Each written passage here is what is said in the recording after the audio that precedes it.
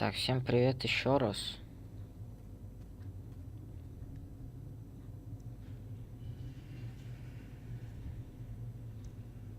Кто...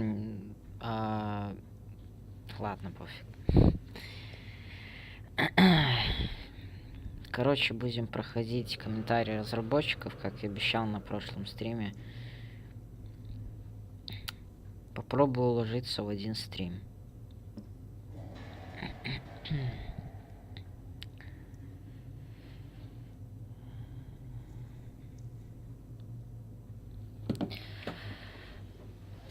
Так. Ну, начинаем, давайте. Ну, это мы читали в первом эпизоде.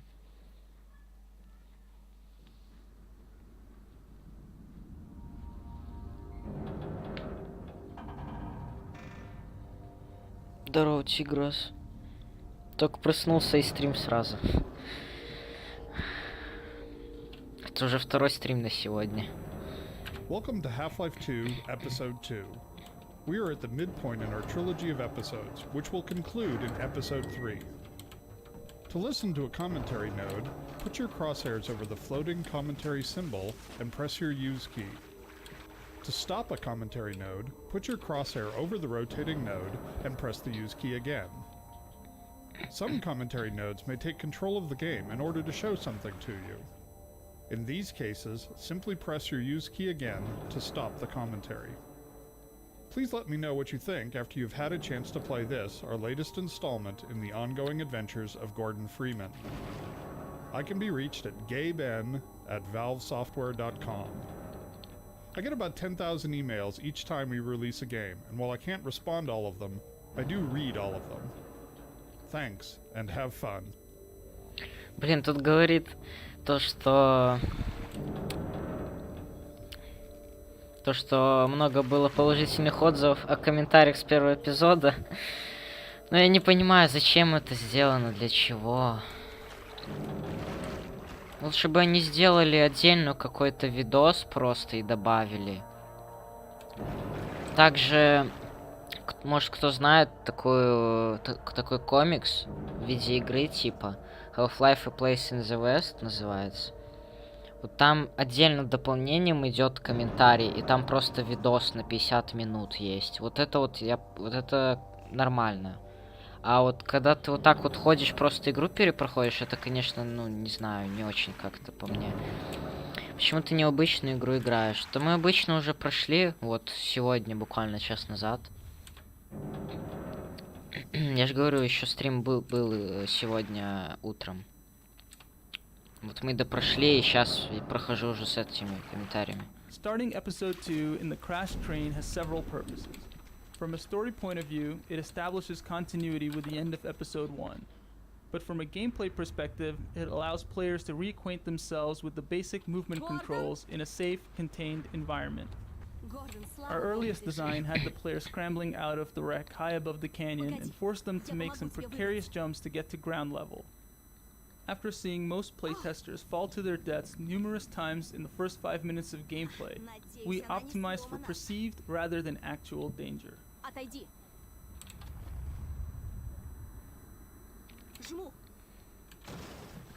Может, кому-то будет интересно эти комментарии смотреть, вот.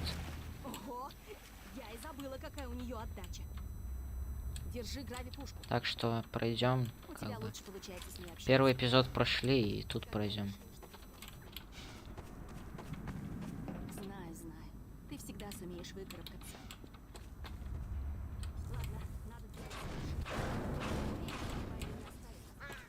The destruction of this rail bridge was our first opportunity to showcase our new cinematic physics technology.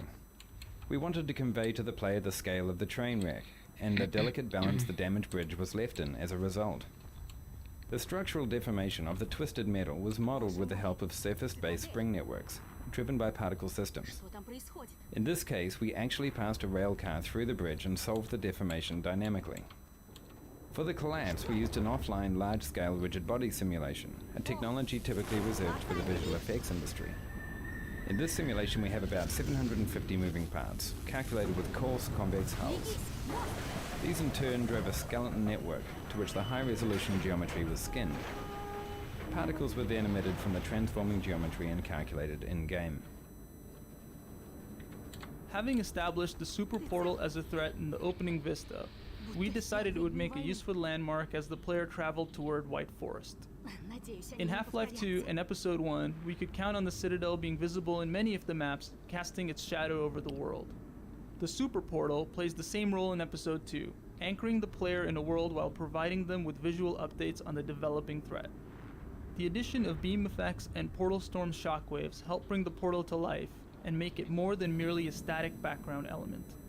For the ominous mass of clouds which swirl above the destroyed citadel, we devised a shader effect to give the impression of depth and complex turbulence.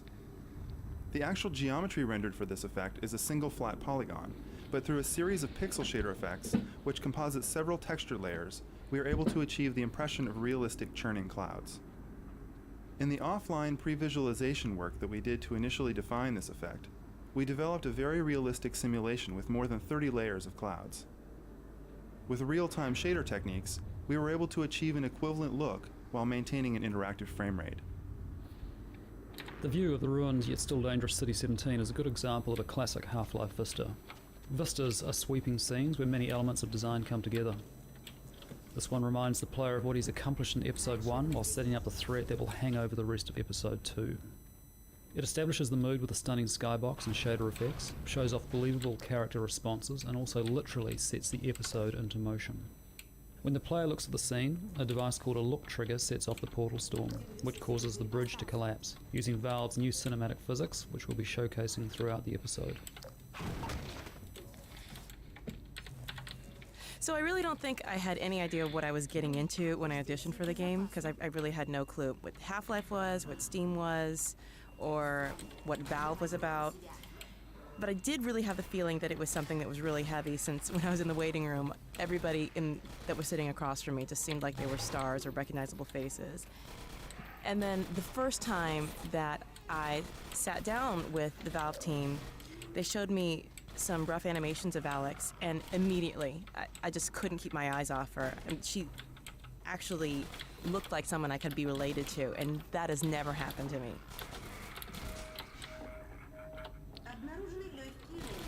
Блин, а что тут оружия не было? Никакого. Я уже забыл. Сейчас вот он будет.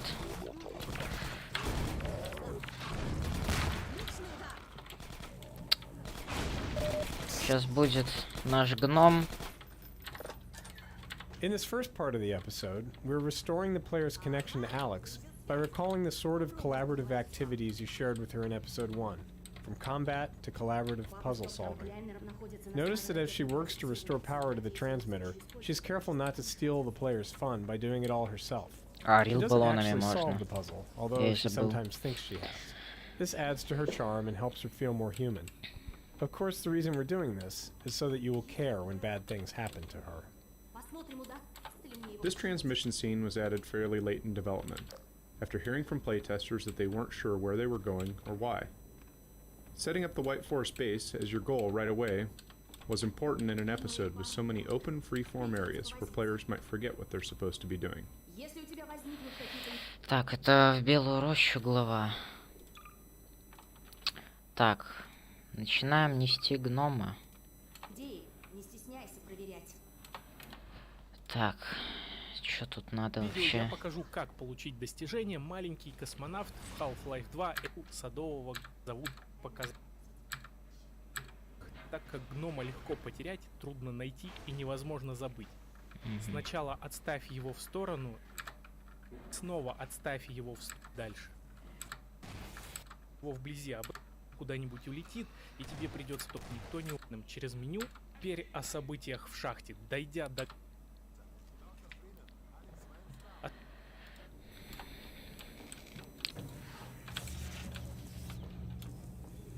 Не пойму, что я сделала, но это помогло. Ну, попробуй.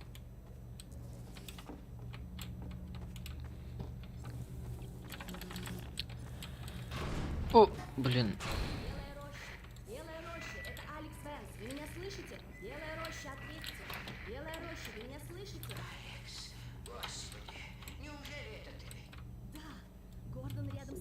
А я не могу розетку вытянуть. Жалко. Было бы прикольно. Не волнуйся, пап. С нами все в порядке. А вот с Цитаделью творится что-то очень странное. Тоже наблюдаем за ней. Кто-то контролирует процесс распада и собирает энергию в портальный луч. Это комбайны. Они пытаются открыть новые врата. Именно так. Вы наблюдаете перед собой зарождение сверхпортала. Если он наберет полную Но силу... повторится 7-часовая война. Только на этот раз нам не продержаться и 7 минут. О, Господи. Гордон? Так вот для чего они отправляли эти данные. Из Цитадели? Мы были в зале управления. Они скармливали огромные пакеты данных в программе уничтожения ядра. Магнусон слышал? Даю голову на отсечение. Это был код портала. Я скачала весь пакет. С тех пор за нами погоня. Еще бы. Понимаешь, Клайнер, это краеугольный камень всех их планов. Прекрасно понимаю. Когда это Программе что... уничтожения должен был быть заложен код сеанса связи с внешним миром. Так вот, юная дама, к вам в руки попал код связи с главной инопланетной базой комбайнов. Если я не ошибаюсь, а ошибаться мне нет причин, то это тот самый код, который пытался получить доктор... Блин, это все, конечно, долго. Мы лишились всех вещей, но скорее всего... Нельзя терять ни минуты. Мы ускорим подготовку к запуску. Как только вы появитесь у нас, мы закодируем спутник и отправим его на орбиту. Торопитесь, ребята. Вот почему я и говорю то, что это такое себе решение добавлять их прямо в игру и типа перепроходить. Как бы мне все равно гнома надо доставлять, так что ладно. Надо от них оторваться. Но так-то как бы. Деятельности. Ограничить доступ к водоровню.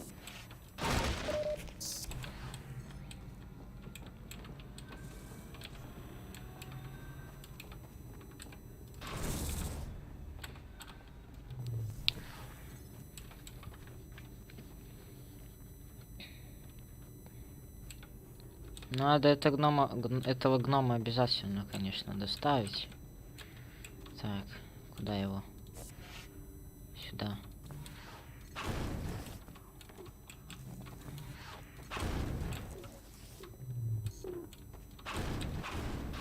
А, точно, тут надо доски раскидать.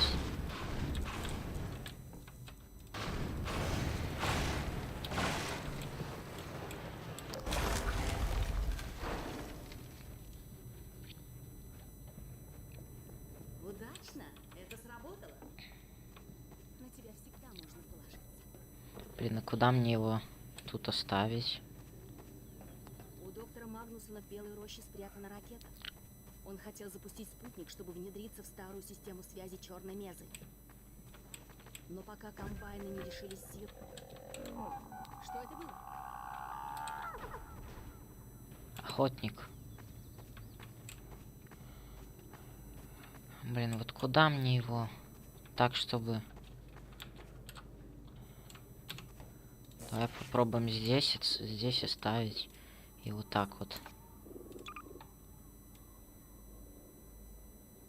О, блин, еще эти остались. Которые я делал. Так, там надо сверху. Так, вот там я его оставил, надо запомнить.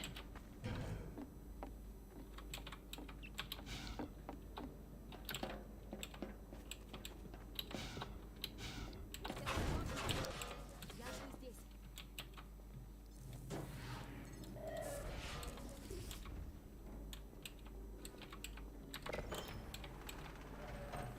А я ему дверь открыл, да?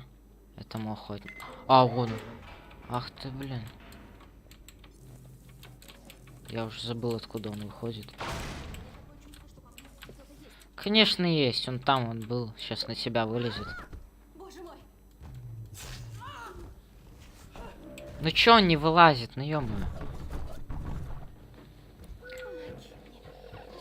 Опять смотреть эти катсцены.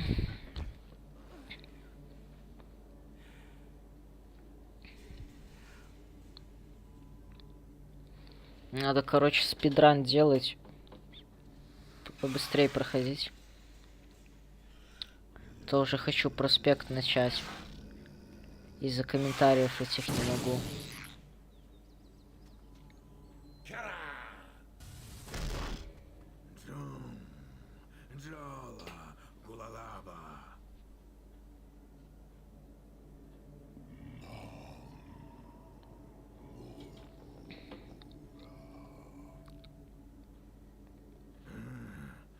Аликс Вэнс. Что за беда стряслась?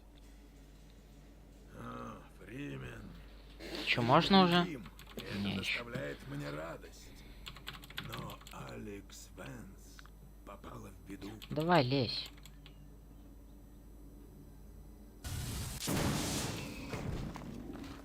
From the beginning of episode 2's design, we intended for Alex to be gravely injured and fall into a coma. However, the timing and nature of her injury changed dramatically. In the earliest version, the player woke to find Alex already unconscious. We wanted the player to be unsure what to do, but instead this turned out to be merely confusing. In the next iteration, Alex balanced precariously in the train car near the player, only to slip and fall as the train shifted. This was unsatisfying because we had painted Alex as tough and agile. Having her injured in a fall seemed arbitrary and impersonal. We kept trying to add a stronger emotional aspect to her injury, something that would give rise to anger and fear. Around this time, the hunters were coming online, and we were having trouble giving them a really powerful introductory moment. Solving both problems at the same time, we introduced the hunters as the cause of Alex's injury. Creating the sound of the Vort's call was a refreshing break from scoring huge explosions or the bridge destruction. We wanted something subtle that would communicate the Vort's general nature as well as its specific cry for help. Sometimes it can be difficult to process sounds while still giving an organic quality to the voice. To design a sound that contained a sense of the alien personality without just sounding like another animal call, we found a way to add and process overtones while subtly altering the phrasing of the pitch. The resulting sounds give the impression that the Vorts are in fact communicating among each other with calls as opposed to speech.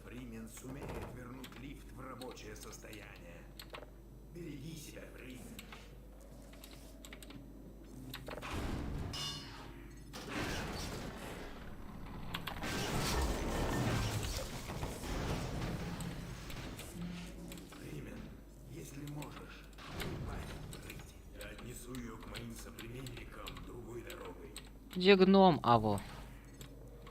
Я думал, уже потерял.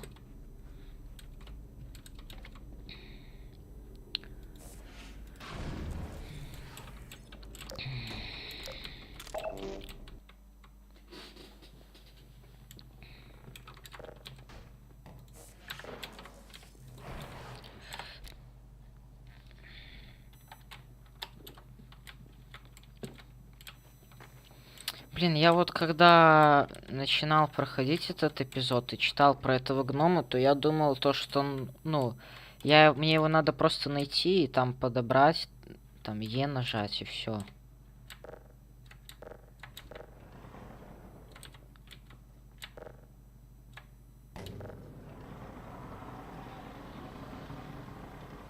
Я его просто в карман куда-то засуну и буду нести так на протяжении всей игры.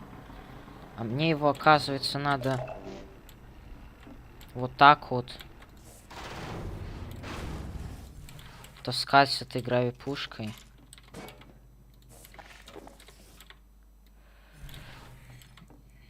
И это вообще неудобно.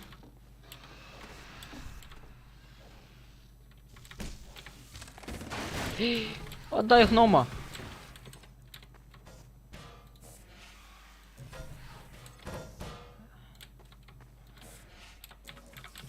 Надо не забывать сохраняться постоянно.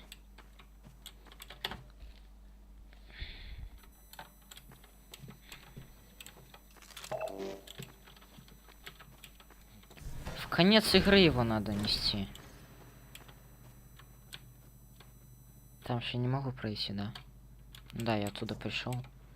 Мне туда не надо, в принципе.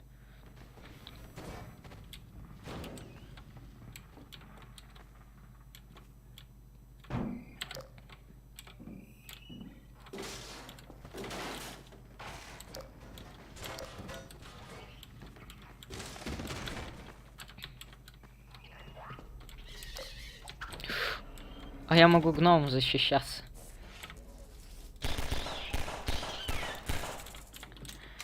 А к гному-то ты не прикрепишься. Блин, надо дойти до этого. Но личинок мне сейчас нет смысла убивать. А я его смогу под водой? А, все нормально, окей. Личинок мне нет смысла сейчас уже убивать. In early tests, playtesters didn't realize that antlion grubs drop health nuggets, since they tended to pick up the nuggets by accident after squishing the grubs. In order to showcase the feature, we placed a grub on the far side of this webbing. When a player breaks the web, they squish the grub and send the nugget rolling. Most players chase the nugget and naturally understand how to exploit grubs in the future. The antlion grubs were initially created for Half-Life 2, to visually flesh out the life cycle of the antlions. We never found the right place for them in that game, but as we developed the antlion environments for Episode 2, they were an obvious choice for Resurrection. In addition to their role in the life cycle of the antlion, they provide an equally valuable service in these dark tunnels: light. As the grubs came to life, we made sure that killing them was more rewarding. In addition to the satisfying squish effects, we added the health nugget for ailing players. Soon, we found many players were compelled to squash every grub in the map. It's worth pointing out that grubs also play a role in our dynamic resupply system. The more injured you are, the more health they provide, which allows us to create a consistent level of challenge for players at differing skill levels.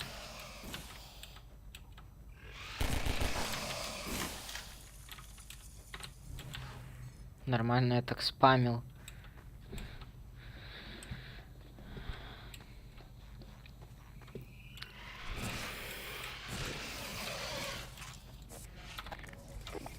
Так.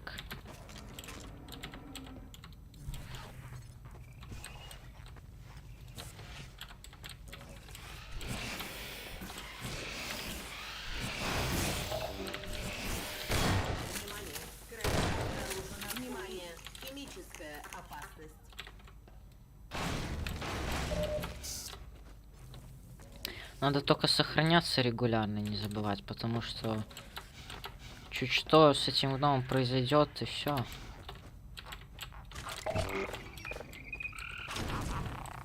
Так, патроны мне не нужны. Все, можно и...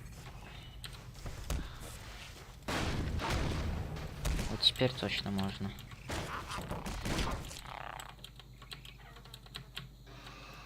Куда меня там засосало?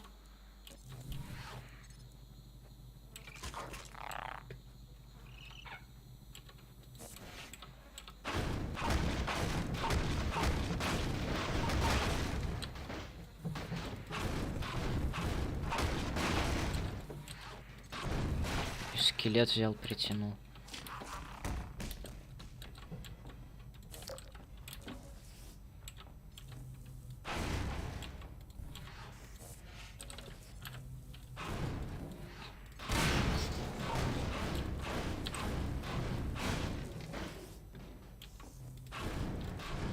О, стой! Дай гнома, я случайно. Ой. Сейчас, братан, подожди, я тут разберусь.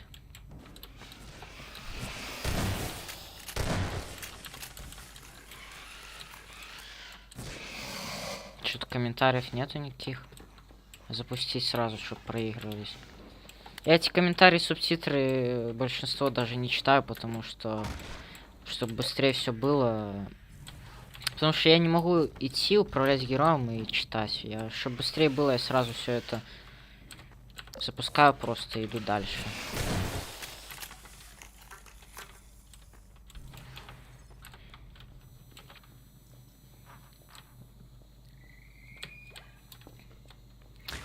Надо дойти до этого, вот там, где надо обороняться уже от этих муравьиных львов. До этого места надо дойти. Ой, блин, я помню, как я этих личинок уничтожал.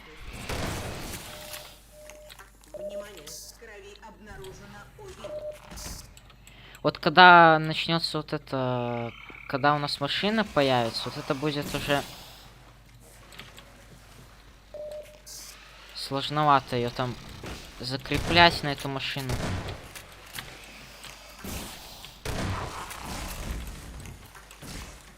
Вот это будет самое такое интересное.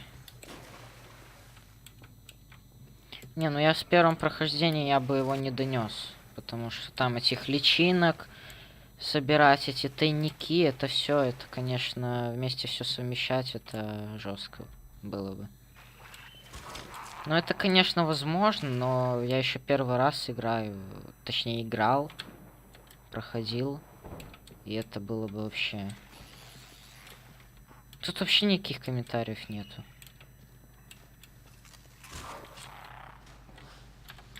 Так, сейв сделаем на всякий. Блин, главное, чтобы барнаклы не утянули этого.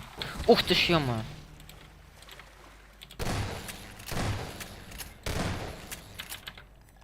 Гном тут, все нормально. А как тебя барнакл не засосал? Ёка. Откуда?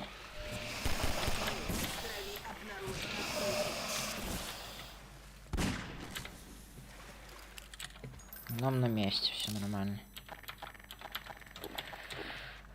Так, сейвимся.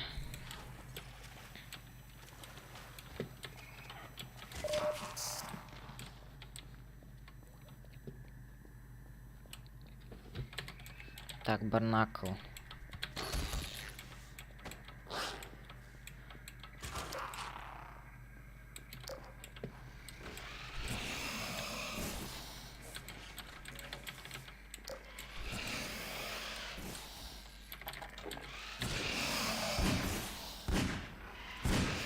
Да ё-моё.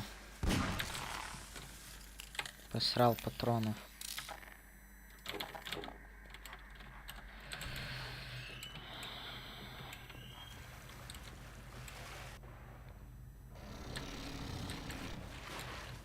Красавцы сами в воду прыгают.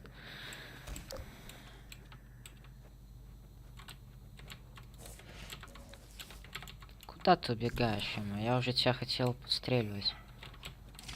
Че ты боишься? Так. Гном здесь. Давай вот сюда. Куда-нибудь. Все, пускай так лежит. Я сейчас тут разберусь с молодыми.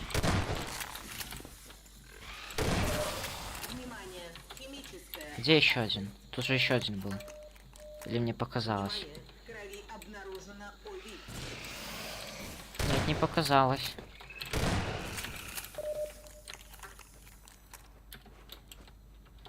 Так, еще раз пробегаем.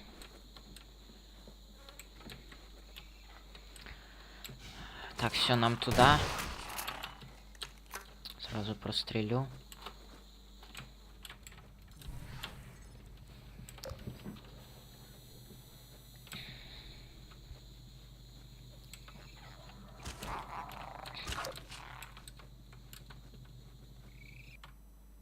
А, это уже вторая глава. Кольцо Ворта.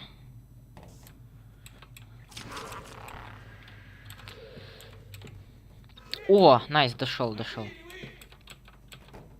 Так, запускаем. Ничего себе тут комментариев. Once done, they died fairly quickly, leaving the players alone to fend off the antlion swarm. We found this left players unsure of their defensive strategies and would force them to visually survey the cavern before setting up defenses.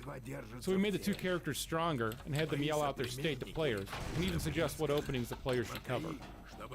This gave players extra time to set up a defensive strategy before the antlions arrived. This also let us ratchet up the intensity level by slowly heightening their reaction to the defense. Once we realized this worked, we decided to separate the characters and create an Abbott and Costello style team to do little bits during the downtime the players were using to set up their defenses. We ended up with entertaining character moments that also cued the player on game state and events. Griggs and Тут их Sheckley's дофига, comment about конечно. not stepping on the grubs was originally intended for comedic effect, and to suggest that, as usual, Gordon Freeman had brought trouble in his wake. However, we found that some players took this comment too literally, and would spend the rest of the level avoiding grubs in fear of spawning more antlines. We experimented for a short time with making this an actual mechanic, bringing in antlines whenever grubs are squished, but this had several negative results. It made the tunnels far too difficult, and canceled out any benefit the player got from squishing grubs for health. We decided to keep the grub behavior simple and rewarding. The turret battle design went through many changes. Early stages had the player controlling 3 turrets and not ever having to fight antlions directly. After playtesters complained of not having anything to do during the battles, we changed the number of turrets to leave the player underhanded when in later rounds all the tunnels are active. This creates a better mix of resource management and combat. Later, we added this tweaked version of the hopper mines to give players yet another tool for fighting the onslaught. The breach is a rough earthen tunnel, which many playtesters tended not to notice when the attack began. They felt they had been told to defend only the 3 marked tunnel openings. We addressed this confusion by changing the sequence of antlion waves so that the second attack came through the breach. Players then understood that all 4 openings were vulnerable. In Half-Life 2 and Episode 1, players learned that turrets will always attack them, unless they are reprogrammed by allies. We needed a new visual way to instantly show that these new turrets are also allies, and decided to hark back to the aircraft nose art of World War II. The elaborate turret design also hints at how bored Griggs and Sheckley must have been sitting down here by themselves. We experimented a lot with the ammunition for this level. Originally we had a single ammo crate containing submachine gun bullets, positioned down near the elevator. Playtesters, however, seemed happy using a shotgun in this battle, so we added a crate full of shotgun shells and moved both crates to the top area, so players could easily trade off between different styles of gunplay. Все по кругу есть, погнали вот Every этот. Half-Life game so far has started with Gordon Freeman weaponless. Assuming some players had just played through Episode 1, while others might not have played it at all, we had to decide how long we should spend parceling out new weapons and providing adequate time to player practice with each one. In this case, we decided to hand the player a number of weapons all at once, figuring most would have mastered their gunplay in previous episodes. We held off doing a lot of deliberate training until we began introducing newer modes of combat later in the episode. In Half-Life 2, Lou Gossett's voice lent itself to a mystical and mysterious characterization of the Vortigaunt.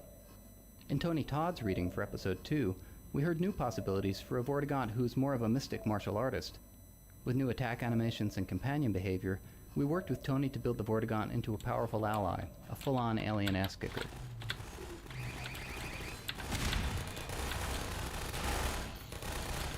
Сейчас запущу тот. Я что-то заслушался. At the climax of the turret battle, we introduced the Vortigaunt in full-on action mode.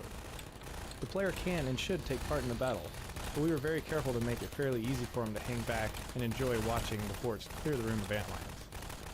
We wanted to show off the Vortigaunt's new abilities and get the player excited about the role they were going to play as active allies in the struggle against the Combine. In the prototype for this level, the Vortigaunt cleared the way by blasting apart a rock pile. After a new model was created for the generator, we decided to exploit the Vortigaunt's natural relationship with electricity by having him charge the generator much the way he charges Gordon's suit. We were then able to use generators as Vortigates throughout the level to indicate areas the player could only enter with the Vortigaunt's assistance.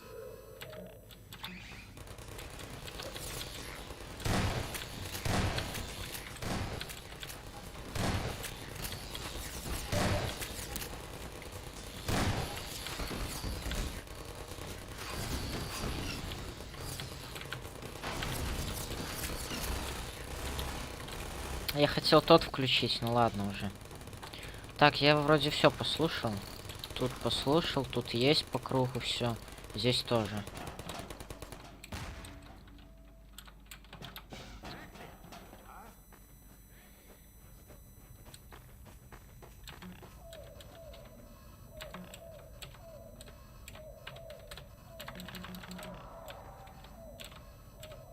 One of the 3 main themes for antline areas, the mines were a plausible setting for light sources, mechanical obstacles, and resupply. Visually, the mines offer good contrast to the natural cave areas and the more organic spaces the worker antlines have carved out with acid secretions. Обошел систему там.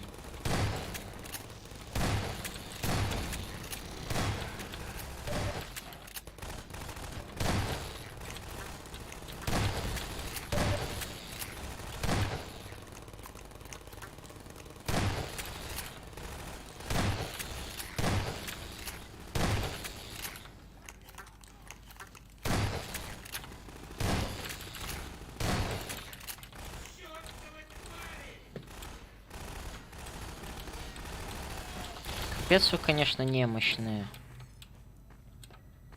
Куда ставить? Да мы каждый сняли по десятку, а их там сотни. Док, провал на тебе.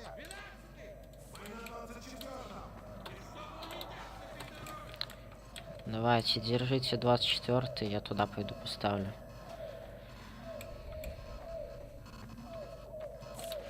Так, патрончики.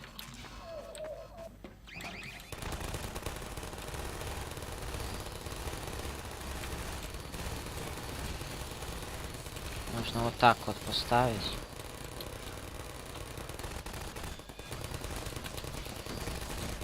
А я ж могу еще ракеты брать вот так вот.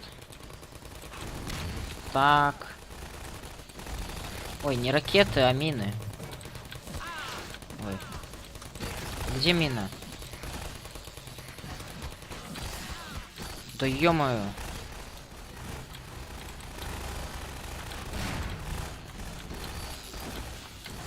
Вообще нормально или нет? Капец, что вы тут... Что у вас тут за рассадник, господи? Вы не можете вдвоем один туннель. Просто смешно. Почему я один разрываюсь на всех?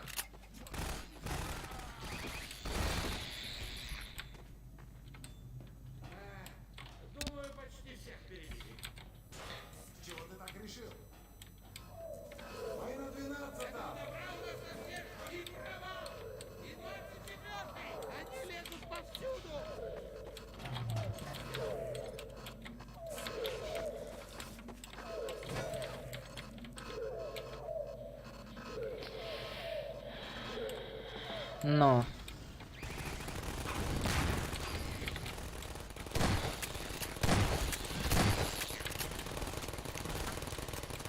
Да блин, даже эти пулеметы справляются. Один пулемет на тоннель, он и то справляется лучше, чем эти два.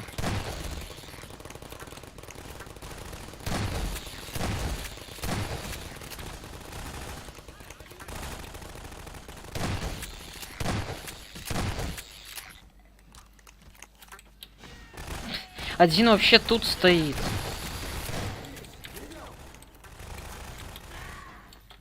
Да.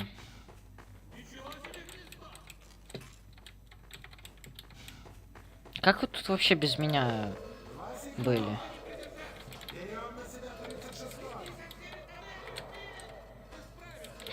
Вы вдвоем на один, а я за всеми. Ну, вообще, как бы. Так, два вот там, тут эти двое. Но они вот эту двойную сирену они не выдержат.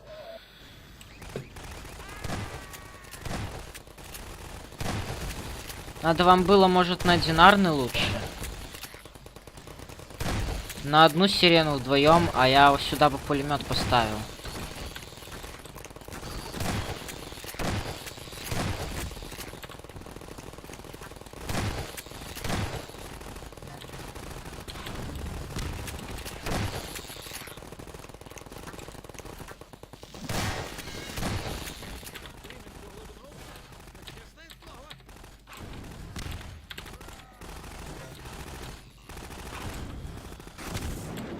А, не взорвали.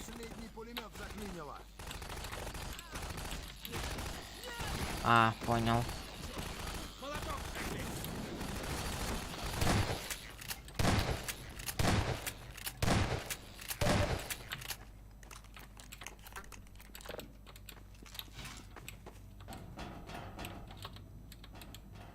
Гномик стоит мой.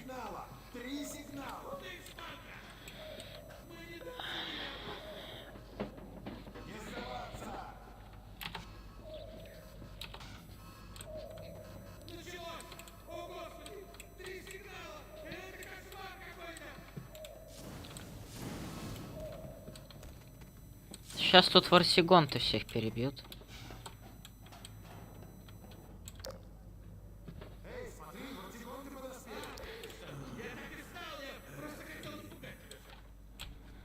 Нам жаль, что вы пришли так поздно.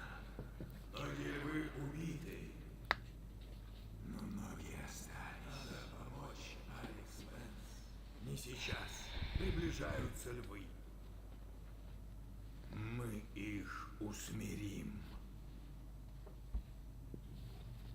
Ай. Чё ты? Чё надо?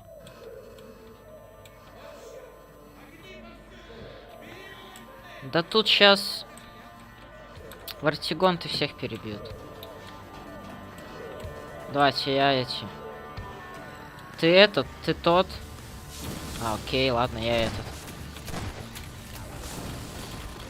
Короче, просто убиваю кого вижу. Не буду какой-то тоннель определенно держать.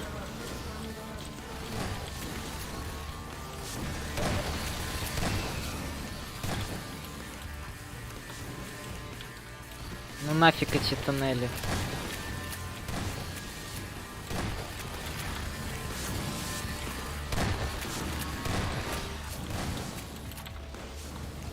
С гномом там все нормально. Гнома не трогать.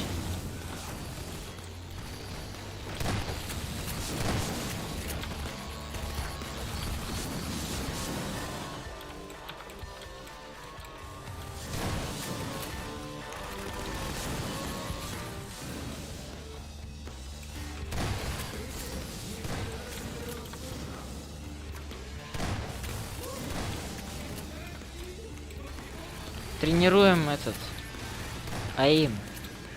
Они летают, а я по ним в воздухе.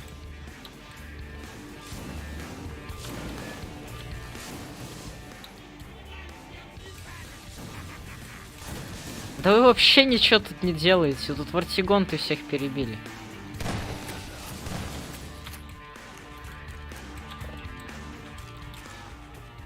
Мы истребили эту популяцию. Перейдем к следующему повар. Так сделаю. Аликс Вэнс. Ее раны тяжелы. Необходимо глубокое погружение в вор. Разумеется. Нам требуется личиночный экстракт. Экстракт, да. Короче, сейчас мы будем вот туда идти, спускаться. Там где-то будем ходить, вот это, да. В гнездо пойдем, с ним заберем экстракт, потом сюда поднимемся, а гном будет тут стоять. Я его не буду таскать. Оставь его, например, в этом углу, и он никуда не денется. Дальше на время забудь о гноме и защищай ворта от жуков. Потом сходи с вортом за эфиром и возвращайся к гному только тогда, когда вартигонты вылечат Аликс. Когда Аликс встанет на ноги... Да-да-да. Понятно. Прошу, отправляйся со мной. Пошли. Лучшего спутника не придумать. Отлично сказано.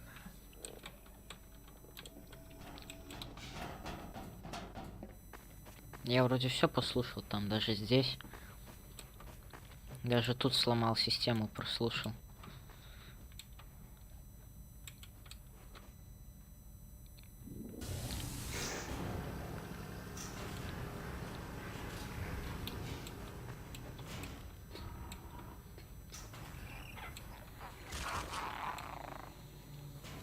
А гном ж там остался, да?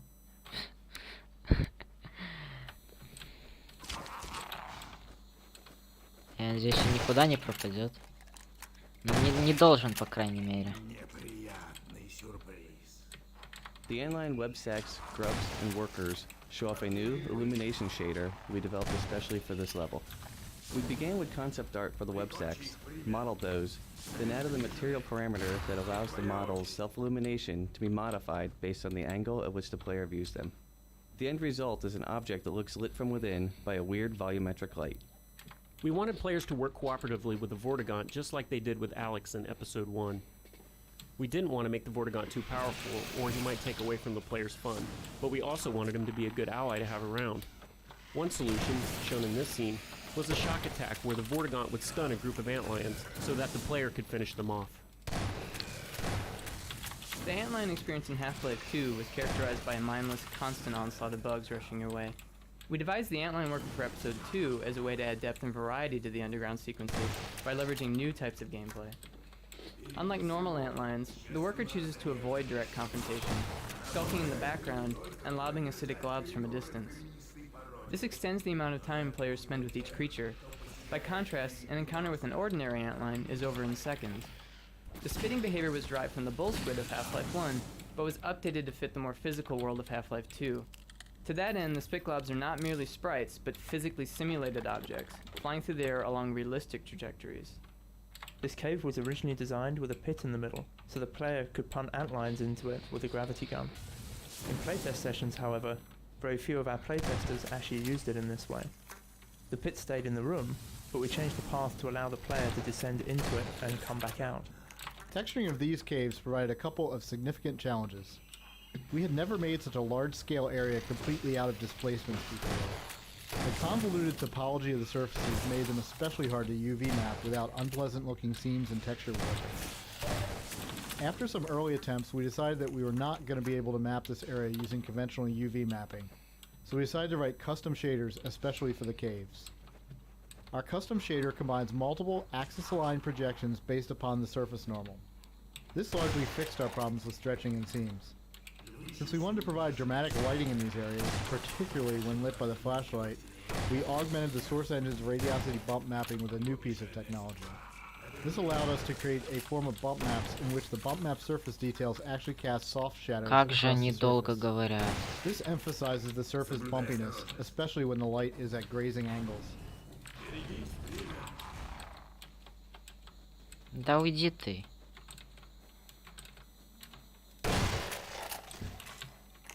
Я еще помню, где эти тайники находятся. Так, мы здесь. Так, сюда нельзя наступать.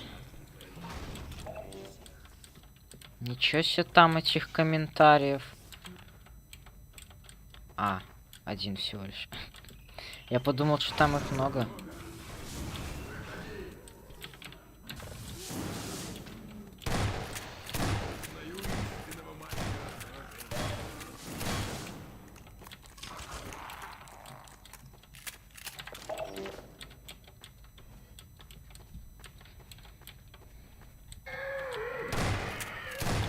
Wherever possible, we try to mine our robust physics engine as a source of novel puzzles. It's especially valuable for giving realistic feedback to the player solving the puzzle. In this scenario, we designed the elevator to sink slightly whenever the player steps on it, giving instant intuitive feedback that it reacts to weight. This made it far more likely that the player would understand that he was dealing with a counterweight puzzle.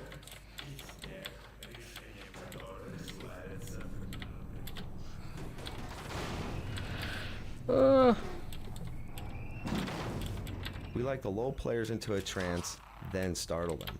Here, we convince players they are expected to explore and solve puzzles for a long time. Then we abruptly change the mode of gameplay by throwing grenade-lobbing zombies at them. Удачи.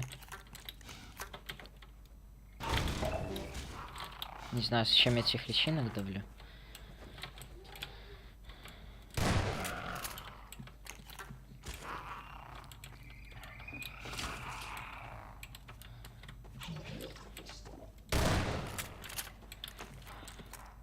Так, там ничего нету. Так.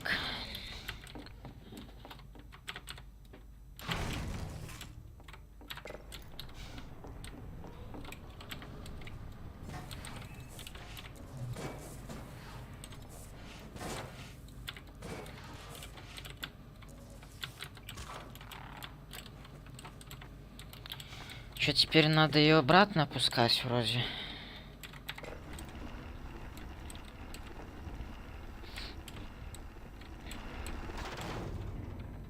А нас там в турах заставляли вроде в четверг ехать. А, вспомнил. Так. Я не знаю, или поеду. Я не хочу вообще. Так, надо эти две железки так. Потом вот так. О, стоямба. Все. Но этих я не буду трогать. Потому что патроны не тратить.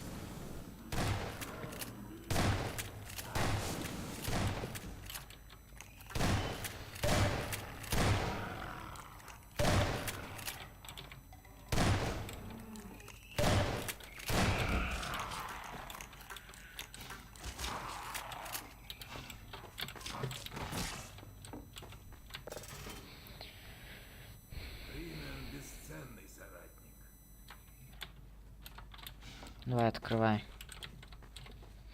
Тот генератор, что не может работать.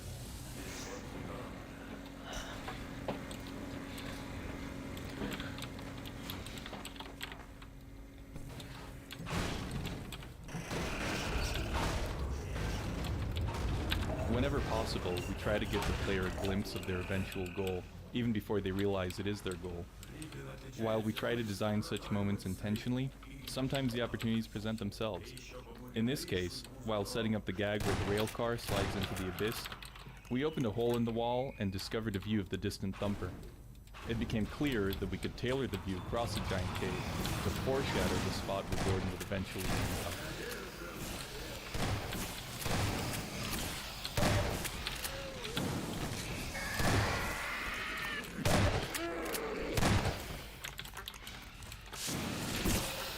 Кто? Вот откуда?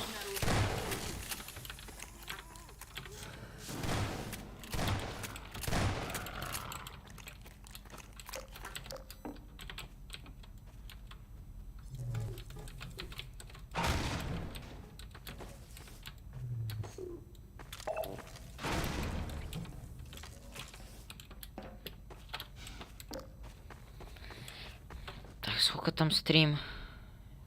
Еще даже часа нету.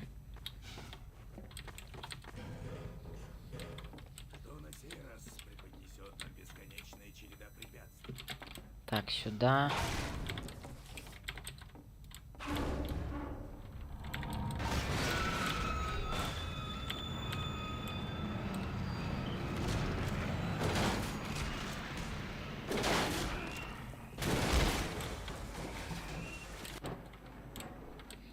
Так, там ничего нету.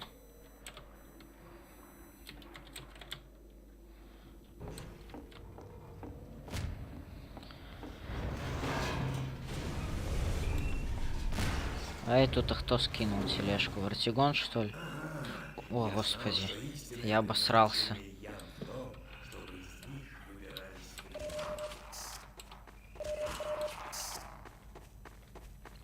Вылез скример такой чисто.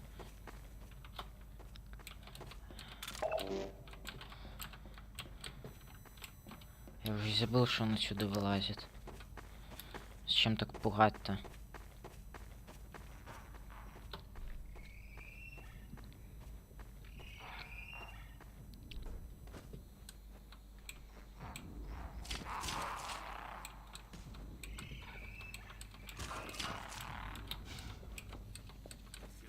На той стороне пропасти. Это приспособление обещает дать нам передышку в череде нескончаемой, если Фримен согласен со мной.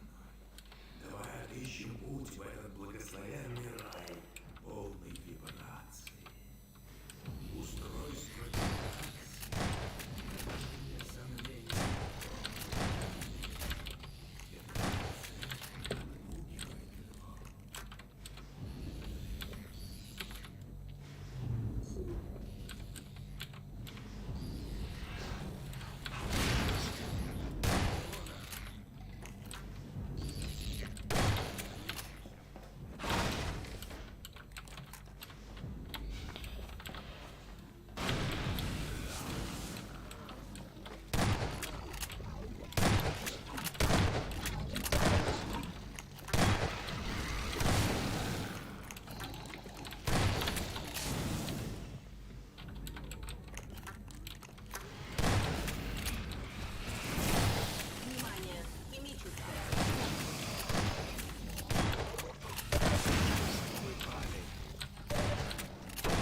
Вартигон-то хотел застрелить.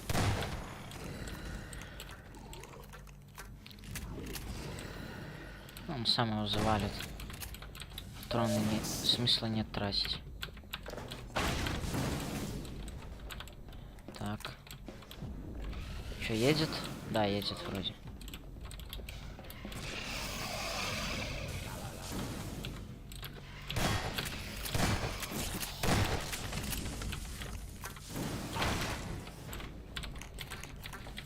Чё застрял?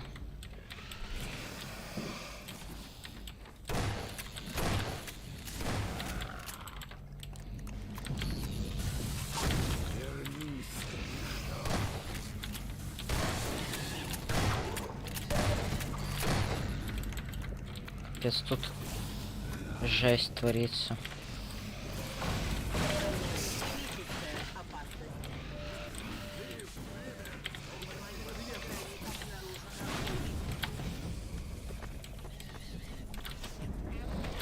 Ух ты ж, ё-моё.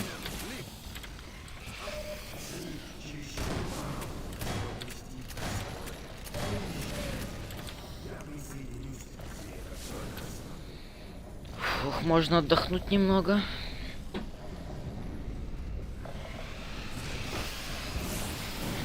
Ах ты собака. Да блин, он не успел выстрелить. Смотри, прямо до меня долетают. Мне интересно, конечно, как дробаш с такого расстояния. It looks most impressive when seen from above, but that's not a perspective the player gets very often in the tunnels. We designed the exit from this battle purely to give the player a view from above, so the Vore could put on a show. Вот, уже приехал. Когда успел? Смотри, как они продолжают драться. Что у нас там уже нет. Все это очень занимательно. Давай, хватит болтать, давай открывай быстрее. У меня спидран. Мне надо за один стрим это пройти.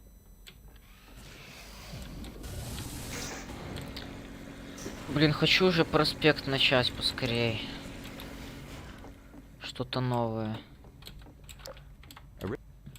Originally, this room came directly after a long stretch of combat with antlions, and opened up into more of the same. Players who opened the door were faced with another swarm, which they were expected to clear with a whole bunch of handy grenades. However, most playtesters were fairly tired of antlion combat at this point, so we decided that a complete break from antlions would be an even better alternative to blowing up more of them with grenades. A glimpse of the antlion guardian in this level sets up anticipation for the more extended confrontation in upcoming areas. The player needs to know what he's getting into so that the Vortigaunt's warnings will all make sense. For most of this episode's development, there was a counterweight puzzle in this area, one the player had to solve while under attack by antlions. Although it was a clever puzzle, we felt the underground experience was already long enough, so we removed it and streamlined the path to the nectar. Having too many obstacles made it hard to keep up the sense that recovering the nectar was an urgent task.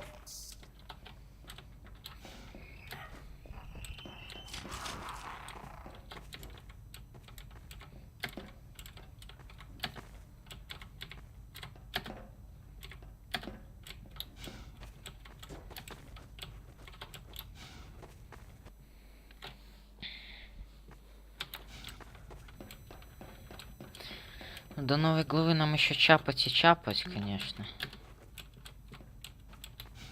Мы уже прошли нормально. Until we added the wooden landing here, players were very reluctant to jump down into the elevator shaft. Some playtesters went all the way back to the previous level looking for another way down. In the days of Half-Life 1, we depended on players jumping willy-nilly down every elevator shaft they encountered. But over the years, they've learned to be afraid of the things we tend to put down there.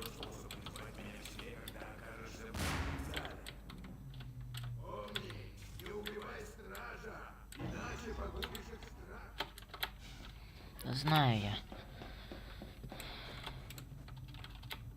Он сам присел. Прикол.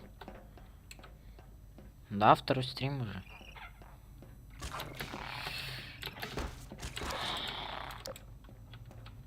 Добиваем игру.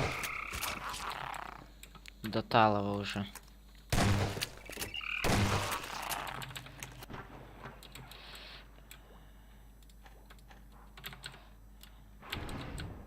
А, это не тайник, это проход. А тут у нас ничего нету.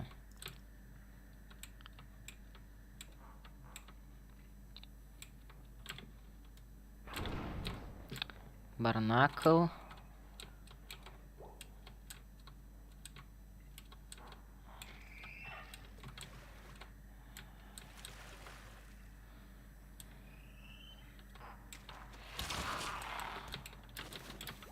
Ладно, живи.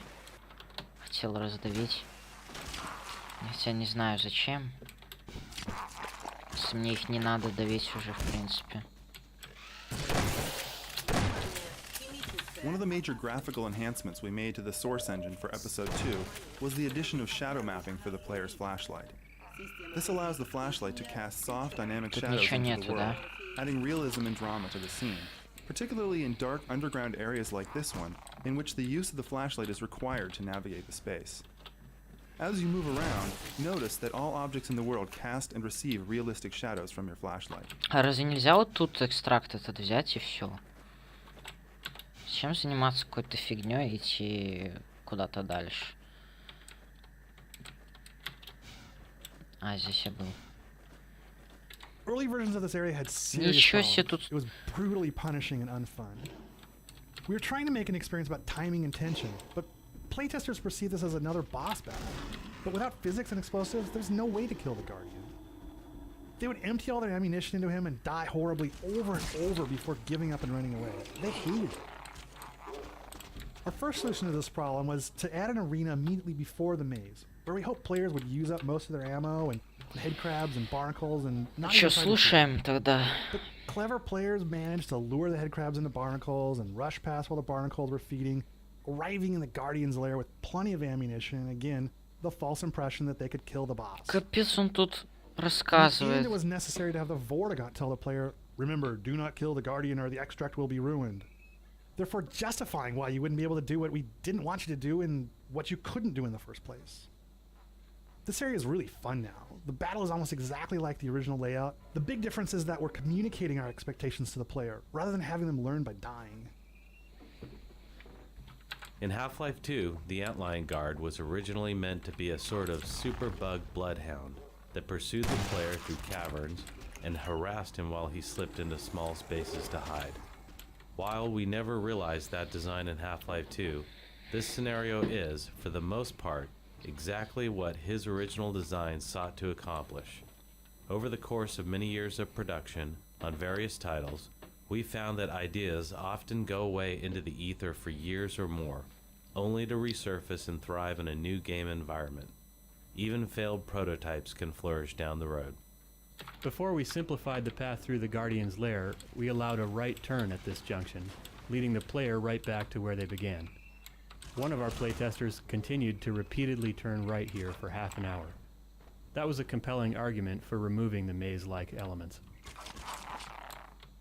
The antlion tunnels, carved out by worker antlions using their acid secretions, make up the third of 3 subterranean spaces with a distinctive visual style, man-made mines and natural cave formations being the other 2. The presence of crawl spaces was dictated by game design, but they evolved into chambers that fit logically within the life cycle of the antlions. Here, the young grubs can develop and feed in safety, although, conveniently for the player, they cannot digest useful items such as health kits. One change we made to episode 2 was to decouple the flashlight power from the suit power. Playtesters constantly had their flashlight on during the guard chase sequence and were unable to sprint to safety because the flashlight drained their suit's sprint ability. We wanted players to be able to outrun the Guardian with their flashlight shining. Sometimes we are forced to make trade-offs between conventions we've established in earlier installments and gameplay we need now. It would be silly to not have cool-looking underground passages just to keep flashlight behavior consistent until the end of time.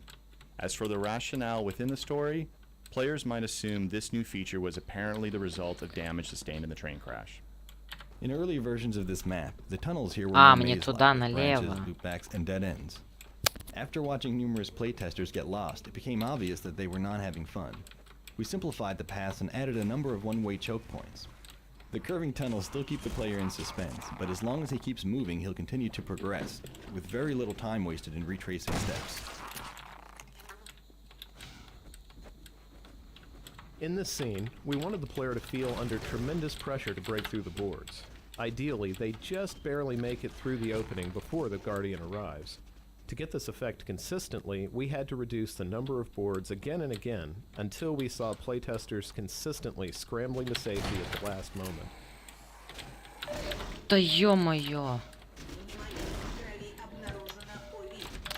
Трындец.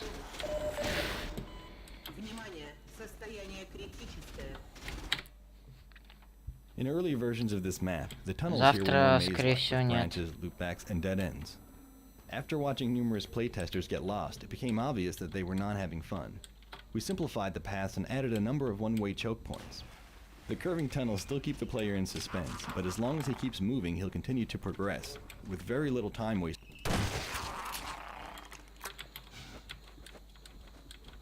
In this scene, we wanted the player to feel under tremendous pressure to break through the boards. Ideally, they just barely made it through the opening before the Guardian arrived. In early versions of this map, the player was allowed to drop straight to the bottom of the shaft. Nobody ever saw the Guardian break through the boards.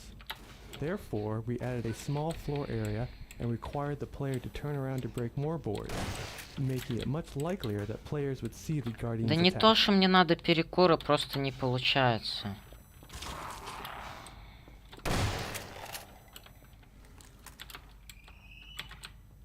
Мне перекур не надо. Тем более у меня и так по одному стриму в неделю. Надо на этой неделе оторваться по полной просто. One of our toughest jobs is tuning for difficulty. There are all kinds of ways that sloppy game design can make players miserable when they're supposed to be enjoying themselves.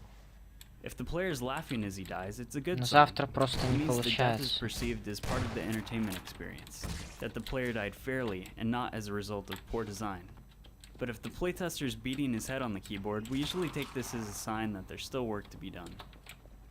At various times in development, this gear was loose in the environment, tucked in a dark crevice, hidden in a small box, or lost in the bottom of a flooded pool. One playtester, unaware of his low health, actually drowned in 2 feet of water while retrieving the gear. We realized that attaching the gear to a chassis identical to the engine motor was the best way to help the player make the connection between this gear and the empty space on the other assembly. This puzzle proved surprisingly difficult for many players. In an earlier version, not only did you need to find the spare gear, but this elevator was connected to a disabled generator that wouldn't operate until you also attached a crank and jump-started it with the gravity gun. Although it sounds simple, most playtesters got stuck here for many minutes. We kept simplifying until we hit the version you see here.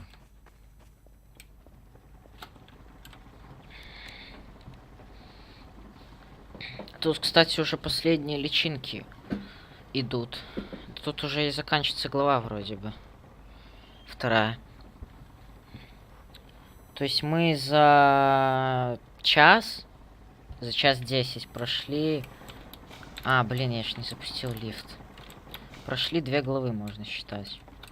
А в пятницу, когда я искал всех этих личинок, все, то я проходил... Я за 3 часа, короче, 3 главы прошел. А тут уже 2 за час. И 3-ю, я думаю, мы... Короче, быстро пройдем. Пошли, давай, хватит болтать.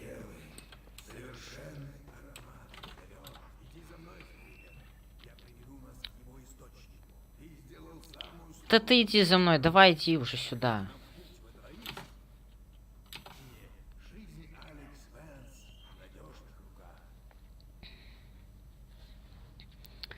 Надо еще гнома будет забрать. Блин, он еще так еле идет, ну. Ты не можешь пробежаться? Ой, ё-моё. Наконец-то. Ты будешь идти, не? Я тебе путь загородил, да? Ну ты, конечно... Это ж мало места пройти тут вообще. Ты ж такой жиробас.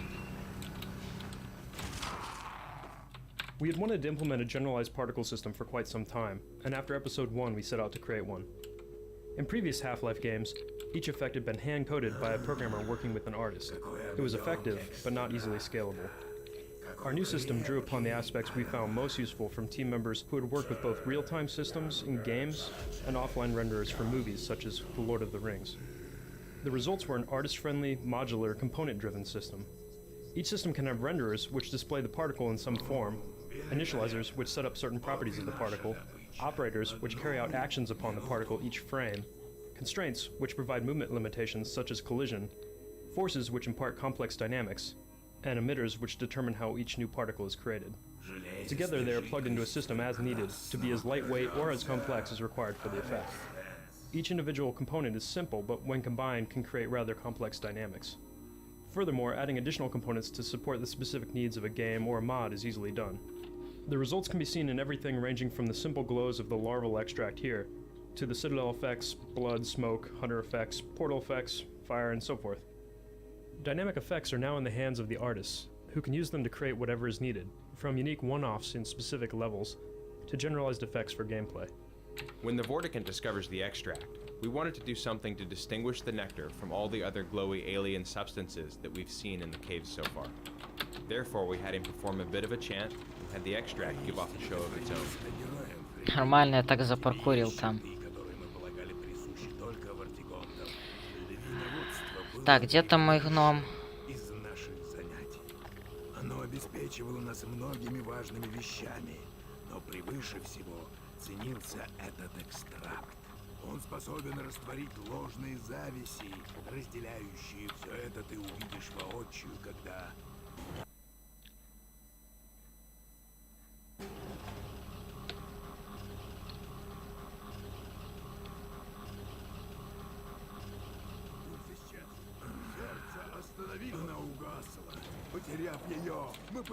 One of the most significant story meetings we had near the beginning of episode 2 concerned how much we were going to reveal about the G-Man. Once we decided exactly how much to explain, we had to come up with a way of revealing it. Alex's healing sequence offered the perfect way to pull Gordon out of mundane surroundings and put him in a realm where the G-Man can speak to him directly, but dialogue is only one of our tools for narrative. By blending images from the past, the present, and the immediate future, we continue to stitch together the Half-Life story over time. We make clear that the events at Black Mesa continue to resonate, and we draw the strongest connections yet between Gordon, the G-Man, and Alex and Eli Vance. We sometimes use sounds to set a mood rather than to literally underscore the on-screen action. The G-Man sequence you just saw, for example, relies heavily on the use of abstract and ambient sounds. We wanted the soundscape to have a deadened, internalized quality that you get from putting your hands over your ears. So we started with recordings from inside the womb. If you listen closely, you can hear the internal gurgling noises as well as muffled heartbeats. We then added various other effects around the rhythm of the heartbeat, plus long-tailed reverbs. None of the door or transition effects are literal interpretations, but are obscure metal and feedback sounds created to work in sync with the observable actions. So all of these things contribute to the scene's dreamlike quality. Что выбрал не лучшее время для беседы, да, но мне пришлось дождаться момента, когда ваши друзья не смогут нам. Были времена, когда мисс Вэнс для них ничего. Человек казался агрессивным существом с монтировкой в руках. Вытащив ее из черной мезы, я поступил наперекор уверениям в том, что она обычный ребенок, не представляющий интереса. Я научился пропускать возгласы неверующих мимо ушей, поскольку я не привык, чтобы мои усилия пропадали, и я уверен, что ее значимость еще выше, чем представлялось вначале.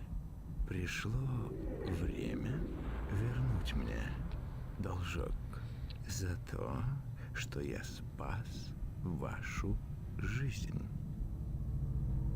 Доставьте ее в Белую Рощу, доктор Фримен. Мне бы хотелось иметь больший простор для действий, но я связан определенными ограничениями. Да, так вот, запомни, моя дорогая, когда ты увидишься с отцом, передай ему следующее. Будь готов к непредвиденным последствиям. Это то, что она в финале сказала там.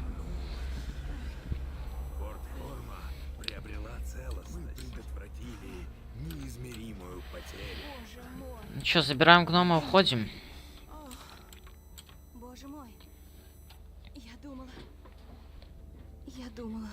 что умерла. Охотник комбайнов нанес тебе смертельные раны. Так вот, что это было. Мы собрали раздробленные кости и восстановили внутренние органы.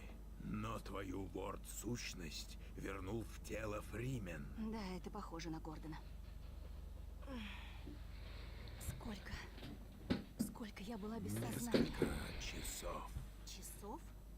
Ох, нам надо спешить. Еще немного. Но надо вернуться в Белую Рощу. От этого зависит все. Не бойся, мы покажем вам путь. А теперь осторожно попытайся подняться. Ого! Не знаю, что вы сделали. Но кажется, мне сильно повезло, что я осталась жива. Идем. Я покажу дорогу в Белую Рощу. Так. Тут интересный момент. Гнома и неси его в лифт, но смотри, тут есть один баг. Держи гнома примерно так, и держи руками, а не гравипушкой. В момент, когда поедет лифт, произойдет какой-то баг, и если держать гнома неправильно, в момент старта лифта гном получит очень странный импульс, и Фримена убьет этим гномом. Давай, Гордон, становись рядом. Берем руками. Еще раз сохраняемся. Мы продолжим охоту за советниками. Прощайте. Безопасной дороги. Доброго пути. Удачи вам! Давай, Фримен, сохраняй адекватность! А это что, черт возьми, значит? Понятия не имею. Что-то в стиле вортигонцев.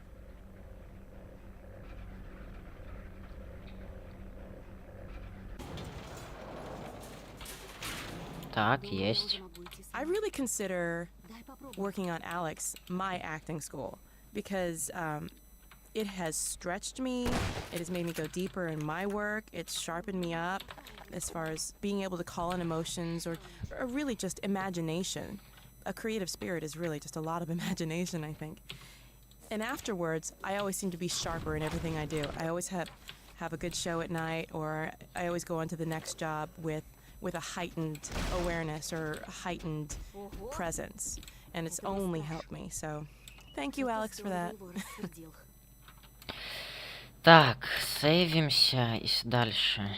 Перед бойней со стражами оставь гнома у колотушки, отпугивающей жуков. Тут есть ниша, куда можно его положить, и с ним ничего не случится. Потом иди сражайся со стражами. Тут могут летать машины, другие тяжелые предметы и взрываться бочки, но не парься, гном под защитой. Дальше. Страж в ярости из-за того, что мы забрали экстракт. Мостостроитель Фримен. Вот 2 главы прошли за час 20. Плюс-минус. А там я, может, 3 часа проходил.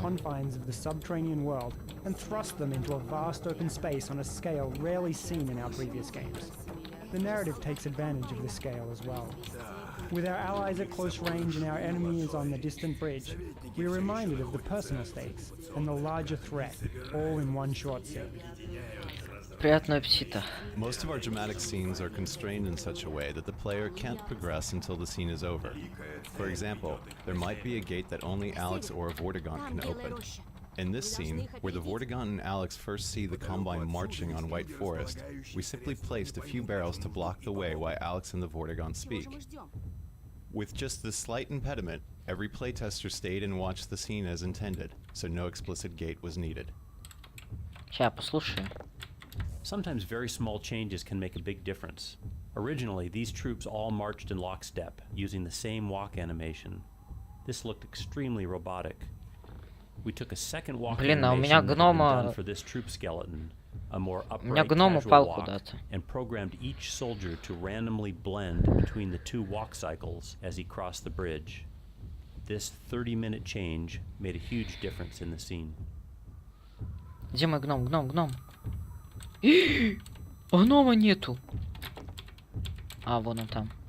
We tried several different ways of showing the advisor traveling with the Combine forces. We started off with an advisor pod flying over the troops, much as they flew from the Citadel at the end of episode 1. А где? However, we didn't want to give the impression that those А pods were где? anything but emergency escape units.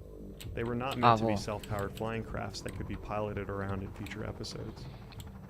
We ended up with a solution. Блин, разрабы, вы так не APCs are pulling a шутите. structure holding an inert advisor pod. This lets the player study the advisors at different points in their life Взяли cycle. гнома, They отобрали see у the меня. main stages of the advisor's metamorphosis. From harmless larvae. Alex's model underwent some Блин. upgrades for episode 2. We added 2 new holes to her jacket, Ладно, пофиг. courtesy of a hunter, and dirtied her texture up a bit to show wear and tear. We also increased her polygon count, and to help with her jacket, we added shoulder blades to her back so that it flexes better when she lifts her arms. Additionally, we reconnected her belt so that instead of being rigidly attached, it now flexes and slides around more. A lot of this stuff you won't even notice. It'll just look right. Yeah, that's Alex. She's wearing a jacket. You wouldn't even think about it. It's easy to have the computer draw something stiff and awkward, but doing that pulls you out of the game. You stop believing in the characters. They just become icons. Our goal is to make our characters simply look natural, but to do that requires lots and lots of work and tons of new technology. The irony is, if we've done our job, you won't even notice. It'll just look right. Initially, we built this area around the sand traps mechanic from Half-Life 2, warning the player that stepping on sand would trigger swarms of antlions. Soon after the warning, however, the safe islands of rock ran out, and the player was forced to run across the sand as quickly as possible. Players were confused by this and upset because Alex and the Vortigaunt would simply say they had no choice and head straight across the sand. To solve this, we decided to stage the combat with safe zones around Thumpers instead. This vista is one of the largest open outdoor areas we've tackled in our games. When rendering such an area in real time, it's necessary to use various levels of detail techniques made available to us by the source engine. For example, the distant foliage and combine enemies are rendered with far fewer polygons than they would be if they were meant to be viewed up close. Additionally, the organic shapes used to model the rocky outcroppings and valley floor below use complex shading operations to combine a relatively modest amount of texture data. This trade-off, which requires a manageable amount of texture data, allows us to use more polygons, enabling us to represent more organic shapes which are in contrast to the orthogonal forms common to our traditional urban environments. This scenario required significant changes to the antlion guard behavior. Players of past там games еще were used to dealing комментарии. with only one guard in a confined space and without anywhere to hide.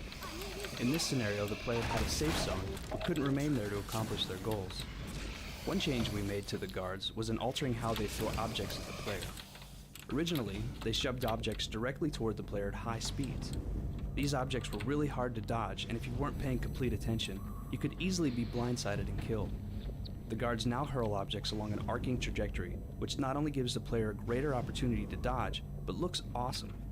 The player gets to see the guard launch a car from 100 feet away, then step aside just as it crashes to the ground where they were standing. Early in the development for this level, we used an animation for Alex that showed her as clearly injured as she ran along behind the player.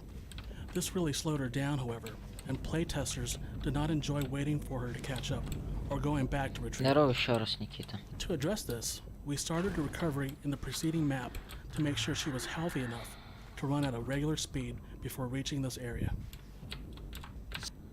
Some testers had trouble realizing when they were doing damage to the antlion guards, so we've added a bleeding effect that grows more serious as the guards' hit points decline.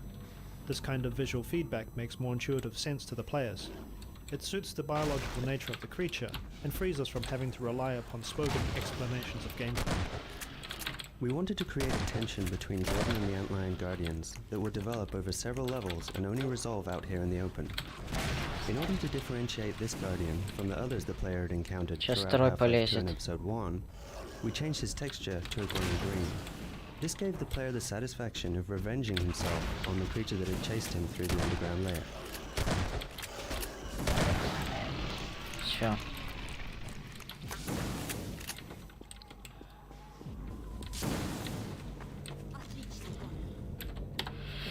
Так, что там дальше? А, понял.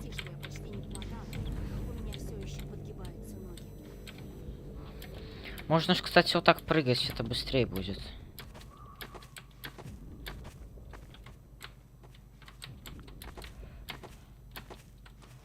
Блин. Давай я тут оставлю. но ты с ними справился. Идемте. А, он же должен открыть. Находится в лагере над нашими головами. Открывай. Лифт отвезет нас прямо к средству передвижения. Да хватит базарить, открывай, ну ё-моё. Занимайся своим делом.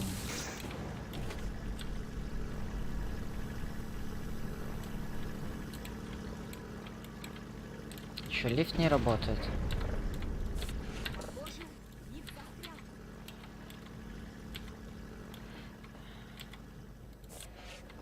Так, сейф, да, хотя лучше вот так вот сделать.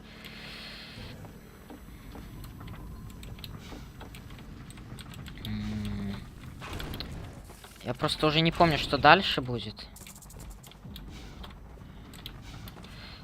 И... Ё-моё. Ладно, еще раз пробежимся так. Ну давай!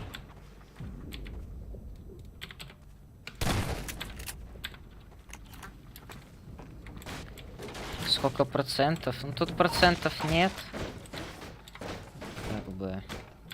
Но 2 головы прошел.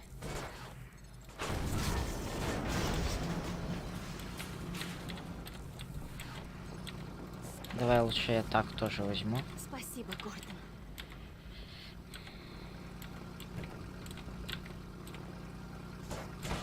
Что, мне еще надо и включать? О. Я озадачен. Почему нас до сих пор не заметила охрана? Сейчас 3-ю главу тоже пройдем.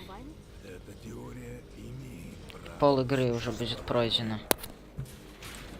Так. Так, тихо. Словил.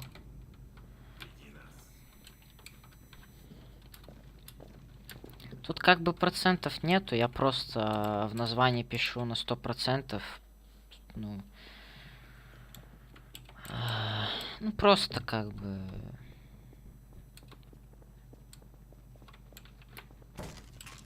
Просто бывает, я в игры играю первый раз и не знаю, там есть процент, вообще нет процентов.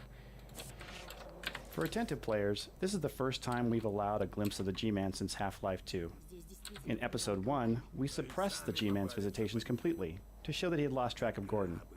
But after Alex's healing incident earlier in Episode 2, he is actively watching again. Keep an eye out for him. Так, здесь тоже момент такой интересный.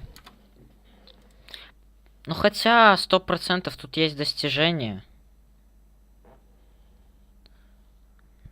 Тут есть достижения тоже, как бы, и это тоже входит, можно сказать, 100%. Вот я сейчас этого гнома делаю, и будет 100%. Здесь тоже такой момент интересный. Что делать на мосту? Смотри, чтобы пройти дальше, Фримену нужно спуститься вниз и пройти целый лабиринт. Вот так, змейкой. Потом там пройти через речку, через тот дом, из того дома выйти на мост, к машине. Но перед тем, как сесть в машину, нужно зайти на мост, расчистить мост. Он там немножко обрушится, его нужно будет сбалансировать как трамплин. Затем на машине переехать на эту сторону и открыть ворота. Первый вариант — это пронести через все это гнома. Но это самый глупый вариант. Есть второй вариант попроще. Для этого нужно поставить гнома примерно здесь. А потом отправиться в приключения по этим лабиринтам. Когда ты приедешь к воротам, тебе их нужно будет открыть с той стороны. Они открываются в той комнате тем рычагом. Но ворота открываются только на время, поэтому тебе придется выбежать из той комнаты, оббежать крыльцо и забежать по этой лестнице.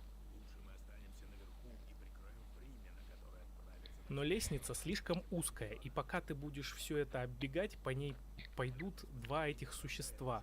И просто так они тебе не дадут пройти. Поэтому можно подбежать к крыльцу и гравипушкой подтянуть к себе гнома. Но это тоже геморно. Пойдем, покажу самый крутой третий вариант. Осторожно подойди к самому краю, но перед этим обязательно засейвся.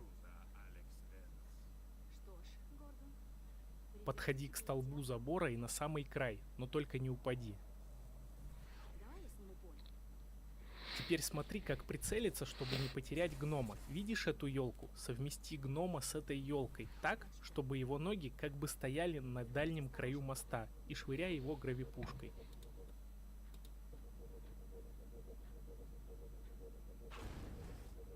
Теперь он точно там. Блин, тут не знаю, вот. Там, на мосту. Это та машина, о которой ты говорил. О, тут еще есть что-то. In episode 1, Alex climbs up into a hidden room and uses a combined sniper rifle to assist the player. The player never sees the rifle, only the targeting beam. For episode 2, we decided to show the combined sniper rifle and let the player know exactly where Alex would be standing when she used it. However, making it visible and accessible to the player required us to come up with a way to make the rifle usable only with the Vortigaunt's help. Though it's somewhat of a contrived and arbitrary device for keeping the player from using the gun, we felt it was a worthwhile trade-off, given that playtesters tended to enjoy the co-op sequence of Alex assisting them from above. Ну, была не была. Earlier in Но this он level, вроде we blocked залетел. the path with fire and forced the player to turn off a gas jet to continue. Fire traps of this sort were plentiful in Half-Life 2, but we could not count on players knowing or remembering how to use Давай them еще here. тот запущу. Having offered some brief training, we now build on the mechanic by having the А, player вон work еще with есть. Alex to create a cooperative fire trap. Most players turn on the gas, at which point Alex shoots a zombie on the stairs to create the wall of fire. This triggers a parade of zombies to come out of the door below and walk into the fire. We always look for opportunities to add narrative touches in our levels. The idea behind this chair, the submachine gun, and the beer bottles is that someone used to sit here, drink beer, and drop grenades into the pit of Так, куда zombies. мне надо? We give the player the opportunity to reenact this experience by giving out unlimited grenades and spawning zombies as soon as the player reaches this spot. Сюда. Ну, гном вроде залетел туда на мост. Так что все должно быть нормально.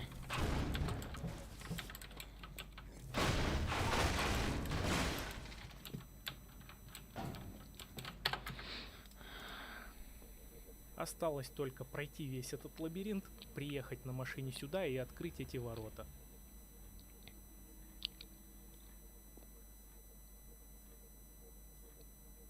Итак, гном у нас есть, тачка у...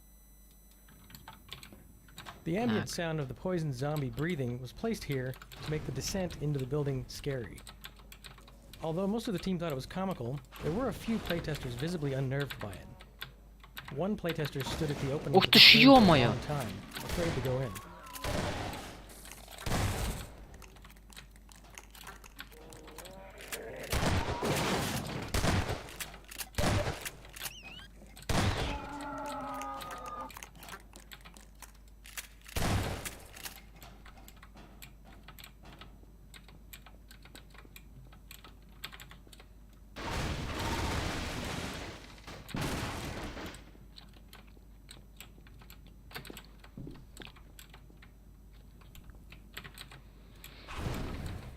А, вот сюда.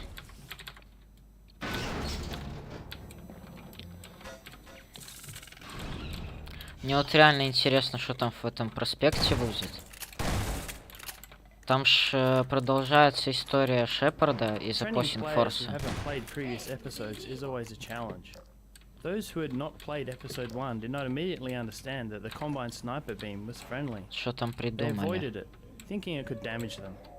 Therefore, we added this staircase scenario, where we reintroduce Alex's sniper behavior and make a show out of her shooting a zombie to protect the player. Блин, просрал ящик из-за него. Хотя я мог же у него вырвать, наверное. Из языка. Ладно. У меня уже патронов, кстати, не так много.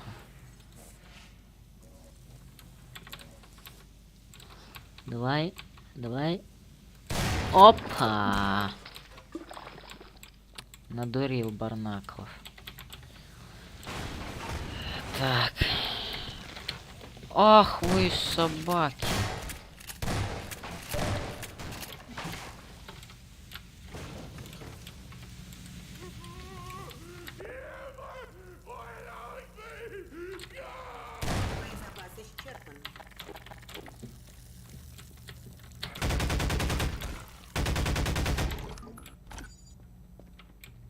патроны надо на эту. In this scene, we rigged an entity called a physics explosion to create movement among the boxes inside the dumpster. One playtester we had threw a grenade into the dumpster, and the physics explosion entity caused the grenade to fly back out. The player was surprised, thinking the zombie had tossed back his grenade. Although this happened by accident the first time, we went ahead and set up the entities to make sure it would happen for every player who lobs a grenade into the dumpster.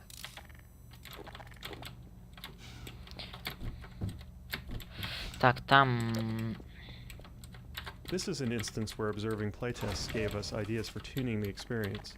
In an early version, playtesters would trigger the lights to go out and the zombies to wake up. Then, they would run out of the room and close the door. After seeing this repeatedly, we added a trigger allowing the zombies to open the door and chase the player.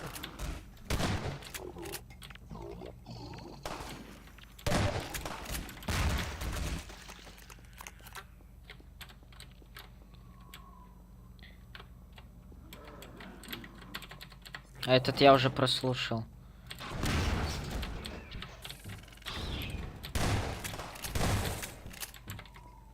Ты еще не сдох?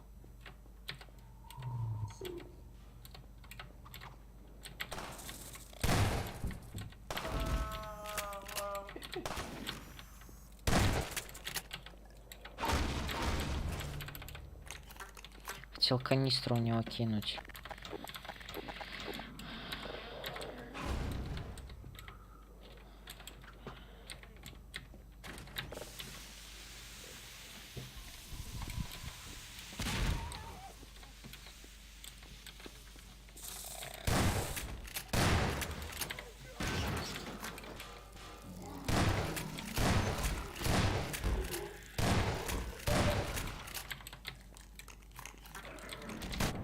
Ух ты ж, ё-моё.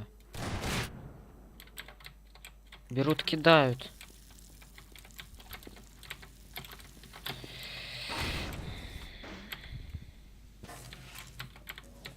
Нормас.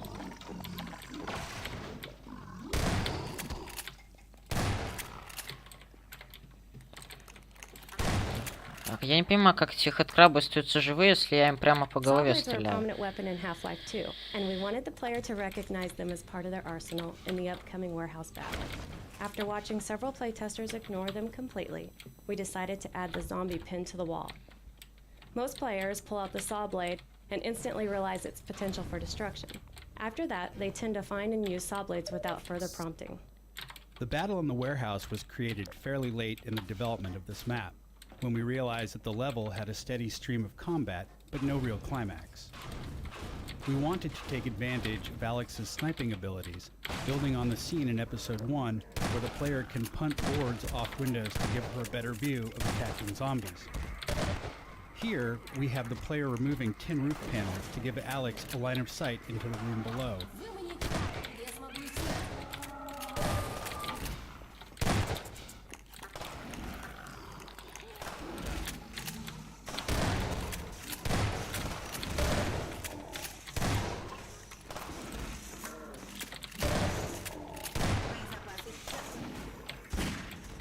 Ничего себе. Как я его уложил, этого хэдкраба. Ну, я уже на опыте просто.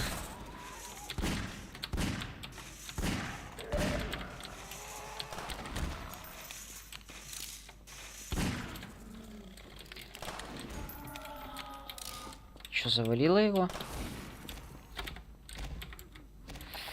Так.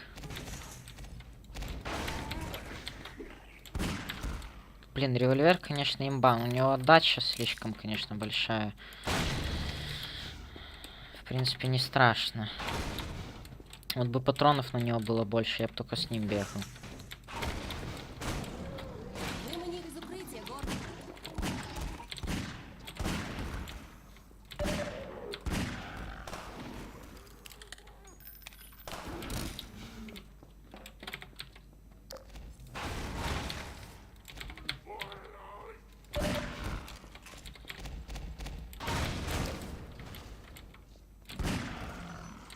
О, еще патроны нашел.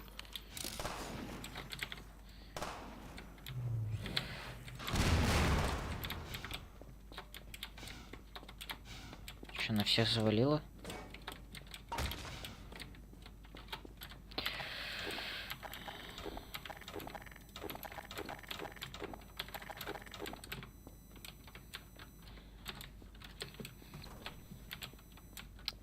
Так, сюда.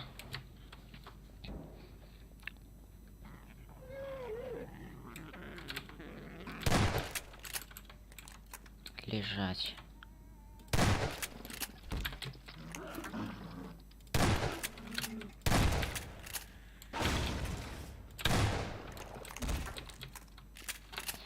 Патрончики. Там я вроде еще для револьвера нашел.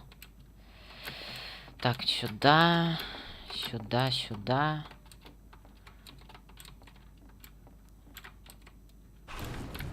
Так, а нам получается... As much as possible, we try to create small surprises for the player that aren't related to combat at all.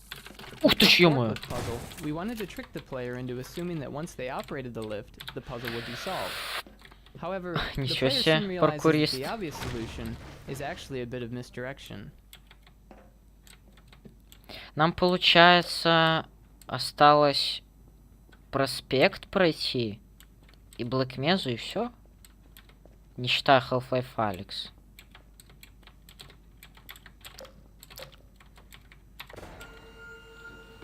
Что-то...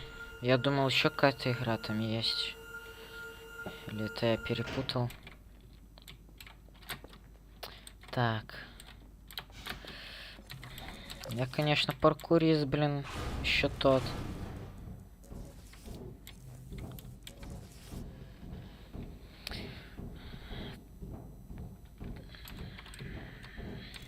Главное, чтобы гном остался там.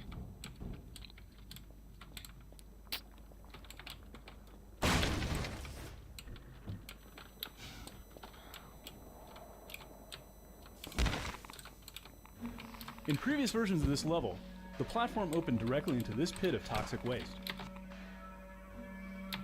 Playtesters who didn't recognize the waste as something harmful would jump straight into the pit. We changed the path so the player could make a safe landing and slowly come to understand the toxic threat.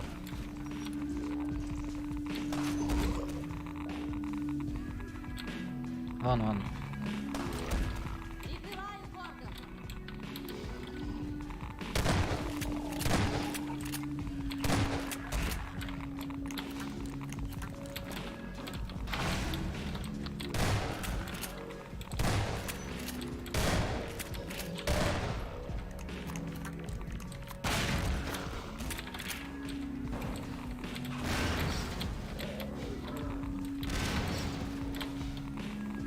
Валим.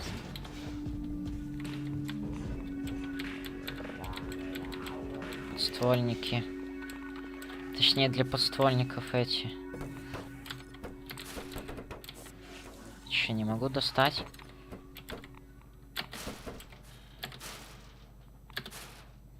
Ладно. Тут я слушал оттуда.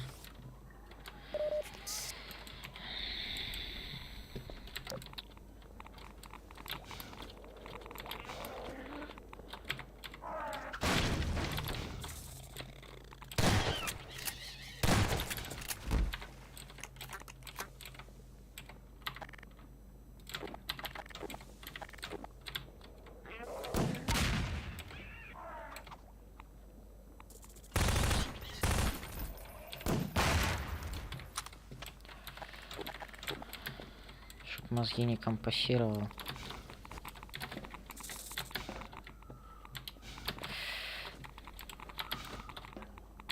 Куда? Уровень радиации.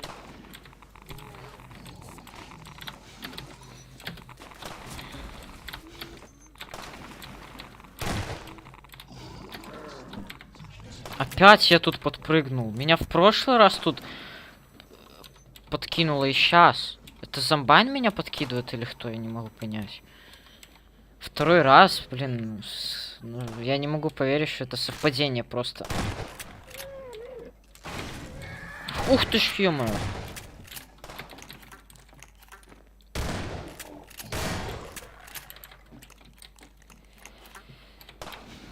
Так, по этим, по комментариям. Тут ничего нету, да?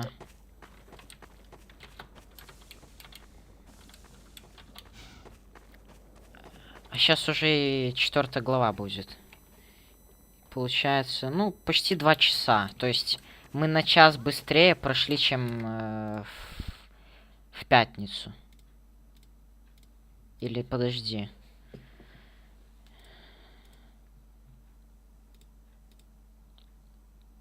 Нет, мы вообще за 3,5 часа прошли, а тут на 1,5 часа быстрее. Although this bridge is not the first occasion for cinematic physics in the episode, it was the original test subject we used to develop our effects.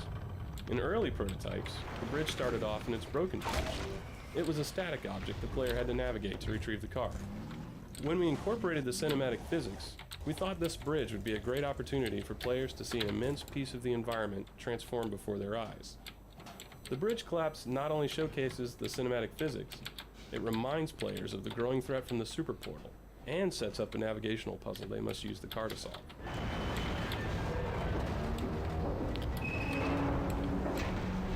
Так, гном. Там, наверное, лежит, да? Что-то я его не вижу. Блин, он точно там? Подожди. Если я гнома потерял, то я не знаю.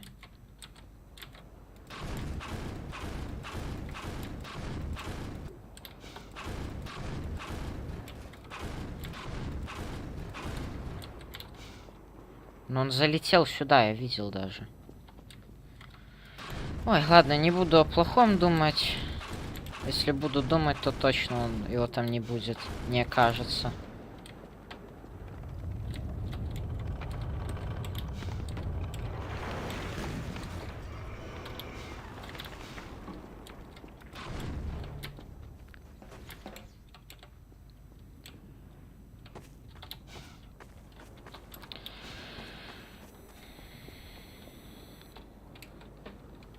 Я надеюсь, он там.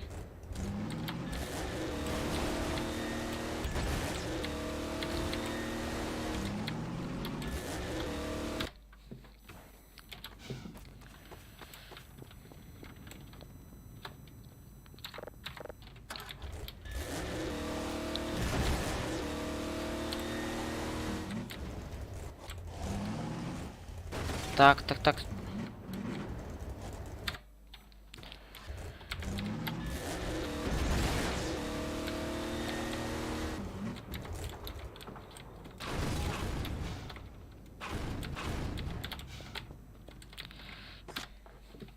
Да блин.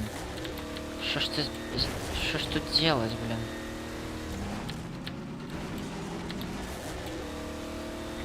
Да ё-моё.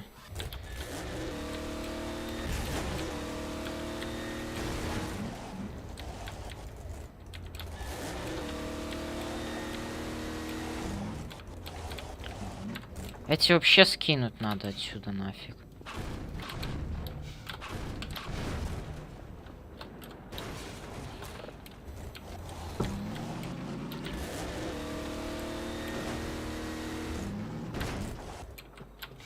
Гном. Найс, он тут. Фух. Повезло.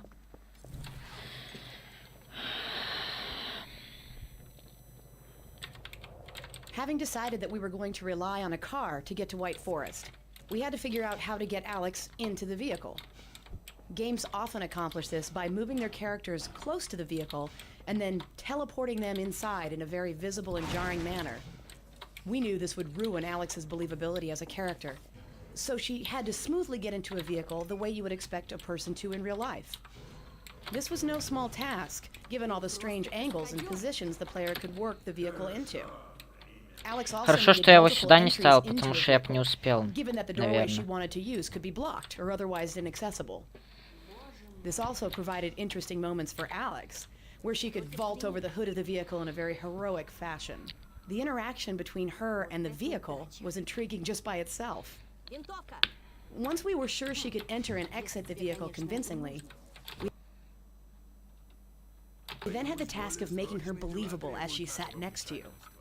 Our first experiments revolved around Alix reacting to the physical nature of the vehicle. When it crashed into a wall, she needed to be jolted. When you went around a bend, she needed to lean with the momentum of the car. These details were crucial in making her feel like she was really going along for the bumpy ride with you. We also wanted her to be very aware of her surroundings and what the player was doing while in the vehicle. If you ran over a zombie, she needed to echo the internal reward the player felt for accomplishing the feat. If you were about to hit the wall, we wanted her to flinch. Как же долго. Much as the player at home Мне еще вот это надо послушать и There вот was a это. fine balance between making her too much of a backseat driver or having her be too quiet next to you.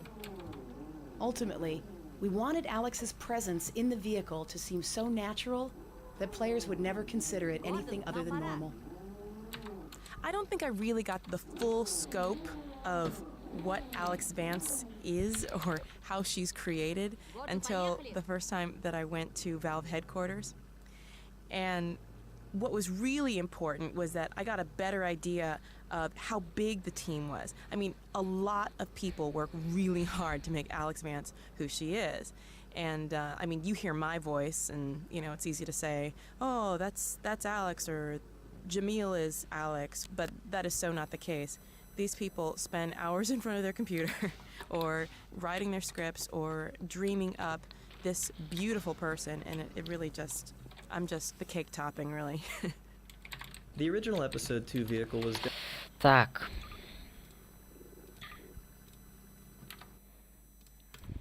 У нас есть, и подруга тоже с нами. Как теперь вести гнома на машине? Тут есть пара нюансов. Первое, что приходит в голову, это разместить его в салоне нашего автомобиля, но его не держат ни сиденья, ни другие элементы салона.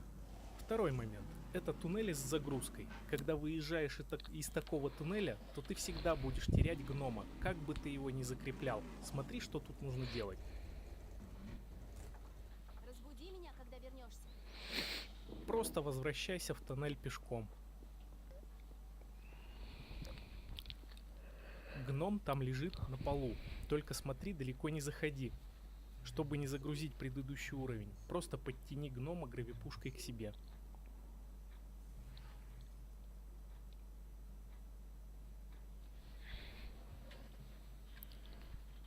Жаль, что Фримен не может бегать с предметом на гравипушке. А теперь смотри, как можно зафиксировать гнома чуть лучше, но это тоже ненадежный вариант. Ставишь гнома ногами на багажник и, не отпуская, начинаешь вести его по плоскости багажника. Гном ляжет на плоскость, заводи его в проем окна и отпускай гравипушку. Здесь гном немного подзажат невидимыми плоскостями у крыши и продолжения багажника. Сейчас я его плохо зафиксировал. Он не зажат, и на любой кочке он вылетит.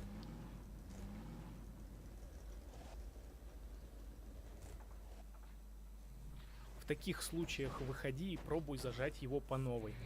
Иногда, если перестараться, его выплюнет из этого окна. Ничего страшного, иди за ним, подбери его и пробуй снова.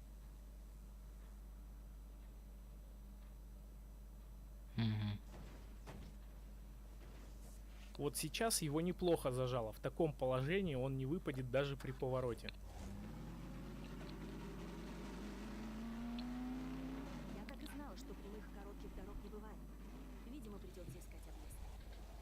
Есть две вещи, которые могут выбить его из такого положения. Это если ускориться или во что-то врезаться. Поэтому даже если хорошо не зафиксировал, посматривай постоянно то на него, то на дорогу и не ускоряйся. Здесь целых несколько проблем. Как быть с вертолетом, гномом и машиной? Пешком отнести гнома не получится. Так, ладно. The jalopy, which says something about how uncool it was. Early feedback was that it seemed too similar to the Half-Life 2 buggy. So we decided to redesign it so that players would feel excited rather than disappointed when they saw the car. Alex's original line when she first saw the jalopy echoed the feelings of many early viewers. What a wreck. Forget about White Forest. We'll be lucky if we make it to the end of the block.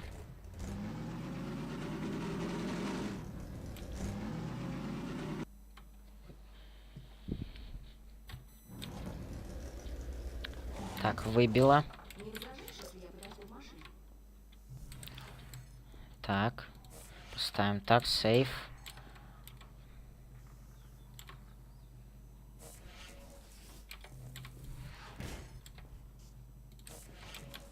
Куда ж ты?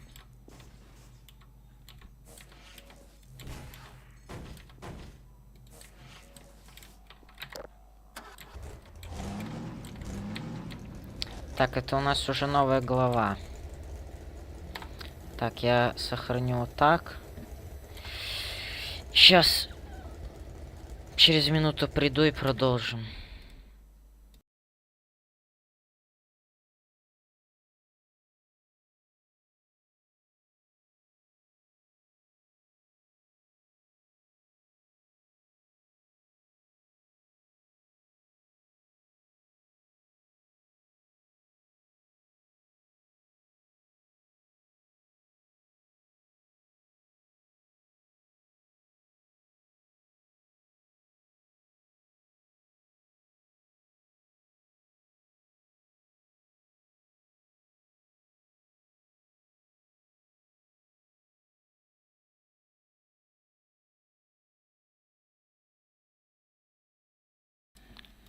Так, продолжаем.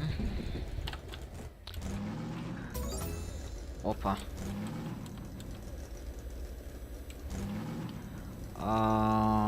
Спасибо за подписку.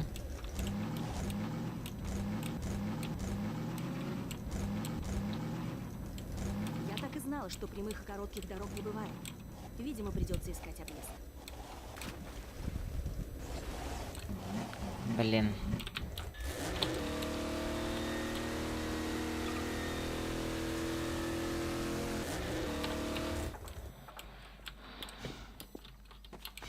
Вот гном. Так, мы его сюда. Хорошо, что меня не укачивает в машине. Да.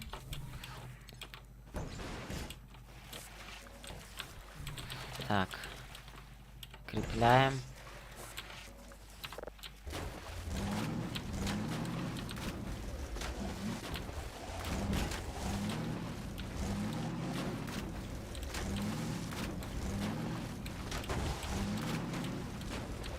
Лучше вот сюда. Радиовышка. Если она не сломана, мы сможем предупредить ученых в Белой Рощи. Они не подозревают, что на них движутся комбайны.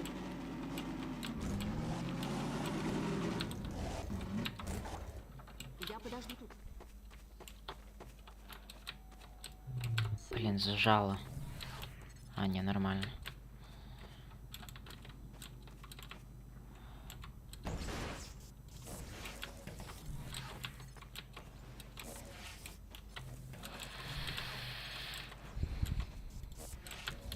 Блин. Поверхность, наверное, неровная. Не хочет зажиматься.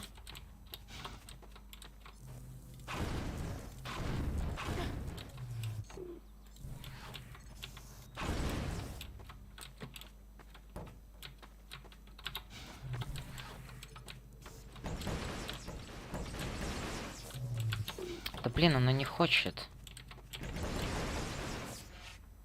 О, все. Понял. Давай я сюда заеду, чтобы было поровнее.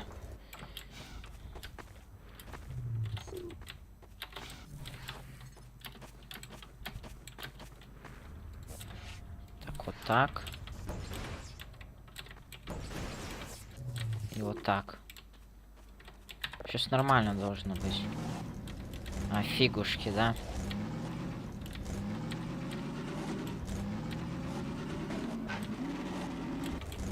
Хотя вроде норм.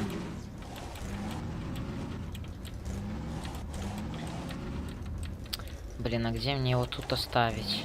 Никого нет. Вопрос. Интересно, как давно этот лагерь в одном из этих зданий Получится, придется возвращаться за машиной и потом еще ехать на машине. Поэтому кидай гнома вперед, куда поедешь на машине, только не в кусты. Садись в тачку и едь. Кстати, урон в машине от вертолета намного ниже урона, если будешь просто идти пешком. Проезжай немного вперед и беги.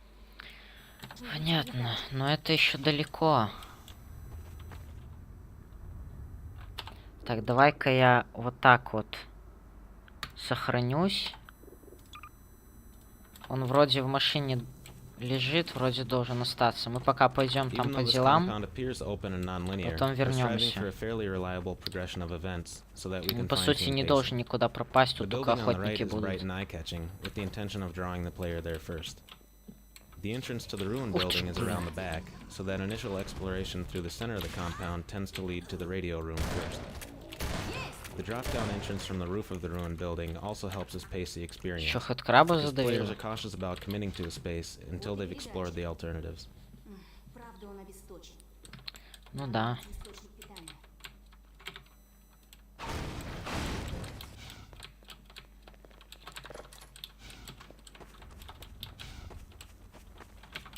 Сейчас я залутаю тут.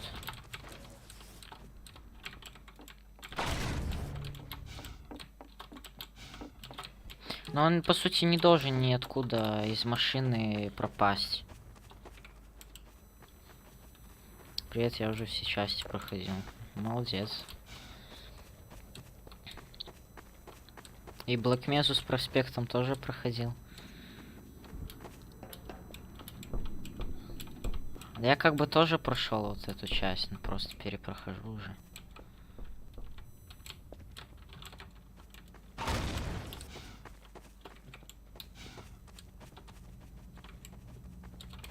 Так, мне получается сюда.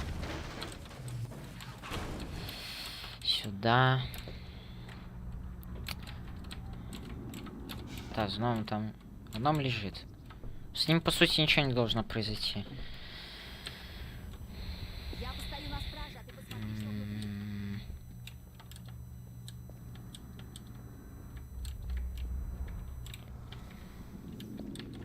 This room is designed so that the player will notice the main set of plugs right away, but is less likely to spot the second set at first. One end of the long cable is already plugged in, encouraging the player to grab the loose end and put it into the powered socket. This makes the faulty wire break loose and spark. With the power on, players try to return upstairs only to discover that now the elevator needs power. At this point, they look about more carefully and discover the elevator sockets. The short cord is tucked next to the Опа, elevator ничего socket, себе. so that they're likely to try to use it there first, before realizing they need a longer one. Given this Ничего себе тут fairly появилось reliable progression of комментариев. events, we were able to write a limited number of lines for Alix, so that she could react each time the puzzle changed state. The scene where Alix sees the hunters for the first time since her injury was meant to be a turning point for her as a character, and an emotional highlight for the episode, both for Gordon and for Alix. One reason давай we я had их Hunter также injure Alix завалю. at the beginning of the episode was so she could have a strong Как и emotional сегодня reaction валил. to creatures and use the start of combat as a way of building a good character moment.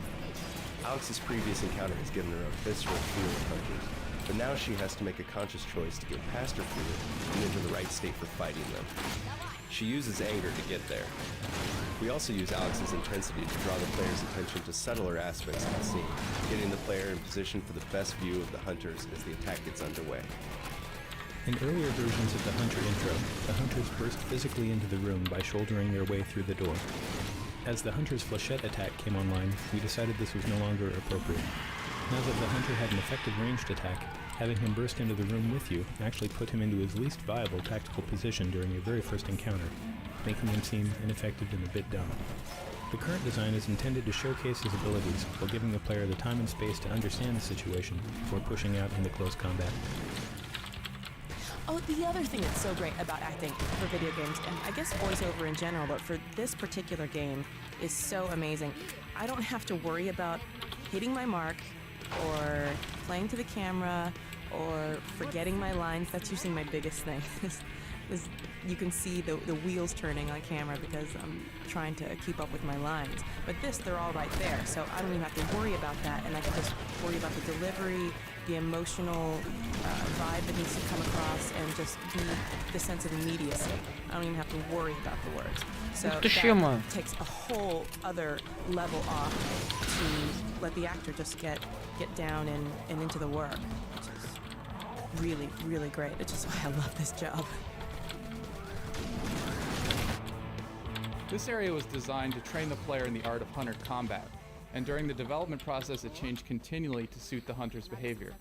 Так, First, проверяем, hunter что там prototypes с could be killed гномом. only by the blunt impact of physics objects. Therefore, to make sure the Все player нормально, learned this все technique, отлично. we trapped him in this area with one hunter and kept him locked in until he defeated it. Upon the hunter's death, reinforcements broke down the gate and doors, opening up the arena. As time went on and the hunter was modified to make it vulnerable to all types of damage, our grip on the player gradually relaxed, permitting freedom of movement and a wider range of tactics right from the Тут start of the нету encounter. ничего. Так, там тоже ничего. Погнали, короче, туда.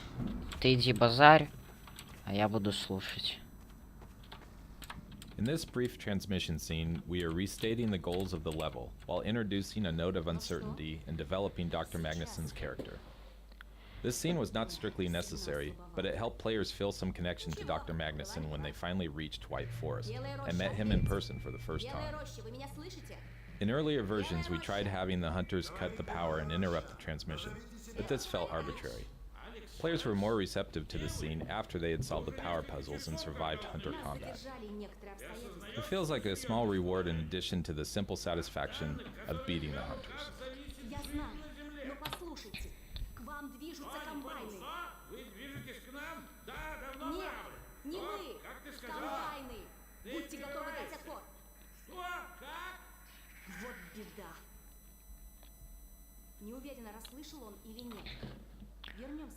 Так, а за сколько мы прошли? Так, сейчас двинемся. 2:48 нам потребовалось, чтобы пройти от 4 главы до конца. Но это учитывая то, что там были затупы.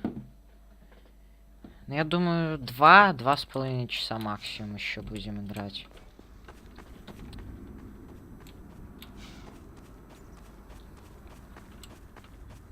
Так, в основном все окей. Садись.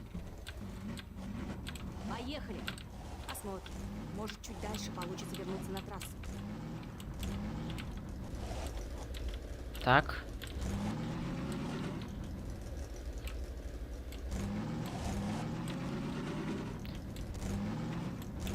Даже поворачиваться сильно не надо. Тут видно ее кончик возле Алекс.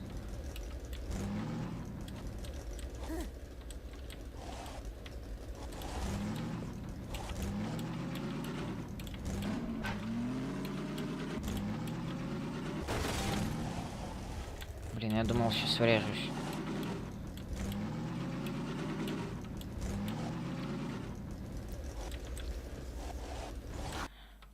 Блин.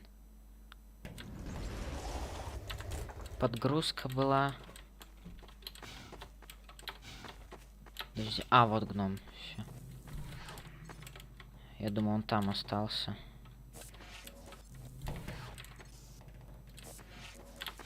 Сейчас нормально должен быть.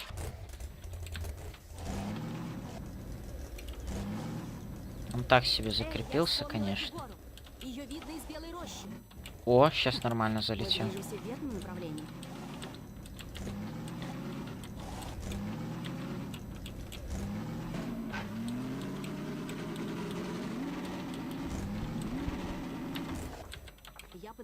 This crashed advisor pod is a bit of storytelling embedded in the landscape. It hints at what lies ahead, while suggesting what must have happened in this location only a few hours before Gordon and Alex arrived. By placing artifacts of this sort throughout the episode, we slowly bring advisors into the foreground and develop their importance to the story in a way that doesn't depend on stage dramatic scenes.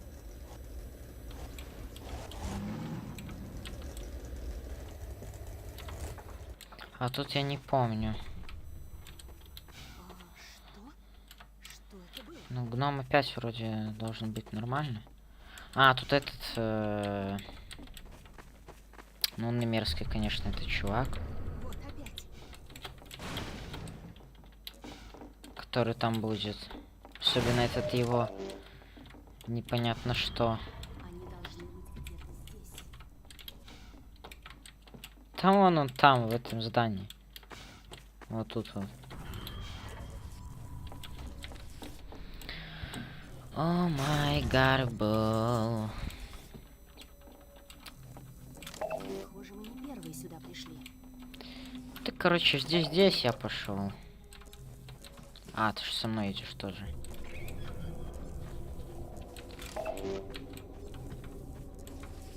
This swirling debris effect uses much of the same underlying technology that powers our other cinematic physics events in episode 2, but with a few important differences. Firstly, instead of using primitives, every slat, tile and beam was modeled before being sent to the rigid body solver. Next, there was a large focus on hand sculpting world forces in order to achieve a particular behavior in the debris. Beyond the basics of gravity and collisions, we created spiral vortices, gravity wells, and some other more complex forces. With over 1,800 individually calculated dynamic moving parts, for a 30-second period, this simulation represents the largest amount of animation data run through our game engine to date. The barn scene was critical both to this episode and to the development of advisors as characters in the series. They represent another intersection of story and gameplay concerns. This is the first time the player actually interacts with an advisor, and determining the right level of interactivity was tricky, especially given the player's reasonable expectation that he'll get to fight them directly at some point. Therefore, we wanted to show that they were powerful, but not invulnerable. Ну еще примерно столько же будет. Стрим. Я на этом стриме обязан добить до конца ее. By showing the advisor fumbling with an inert object, then a dead rebel, and finally grabbing the player, we allow the player to observe behavior and then gradually make it more and more of a direct threat. This all serves as foreshadowing for the episode's finale. А почему он взорвался? Что-то там взорвалось и все равно.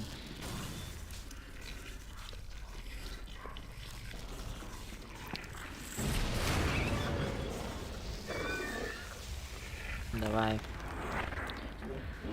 Удачи.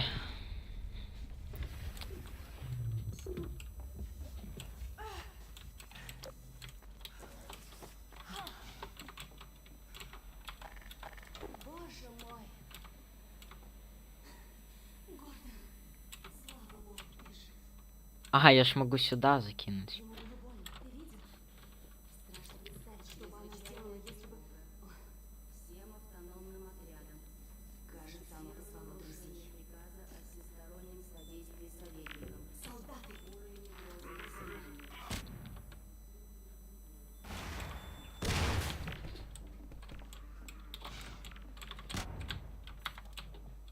We've gotten better at building combat spaces that are open and tactically versatile, while still directing the player toward an optimal play experience.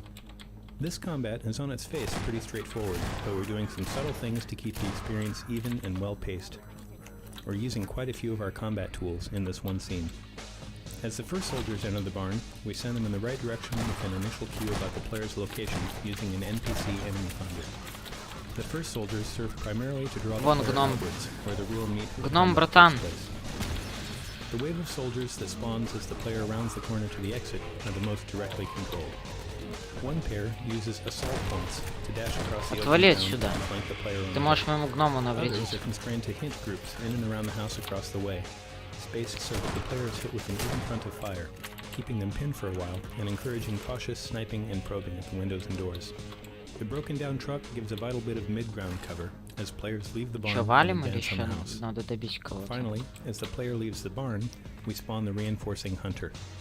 We hold this back both to keep the difficulty more even, and because the hunter combat is better when the player has pushed outwards before it begins. А кто? Кто кидает? Откуда-то отсюда граната была.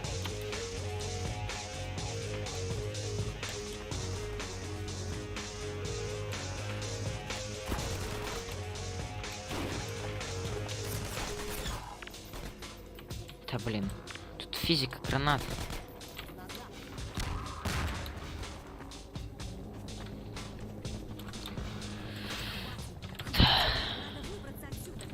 Все, погнали. Без нома только не поеду.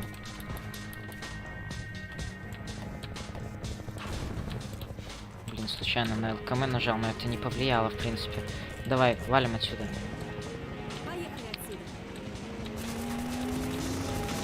Так, с новым все нормас.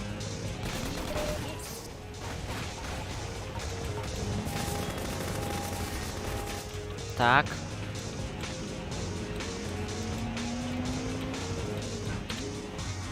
Гном, тихо.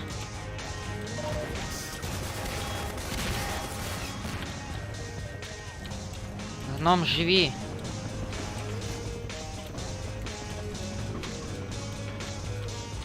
Я, наверное, поспокойнее поеду.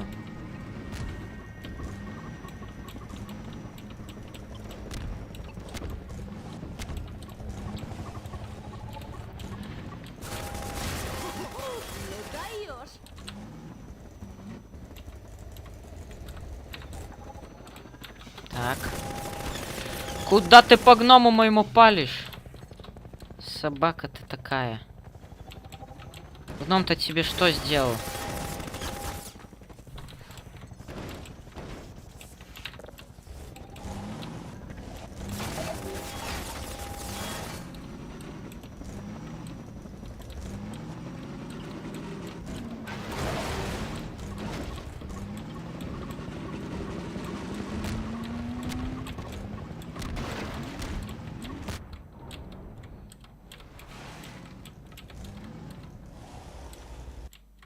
Так.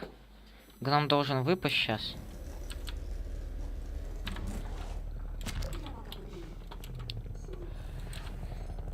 Так. Фиксируем. Я сказал фиксируем. Да подожди ты. У меня гном... Ты-то сидишь, тебе нормально, а гном не может. Ах, я-моя. Надо двигаться дальше.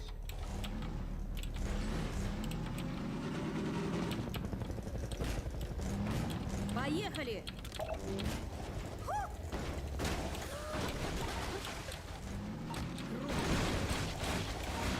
Так, гном.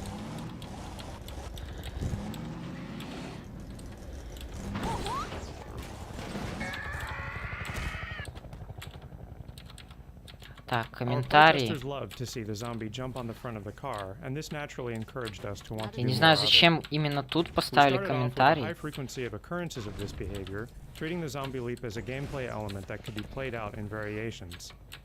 Eventually, though, we discovered that this didn't lead to any really interesting gameplay, so we ended up creating just one memorable showcase of the event instead.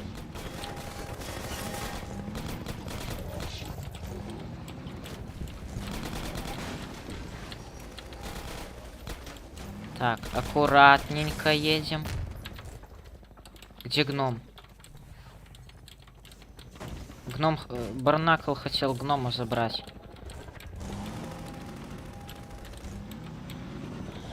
Не, ну тут осталось чуть-чуть, мы должны доехать. Так, потихонечку, помаленечку. Гном нормально закрепился. Давай, братан. Там видео чел говорил то, что кидайте гнома, едьте. То есть вылазьте, кидайте гнома, едьте, но я и так с ним еду. Нормально. Так. Все нормально. Иди за гномом, Так. затем кидай гнома вперед и снова прыгай в тачку, а зомботу игнорируй.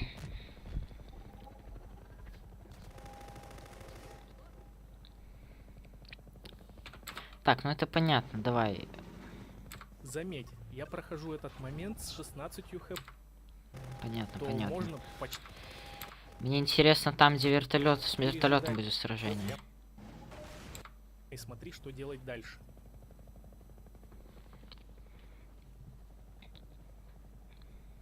Так, смотрим. Точнее, я Следующий смотрю. момент — это битва с вертолетом. Это босс, и в момент сражения гном может куда-нибудь улететь.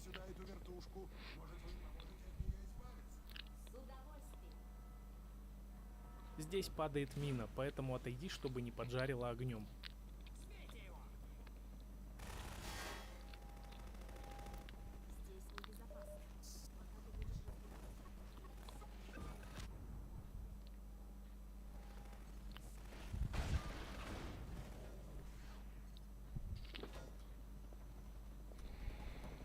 Можно оставить гнома здесь и пойти бить вертолет.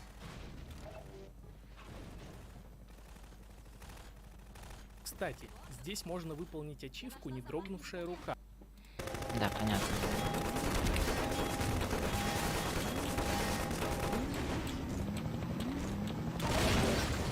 Вот черт! Похоже, надо бросать. Нормально довезли гнома. Не трожь гнома моего, сейчас получишь. Братан. Сюда. Давай, давай, давай. Алло.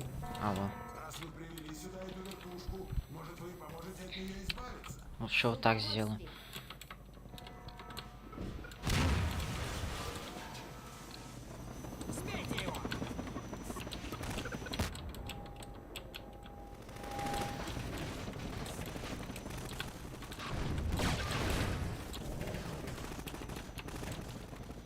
Так.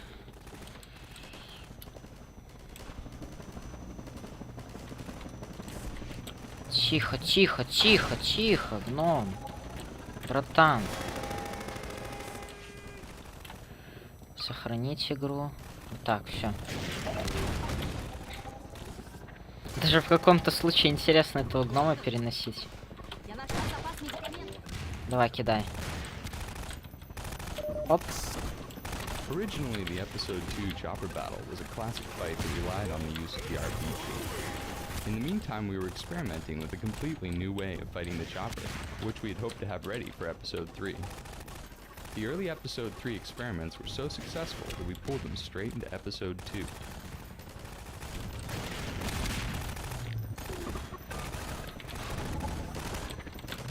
Тут уже как бы мы выполнили эту ачивку, так что... Так что тут без разницы. Главное его уничтожить. А уже с промахами или без тут без разницы.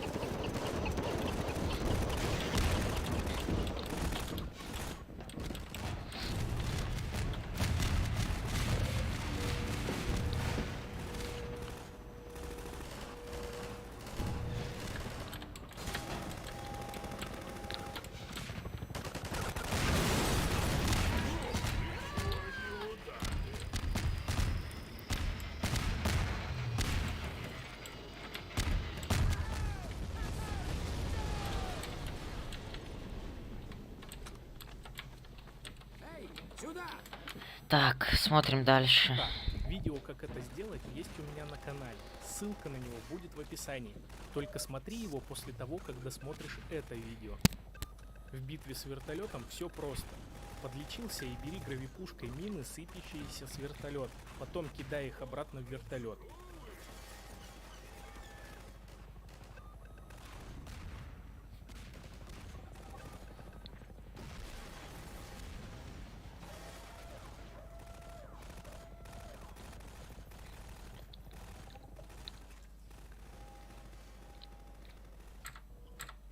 Кстати, гном находится там.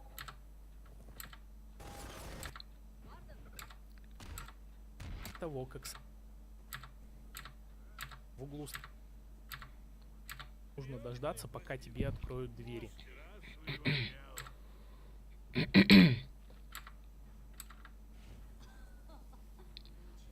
Дальше тоже можно будет побегать немного без гнома.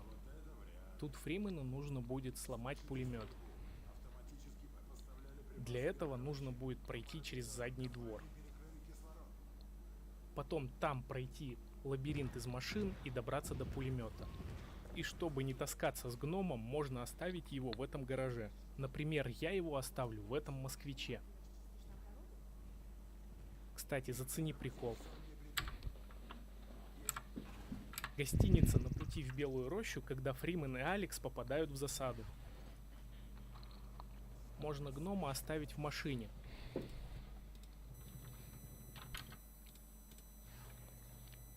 Но лучше занести его в дом и оставить где-нибудь в углу. Здесь происходит замес. Но опять же, оставив гнома на улице, его может куда-нибудь отбросить взрывом, и он потом просто пропадет. Потом там отключаешь силовой... Так, понятно, понятно. Мы еще туда не дошли. Так, дверь открывайте.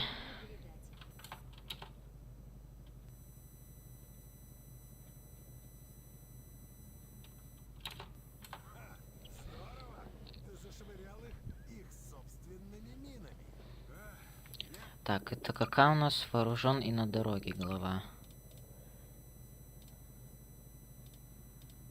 Сейчас должна быть 5-я уже. Сейчас еще главу с гномом поездим. Так, а там получается в 5 главе что у нас? Мы ездим на машине, можно тайники искать. Так, ездим, потом в Белую Рощу надо доехать. Короче, проехать 5 главу еще осталось, и там уже все, по сути. В 6 главе закрываем его в ракету. На радаре. Вот.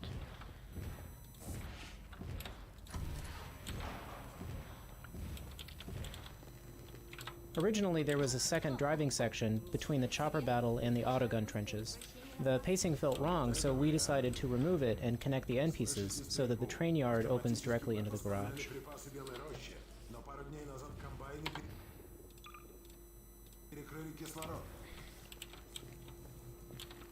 Originally, there was... Маленький. Что скажешь, Гордон? Может, я починю машину, а ты расчистишь там дорогу? Не знаю, насколько надежно здесь его оставлять. Ну ладно, доверимся видосу. Давай открывай быстрее. Да, Гордон? Здесь есть ход, который выведет тебя на ту сторону. У тебя будет шанс ликвидировать пулемет до того, как он засечет тебя и откроет огонь. Удачи с этим пулеметом.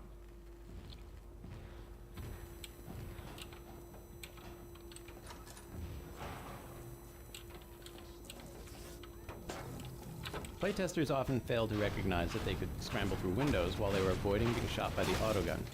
We added this window exit and forced players to use it so that they would learn to rely on windows to get around. Some playtesters didn't realize that they would need to climb over trucks to navigate around the autogun emplacement. So we added this truck jump early in the level as a form of introductory training.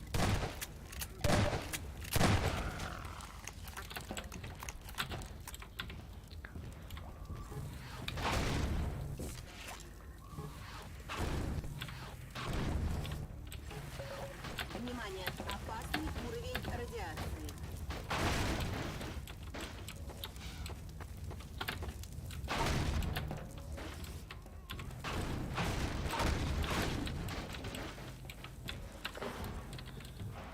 А, мне сюда. Блин, казалось бы, вот пару часов назад проходило, уже crouching забыл. through the trenches is critical for survival. We did several things. First, we start the player in the safe position by forcing them to crouch under the fence to enter the area. Once inside, they learn by watching the zombies. Upright zombies are gunned down, but their torsos are free to roam in the shadow of the junk. Some playtesters believe that while the guns were busy shooting zombies, they would be able to move freely. To counteract this impression, we increased the number of guns from 1 to 3, making it clear that there was always going to be a gun free to shoot the player.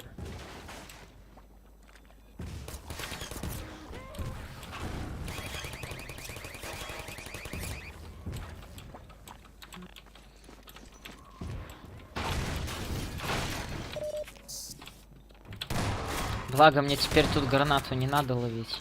Можно вот так вот просто.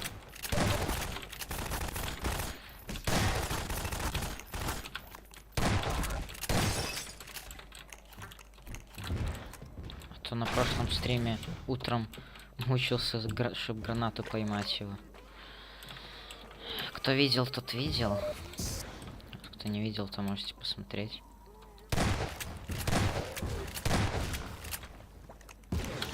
Тут... Блин. Уже пропал. Zombies serve the double purpose of horror and humor. Here, since we knew where the player's view would be, we added a comical scene of a fast zombie torso running away from a soldier.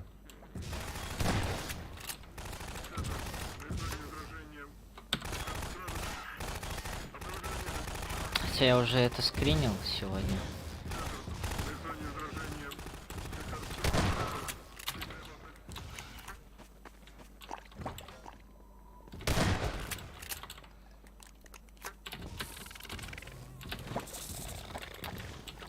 Как утром сделаю сейчас. Блин.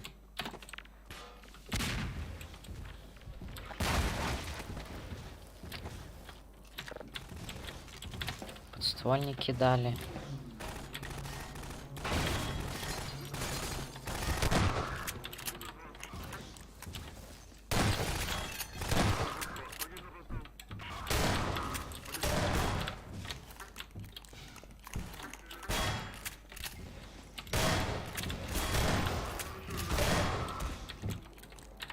The original design for this sequence involved shutting down the cannon by flipping a switch.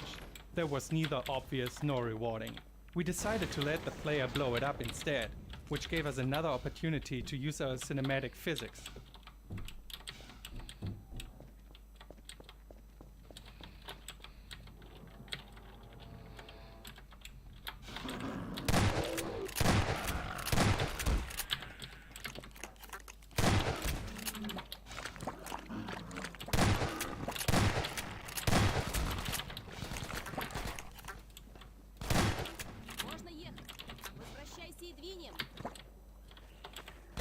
Once we added the onboard radar to the Strider battle at the end of the episode, we needed to train the player in its use well before they reached that area.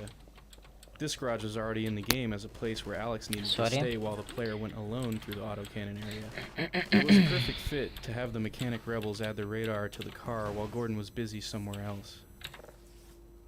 Они не только помогли чинить машину, но еще и подарок нам сделали. Только сегодня и только для вас. Это бортовой радар, реагирующий на такие маячки, как этот. Мы ставим их там, где припрятано оружие, патроны и аптечки. Если на радаре что-то есть, остановитесь и посмотрите. Я расскажу тебе подробности по пути, Гордон. Еще раз спасибо, ребята.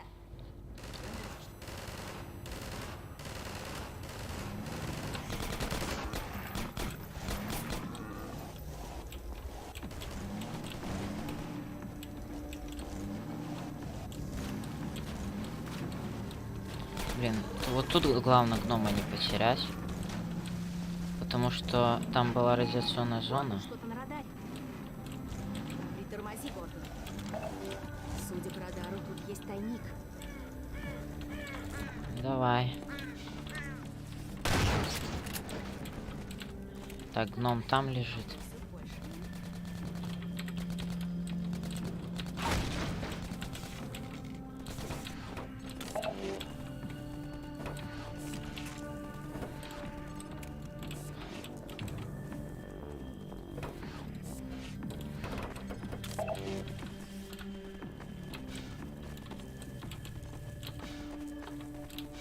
Тут я, кстати, сюда не заходил. А у меня уже патронов на дробаш нету.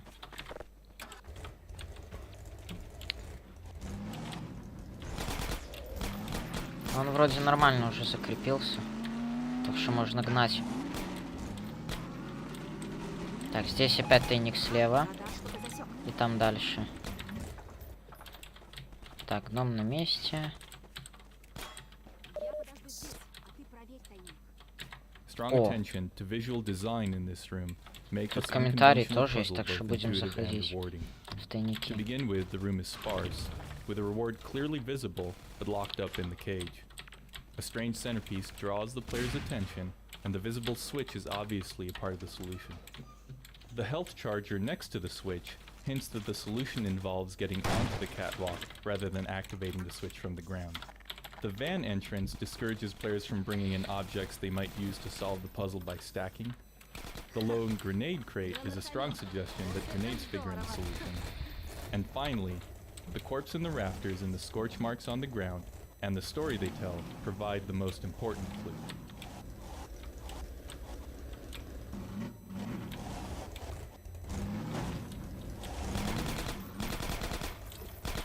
Блин, гнома потерял. Ты отстреливайся, я пойду закреплю.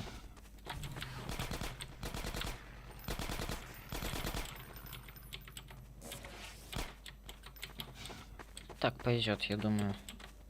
So the circumstances around creating Alix were so kismet that it's almost a little scary. I mean, if you think of the ideal super self that you want to be, like, I don't know, badass moves and being able to karate chop everybody, and then add on to that having a writer to make you sound witty at every turn.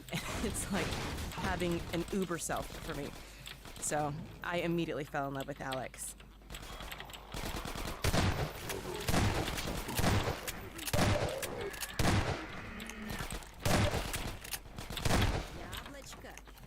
Погнали отсюда.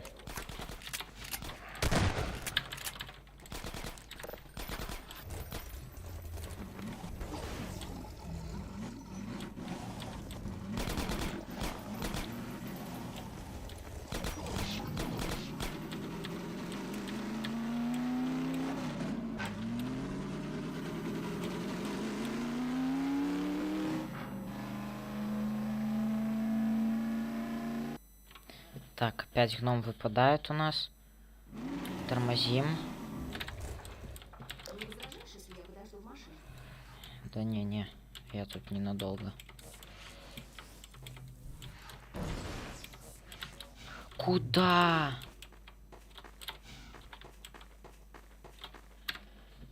Подожди.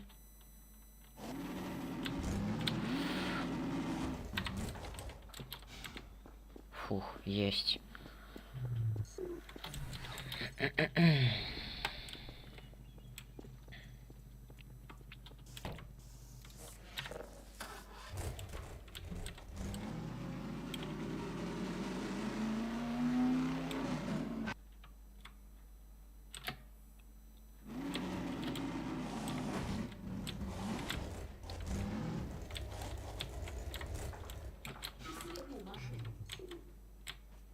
Давай, стереги.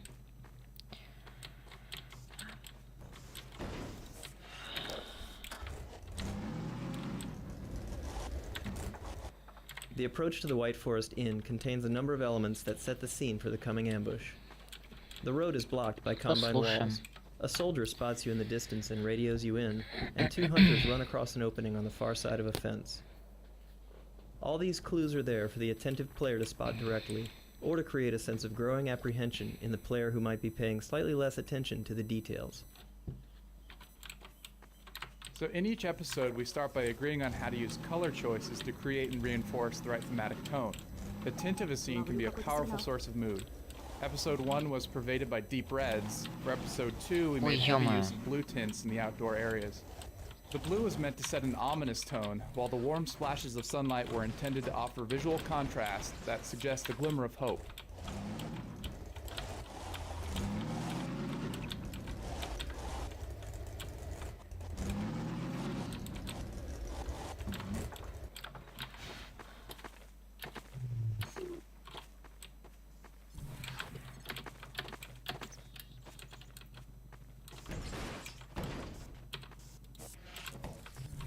Его, конечно, закрепить это...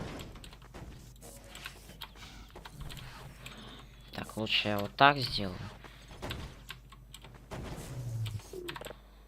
Пускай так. Все равно сейчас доедем до гостиницы, придется его откреплять, ложить в другое место. А, он выпал уже. Да, ну на такой дороге, конечно, его закрепить, это...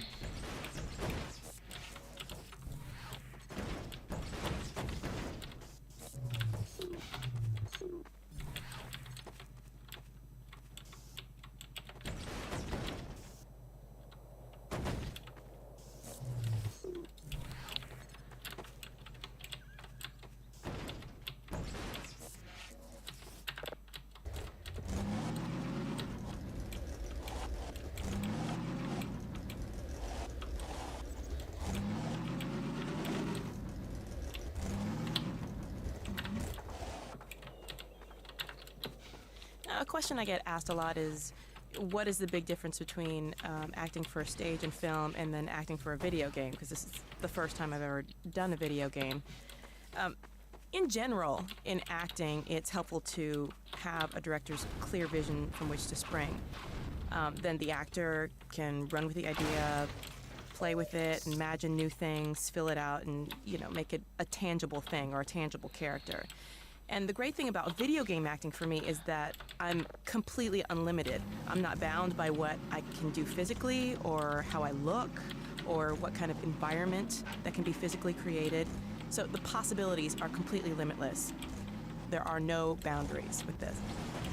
So when we get together and we talk about what the scene is, when they set the stage for me and what environment I'm going to be in, I immediately get a complete high, and I can only imagine that it is something like how somebody gets when they actually see the game, because it blows my mind, the pictures that they paint about, you know, where we are, what situations we're in. So we discussed that a little, and then from there, it just kind of go on, I guess, instinct is the only way I can really describe it, because I just take what they give for me and kind of volley it back in the way that it comes out immediately. So I just go into my little dark booth, and I can imagine that I'm anywhere, and it's the best kind of make-believe for a storyteller. When you just aren't limited. Так. To complement the hunter's aggressive AI, the White Forest Inn was designed with a non-linear floor plan. There are multiple ways in and out of each room, as well as alternate routes to the basement and to the second floor. As the player moves through the inn, the hunters often select a shorter route and surprise the player by arriving first or by heading them off altogether. The last hunters that enter the building destroy 2 of the doors that have trapped Alex and the player inside. Removing these obstacles opens the entire outdoor arena for combat, allowing the player to choose whether to fight the hunters within the building or take them on outside. The inn is designed as a crafted experience that is controlled but not linear. The encounter is intended to create a heightened sense of danger without actually being particularly dangerous. The idea is to create opportunities for some memorable unscripted combat moments by keeping the player a bit on their heels. Normally, Alex is out of frame during combat and the soldiers won't survive very long. By encouraging the player to move back from the windows, the map creates space for Alex and the soldiers to exhibit interesting behaviors that reinforce the mood of the siege.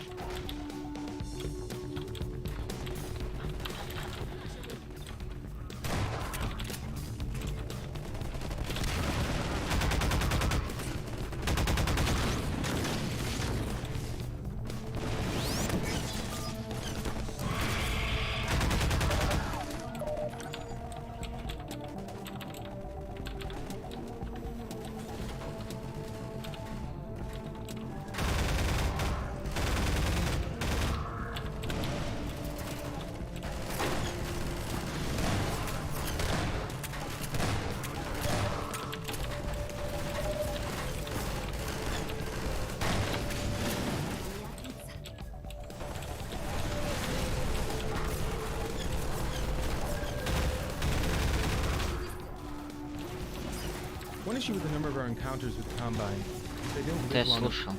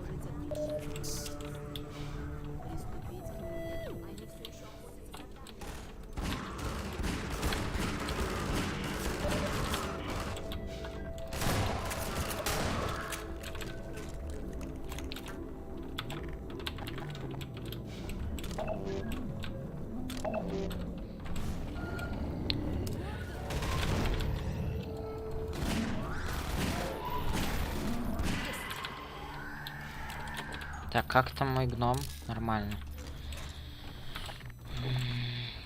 Так.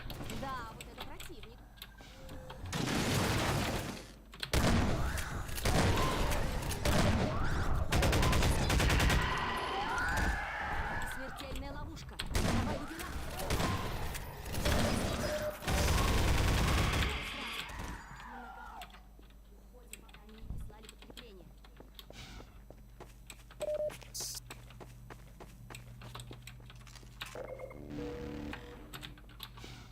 Так, там где-то поле надо снять.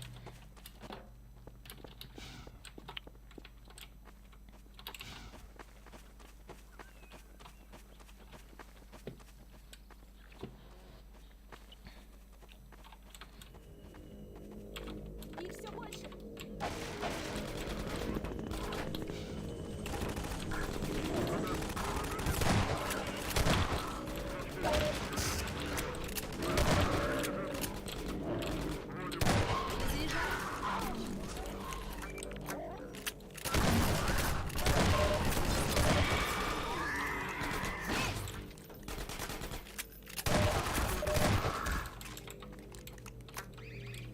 Опять этот рандомный момент. Уничтожь пулемет, Гордон.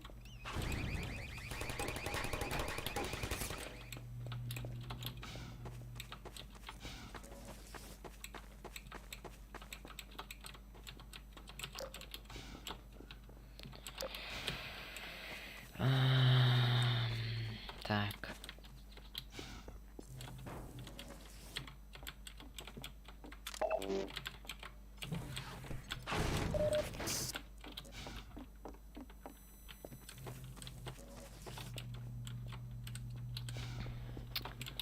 Куда там надо? А вот и источник питания поля. Они позаботились о защите от посторонних. Попробуй отключить щиты, чтобы ты подобрался к реактору. Ага, похоже, я смогу их отключить, но тогда мне придется остаться здесь. Попробуем. Ой, прости, Гордон, здесь плохо пахнет. Я не могу тебе помочь. Попробуй выключить реактор сам. Однажды это станет сюрпризом.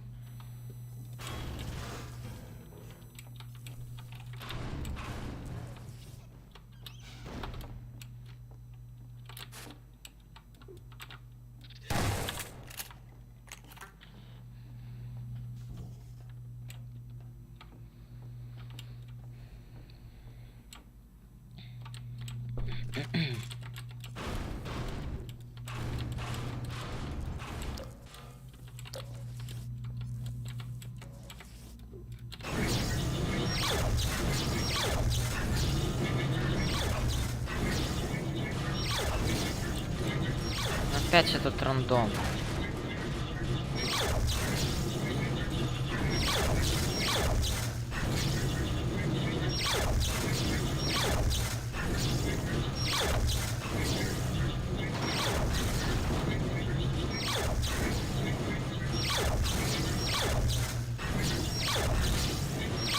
О, господи.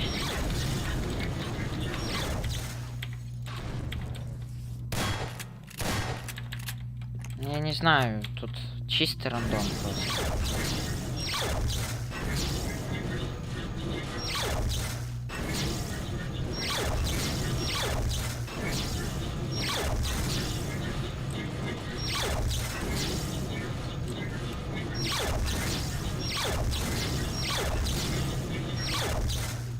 Мне эти звуки уже задолбали. Дебильные. Ну как можно было такой рандом сделать? Ну, Valve, ну вы издеваетесь или что надо мной? Ну тут же реально чистый рандом, я ничего не могу поделать. Я не могу этот шар подобрать, я ничего не могу просто сделать. Тут чистый рандом. Или мне туда надо? А, рил туда надо. Или это я дебил?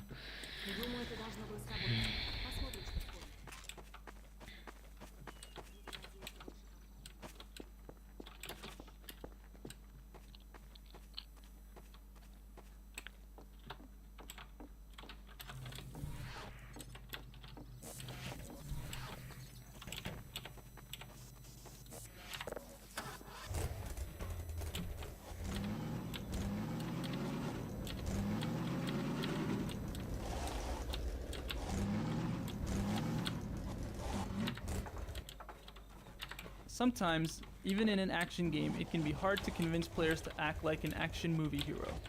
Here we wanted the player to make a 150-foot turbo jump off the edge of the road and crash into boxes at the bottom. Instead, wary playtesters routinely took the safe way down. To encourage more recklessly heroic behavior, we disguised the easy path and added obvious ramps to clearly communicate this was a legitimate feature of the level.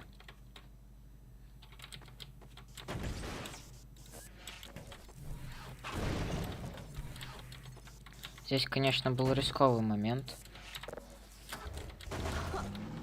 Что это было? Что не так, ну?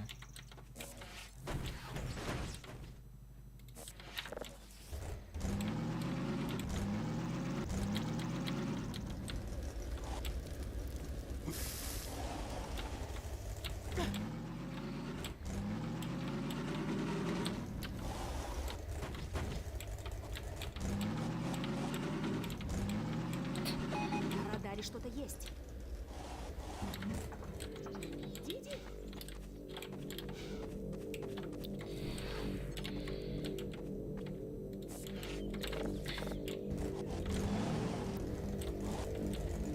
Сделаем вот так.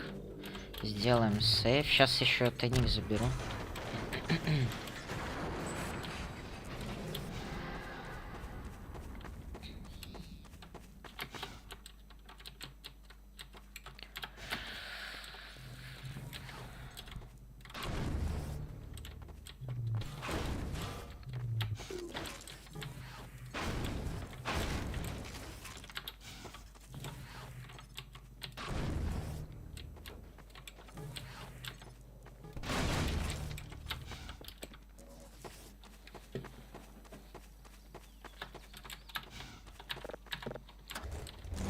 Так, дальше я не помню уже, что будет.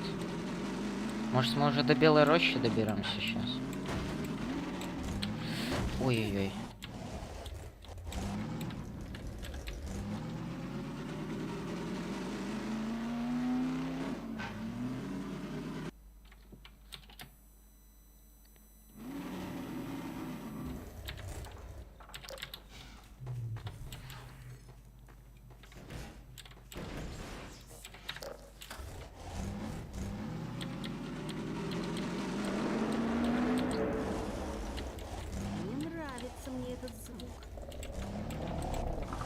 Да, мы уже до Белой Рощи добрались. Там торчит антенна. Тихо, тихо, а где гном? Белая Роща.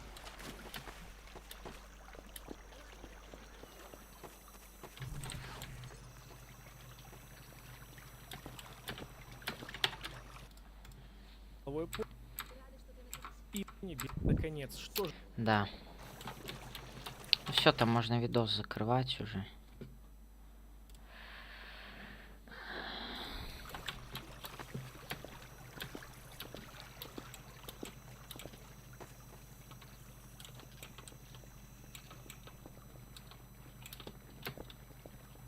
Our main goal with this scene was to create a cinematic battle of the Titans, dog versus a strider. While we were excited with the earlier implementations, it became obvious that players were uncertain of their role in the scene. Originally, the confrontation built slowly, with dogs squaring off against the strider. But having such a slow beginning proved problematic.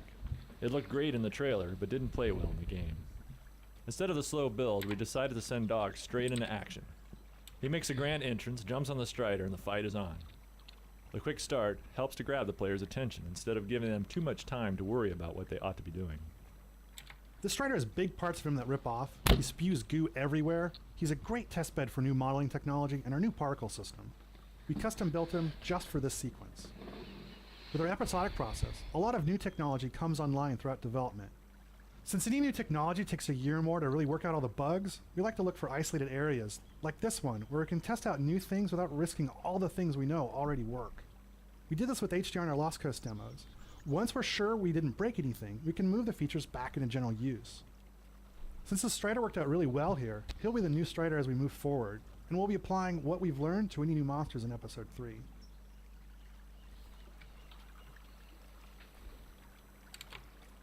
Alex's robot dog is cobbled together from spare parts, all of which are in various states of disrepair. For Episode 2, we chose to use shading techniques to improve the look of Dog and better convey his scrapyard origins. Along with upgrades to Dog's texture maps, his shader now uses a combination of Phong shading and environment mapping to increase the apparent detail and diversity of materials, from rusty bolts to the damaged metal flaps salvaged from a combine scanner. Racing Dog to the base was not a preconceived plan. It was born out of testing the level over and over, and repeatedly trying to keep up with Dog as he ran to the base. This was sufficiently fun for us that we began to figure out ways to encourage players to do it too.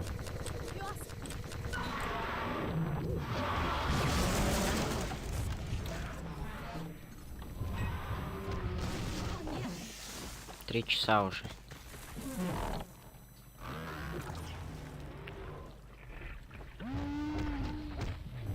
3 часа и на часах, и 3 часа стрим идет.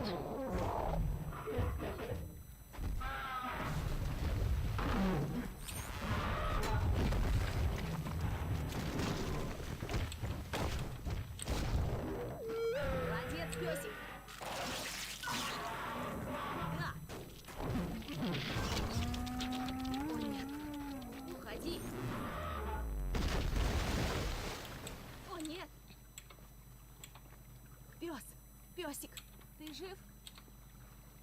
Пёсик. Пёсик, очнись. Ты живой. Как ты меня напугал. Все контакты целы. Эй, вы живы? Все хорошо. Уже хорошо. Мы вас ждали. Идите вдоль ручья, затем переправьтесь на ту сторону. Выйдите прямо к Белой Роще. Тут не заблудишься. Так и сделаем. Спасибо. Ладно, идем. Гордон, переведи машину и сыграй кто быстрее. Хорошо.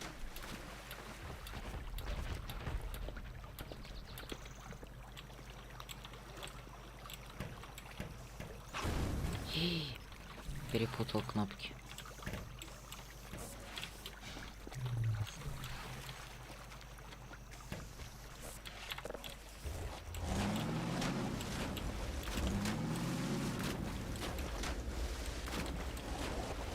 Похоже, нам опять нужна твоя помощь. Не возражай. Тут я не буду пса обгонять, буду ехать спокойно. Думаю, что сейчас в космос полетит.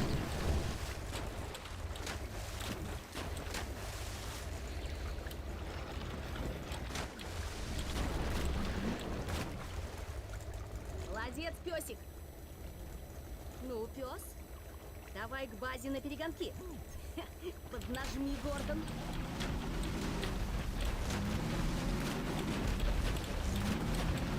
Хотя можно попробовать и обогнать. Хотя я его без ускорения тут, наверное, не обгоню. А ускоряться я не хочу. У меня гном сзади пассажир.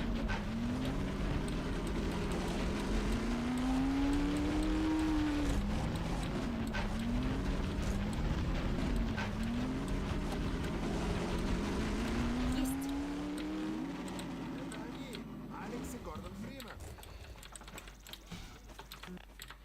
So, a really cool experience was that while I was at Valve, I was talking to one of the animators in the hallway, and we're just carrying on a conversation. I was getting to know what he did, and I just happened to be looking over my shoulder and noticed that people kept popping their heads out of their offices. And one of the other guys noted to me that these people, ooh, bless them, they have to sit around and listen to my voice all day long. So for that voice to be kind of just chatting in the hallway was a little weird. And I guess I kind of liken that. I can understand it because the very first time I saw my voice on Alix Vance's face, it was so bizarre. And so when I watch people talk to me for the first time,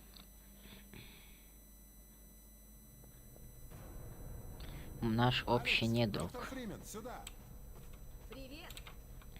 Как мы рады, что ты наконец-то здесь. Да, мы слышали, что с вами приключилась небольшая комбайн и решили пойти на... Ну чё, гном? Надеюсь, теперь они усвоили. Готовься. Не О, возражаете, если куда? мы оставим пса охранять снаружи? Нет, нет. Пес, ты все слышал? Я пойду к папе. Увидимся позже. Все, сейчас гнома садим и уже там допроходим, уничтожаем этих страйдеров, защищаем эту Белую Рощу.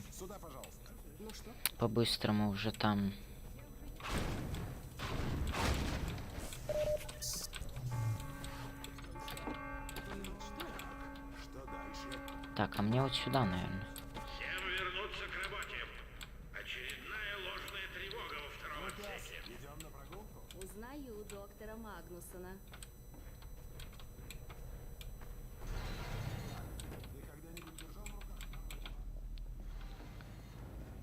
In sketching out the scenes for the episode, we noticed a lack of interpersonal conflict between the characters who had survived from Half-Life 2.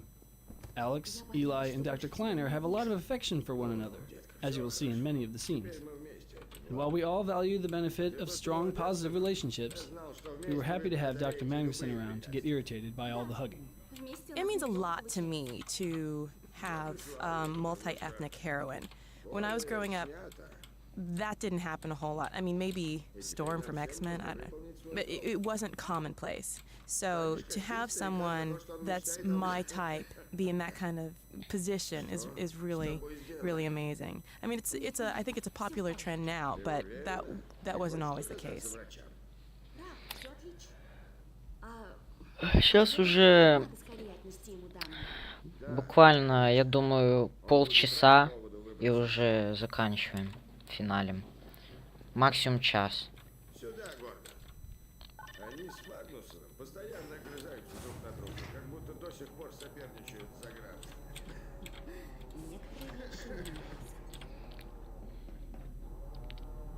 Есть предположение, сколько у нас времени до открытия сверхпортала? Точно мы не знаем. Поэтому не спускаем с него глаз. А комбайны? Мы успеем запустить спутник до того, как они начнут Нам штурм? придется нет. Одного единственного страйдера хватит, чтобы сбить ракету.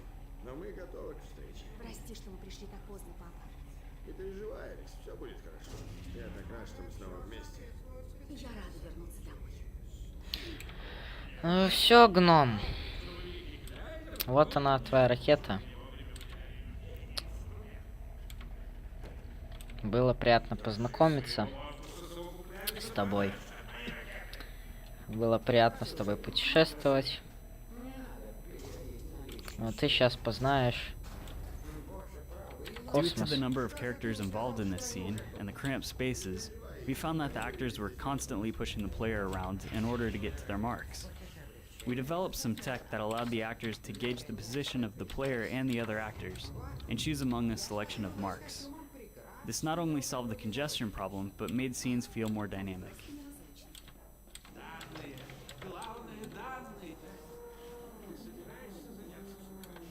Не понял.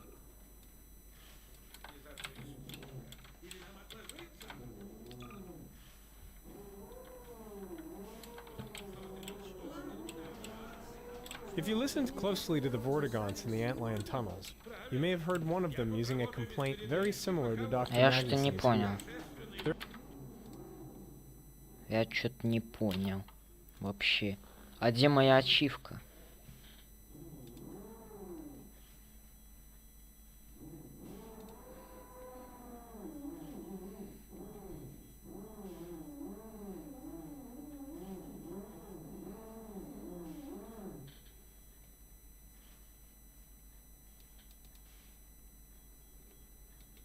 Не понял. Сейчас я в стиме почитаю.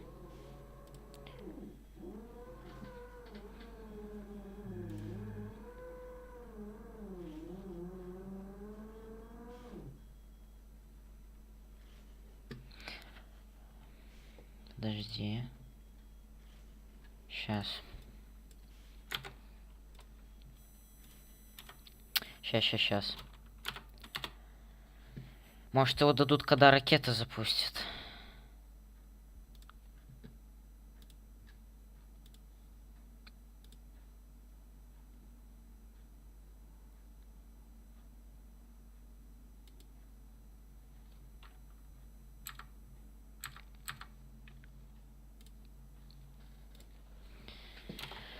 Ну блин.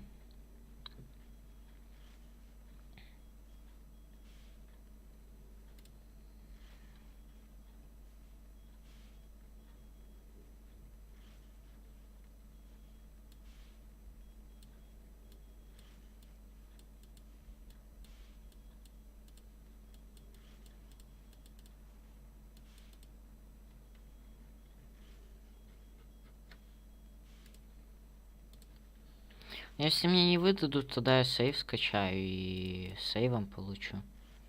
Ну, в чем проблема? Как бы я ачивку-то сделал. Ну...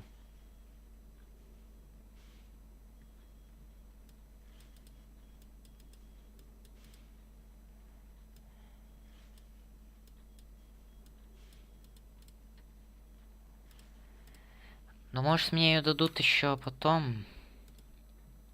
Ладно, как бы пофиг.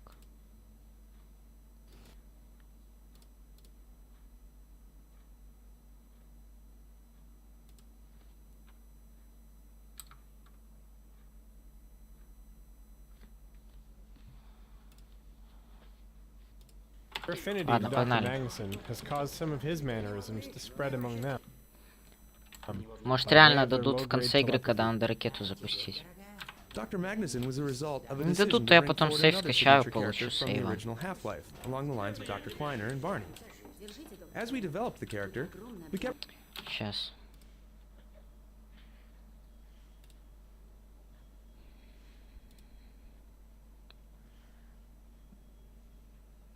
Так. Где он, где он, где он?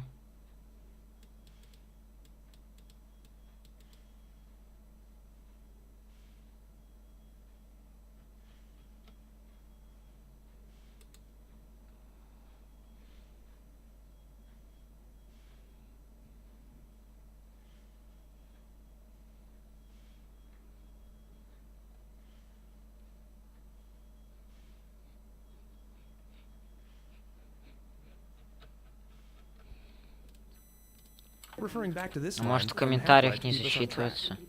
Но Gordon это бред. doesn't need to hear all this. He's a highly trained professional. We've assured the administrator that nothing will go wrong. Though we liked the character who came into focus, we found that this voice was sounding too much like a caricature. Так, сейчас еще одно проверю и все, да, продолжим.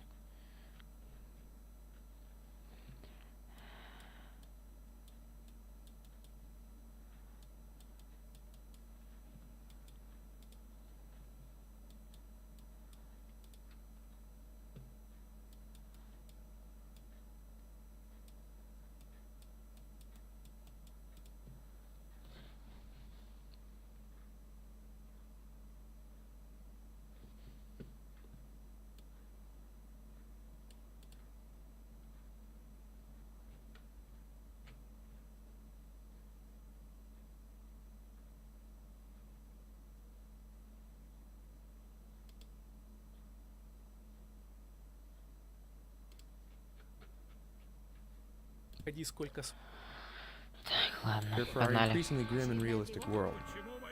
We like to hire actors with the natural voices that we want for our characters, as opposed to hiring actors to create voice characterizations.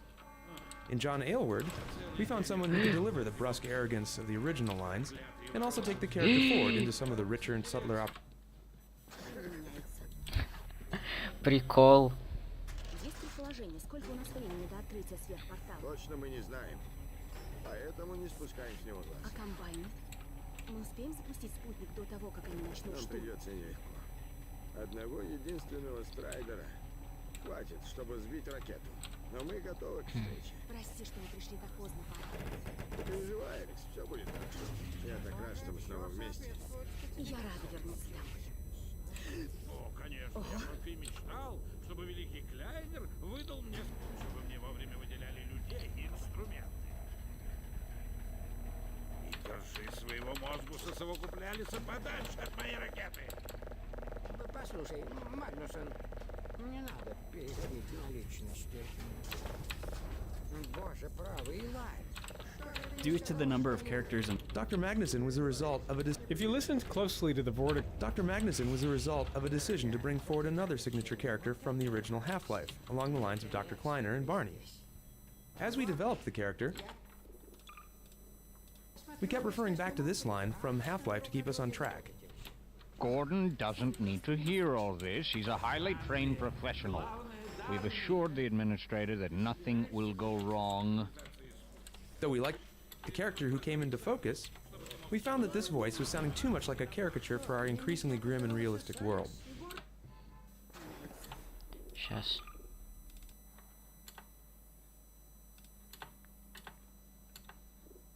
О.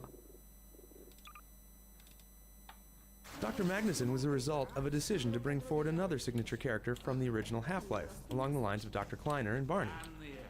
As we developed the character, we kept referring back to this line from Half-Life to keep us on track. If you listened closely to the Vortigons in the Antland tunnels, Dr. Magnuson was a result of a decision to bring forward another signature character from the original Half-Life, along the lines of Dr. Kleiner and Barney. As we developed the... Блин, не могу успокоиться.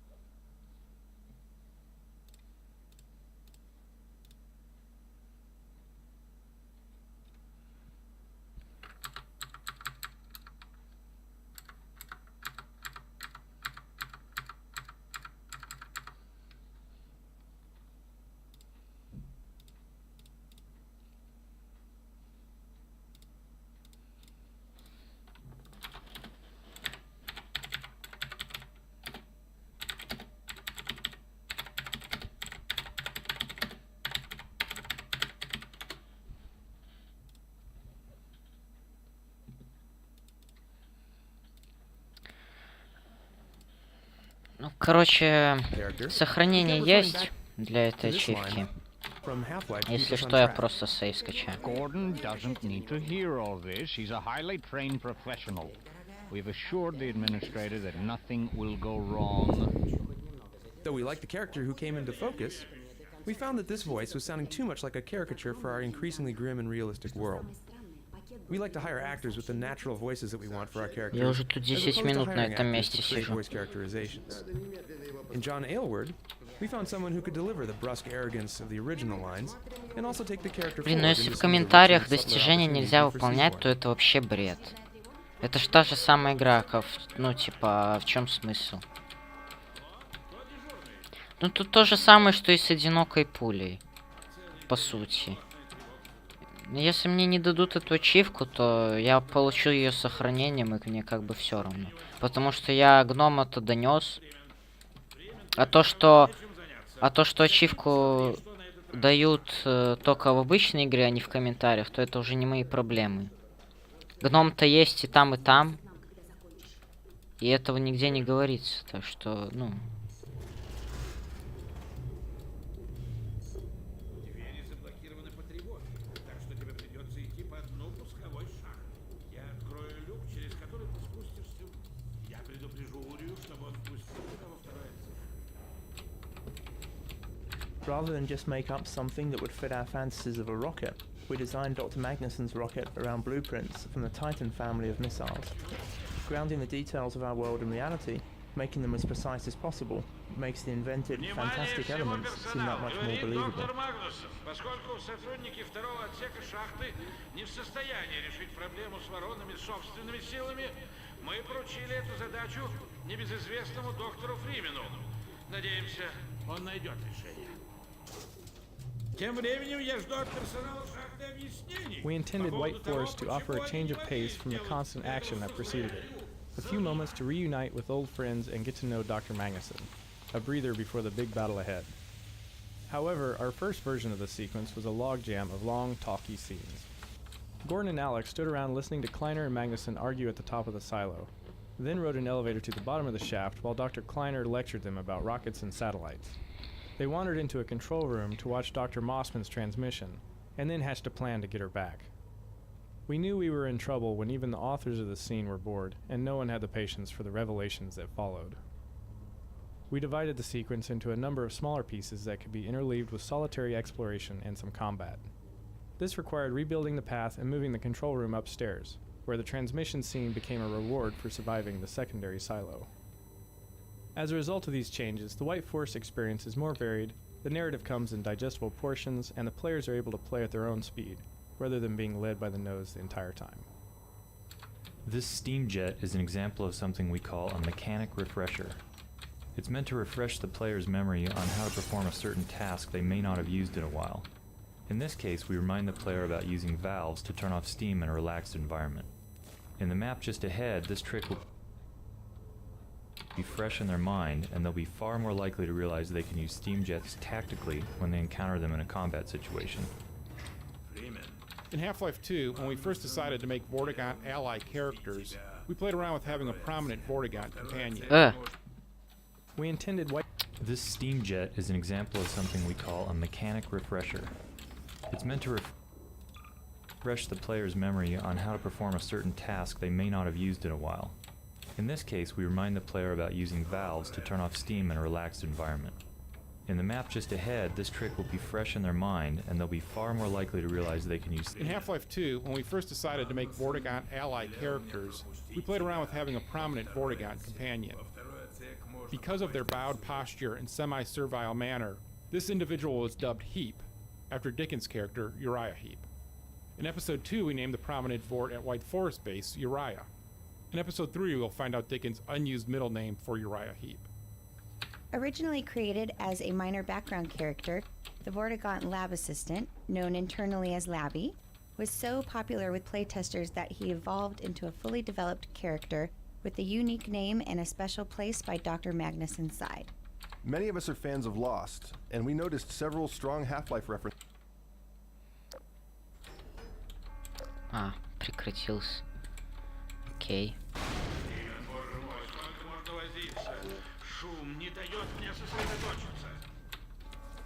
Мне не дает сосредоточиться то, что я доставил гнома, а мне ачивку не дали.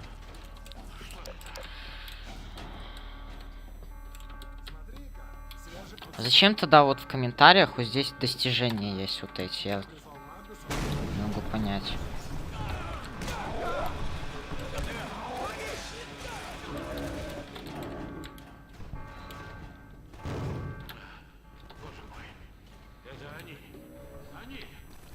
Не, ну я как бы на стриме все то, что надо было, сделал, а то, что разрабы мне ачивку не дали, это их проблема. Я с сохранением ее получу все равно, мне все равно.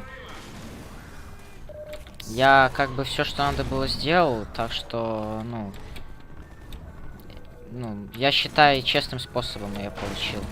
Комментарии это то же самое, то, что это обычная игра, так что, ну... This arena in the secondary silo became our testbed for improving the hunter's close combat behavior. A classic combat space, featuring multiple exits and many possible paths, we tuned it for a strong cat-and-mouse gameplay experience. While players have many options for escape, the map is Если у designed so кого-то that hunters will претензии never будут, completely то, lose ну... them, but always be able to pursue and flush the player out of hiding. Поставьте себя на мое место. И все. У меня запись стрима есть, оно все останется. Я этого гнома донес, положил в эту ракету, посадил. Ну. Так что я все сделал. Блин, то же самое и с этой пулей одинокой было. У меня тупо игра забагалась, это уже даже не моя вина. И из-за этого мне не дали ачивку. Но я ее получил с сохранением.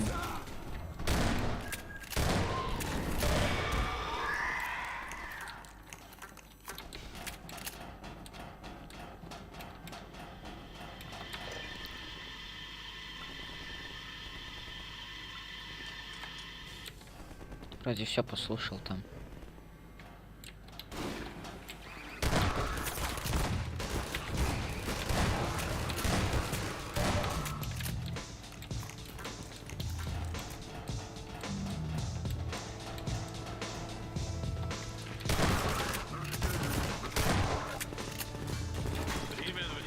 Level designers and artists now have the ability to create unique effects as needed, for gameplay or to add dynamic life to a level. In this case, this simple water leak wouldn't have been possible before without involving a programmer to create a new class of effect. Thanks to the new particle system, unique effects like this are easily created as needed, without any programming. This leak adds a visual point of interest to the area and also blocks direct line of sight into the nearby corridor, without blocking the space itself. These effects can be placed and controlled within levels, attached to animation events of characters, or called by code.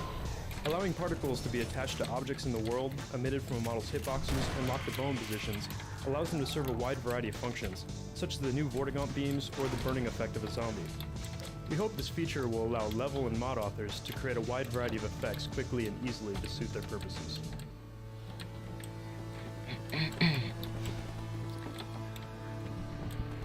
Ну это реально бред. Может ее дадут, когда я запущу ракету, потому что логичнее ее там давать. Но я не знаю.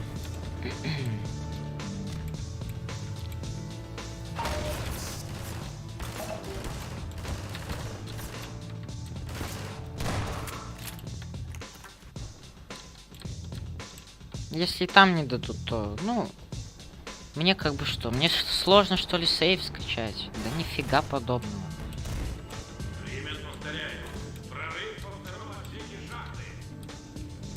Я просто хотел сам как-то получить, и, ну, видимо, не судьба. Хотя я ее получил, можно считать, потому что, ну, я все сделал. Может, я как-то гнома не так нес, но, блин, это вообще бред.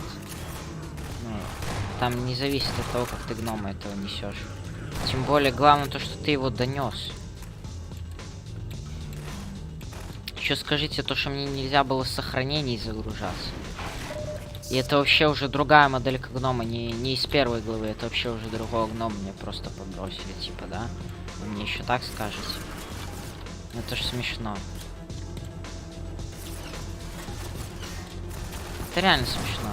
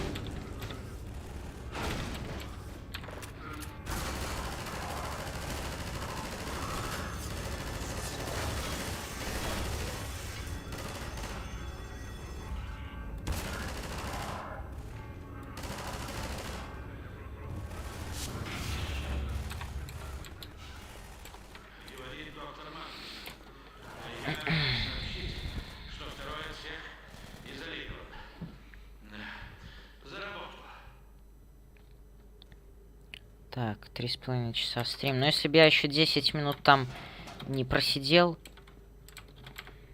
с этой ачивкой. Просто я смотрю по видосу, там челу дали ачивку, только он посадил этого гнома, и ему сразу дали ачивку. И у меня пошли сомнения. Ну.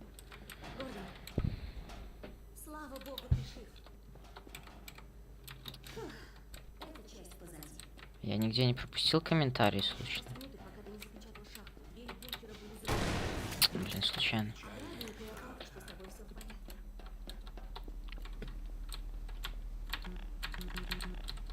Давай, открывай. Все, сейчас осталось этих страйдеров уничтожить, но там же, я думаю, сложностей никаких не будет, потому что там ачивку не буду никакую выполнять. Хотя я тут, походу, ее и нельзя выполнить. У меня были такие, как бы... Ну, были такие мысли, то что если там я что-то не смогу выполнить, или мне что какую-то ачивку не дадут, то я ее в комментариях выполню. Даже те же вот страж порядка, которые в конце игры вот это вот, чтобы ни один страж ничего не уничтожил. Я думал выполнить ее, если мне ее не дадут здесь. Но ее, походу, и так, ну, типа, тут не дадут. So a lot of times we'll try a line in several different ways, like set a different mood for a different scene, or maybe just do a different take on a line. Like one might be, it sounds trite, but you know, one excited, one not so excited, or one a little more pensive and thoughtful. Or suggestions are always thrown out there for new reads, and it's the coolest kind of teamwork. It's not just here's your script, go. It's let's work this out. Let's find the best middle ground, and everything is always pliable. You know, if it's not working, maybe we'll go back and do an instant rewrite or something. And for me, that's creative heaven. Absolutely. Aperture Science, being specialized in the development of portal technology, fit naturally into the cosmology of Half-Life. Rather than forcing Portal into the Half-Life franchise, we used it as an opportunity to make our world bigger.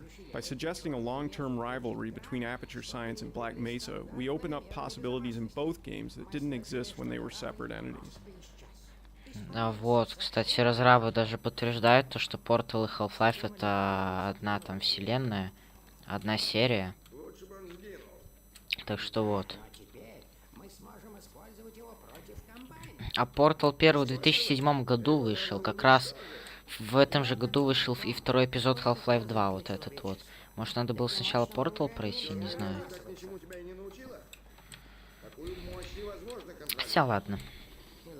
Там смысла как бы... Может, они где-то пересекаются, эти вот, сюжетом, но...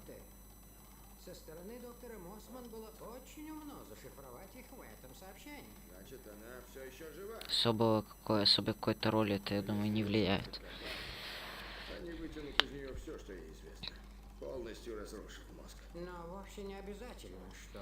Ну, тут эти диалоги, тут полчаса диалогов этих. Если и может быть что-то хуже, чем пленение Джудит, это твое пленение. Пускай она что-то знает об Арее, но в твоей голове все планы сопротивления. Папа, доктор Кляйнер прав. Мы с Гордоном отлично справимся. Мы вернем ее. Кляйнер, почему данные еще не расшифрованы? О нет, данные. Магнусон, я тружусь в поте лица. Если ты ждешь разрешения от комбайна, скоро они лично прибудут, чтобы тебе его постараюсь передать. как можно скорее. Вернусь, как только все будет готово. Папа, что с тобой? Хватит. Я не позволю, чтобы это повторилось. Только не новая черная мета. Папа, будь готов к непредвиденным последствиям.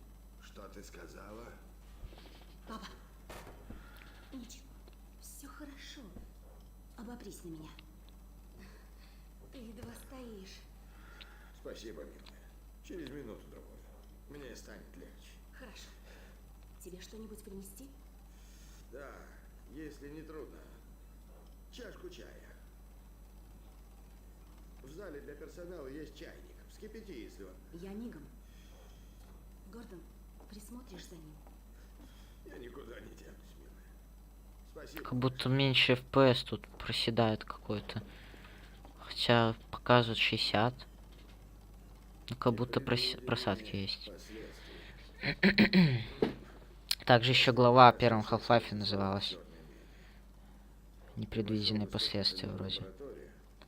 И вдруг он прошептал их мне на ухо. Ты знаешь, о ком я говорю. О Джимене. О нашем общем друге. Да. Когда он принес кристалл, я понял, что испытание надо остановить, но не остановил. В тот день мир рухнул в тартарары. А теперь он использует мою девочку. Говорит ее устами. Будь он проклят. Мне следовало знать, что он спас ее из каких-то чертовых личных соображений.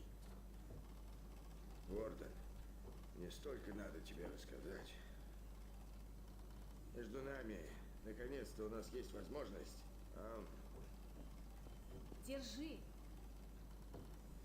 Все в порядке? Конечно, Наши планы меняются. Мы не сумеем произвести запуск, пока эти страйдеры... О, простите, что прерываю ваше чаепитие. Если желаете, я подожду, пока вы закончите. Все в порядке,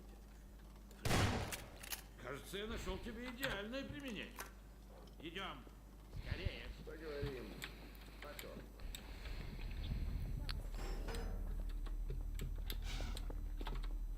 Скоро здесь будут Давай, фастом.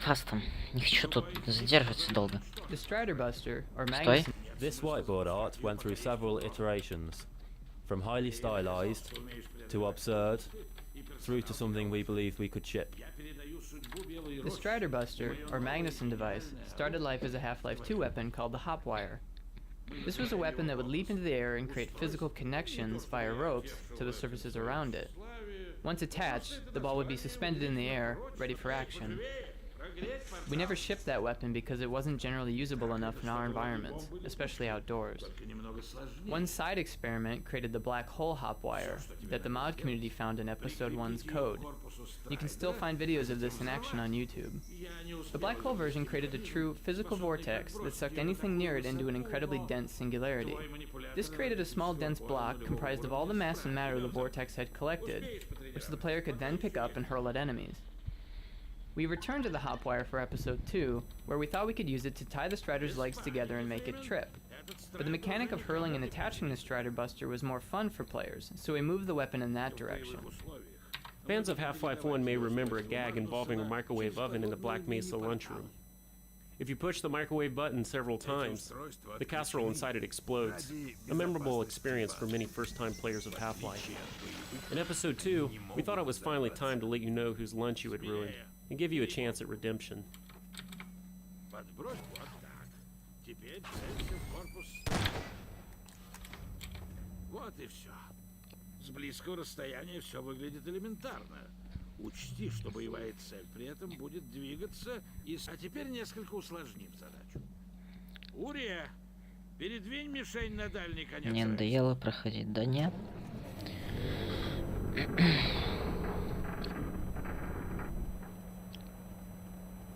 Мне просто надоело то, что я делаю Попробуй теперь. ачивки, а они мне не засчитываются. Вот это мне надоело. Великолепное изобретение. Что в первом эпизоде, что в этом. Да я уже набил еще при первом прохождении. Обрел уверенность. Твоя машина заправлена и готова ехать. В каждой постройке долины есть такой мини-портал, так что бомб у тебя будет предостаточно. Мне пора вернуться к ракете. Надеюсь, ты не разобьешь мои иллюзии и моих магнуссончиков. И еще, Фримен, если ты справишься как надо, я прощу тебе то фиаско в черной мезе. Думаю, ты понял, о чем я. О некой истории с кастрюлькой для микроволновки.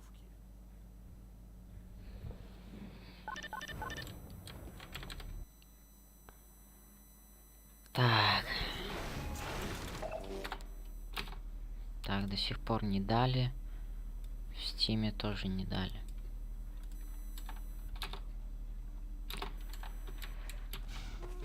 Так. One problem we faced. We wanted players to use the car as much as possible, both to move around the valley quickly and to run over the hunters as a quick and satisfying way of killing them. To encourage this, and to help with orientation problems, we added radar to the car, which indicated the location of enemies. This made the car a more valuable tool in the battle, and solved the navigation problem once and for all. One problem we faced in this map was that players would abandon their car in the heat of battle and not be able to find it later. Given the time pressure and large scale of the map, some of these players couldn't succeed in protecting the base on foot.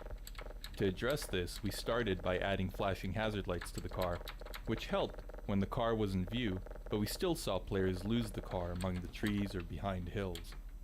Eventually, we added a vehicle locator to the player's HEV suit, so players could find the car wherever it was.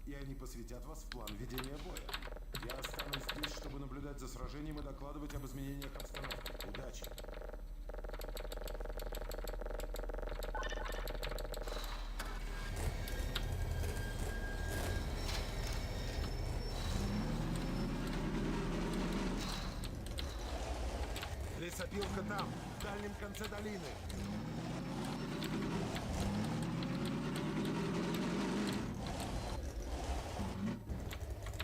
Периметр чист.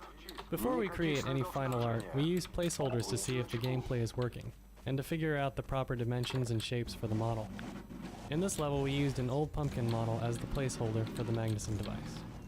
After we decided that the gameplay was fun and the pumpkin worked well, a proper model was created using the pumpkin as a template. 3 часа, уже 3,5. 3:40.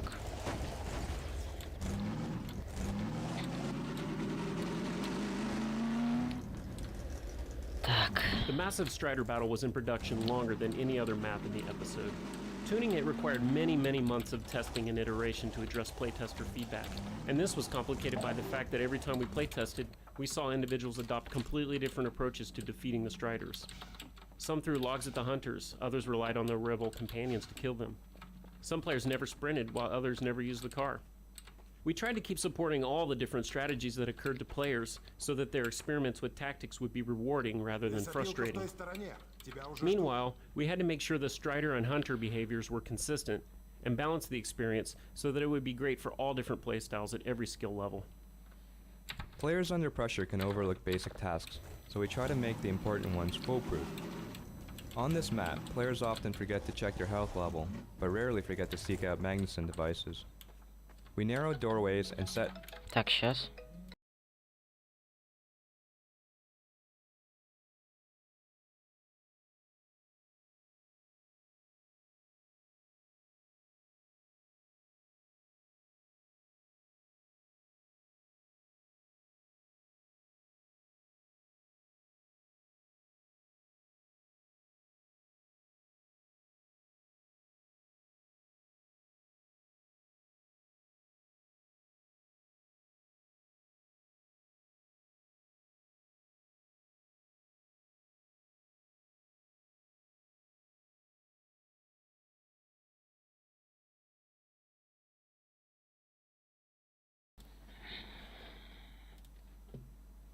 the health supply racks right by the entries, so that Просто players rushing 97 in to get подписчиков. explosives Ничего would себе. find themselves automatically picking up vital supplies. Так, где там? А, The hunter's escort behavior includes specific formations and flanking strategies. This environment was designed specifically to enhance those behaviors by providing cover and visually interesting paths. In this way, the environment reinforces the design of the hunter as stealthy, aggressive, and intelligent.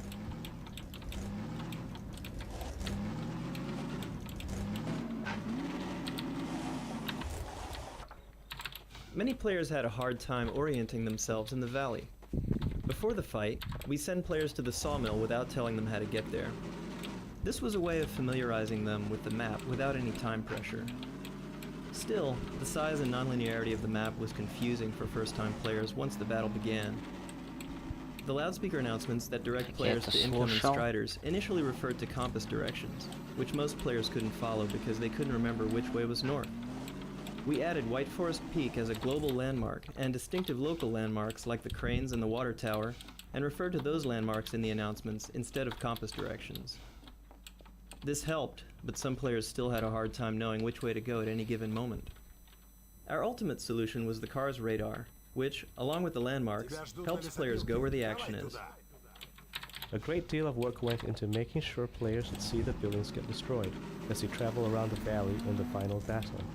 While we cannot and do not wish to force the player to see these events, we try to increase the odds that the player would end up in the best possible position for the show. Measures ranged from simply hiding a strider behind rocks to setting up complex logic conditions that must be met in order for the destruction to occur. Episode 2's rocket defense battle was the largest and most non-linear combat experience we had built. It was also the first combat we created that required the use of a vehicle to move from battle to battle. Our design goal was to give players a broad directive, protect the rocket from incoming striders, and let them decide how to accomplish that. Playtesting revealed a number of challenges that we had to overcome, as the free-form nature of the map led to huge variation in success for different players. Small differences in skill or tactics radically changed the difficulty of the experience for players. In response, we had to continually tune all aspects of the experience to support the wide variety of tactics and skill levels demonstrated in playtests.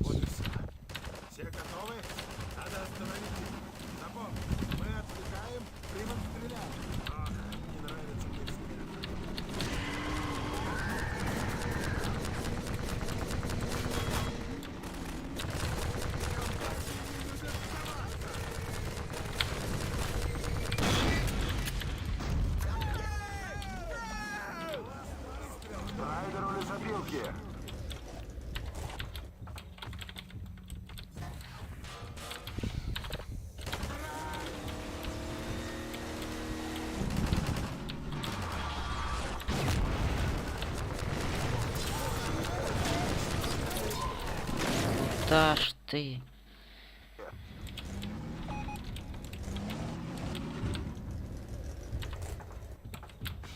А у меня нет ничего с собой.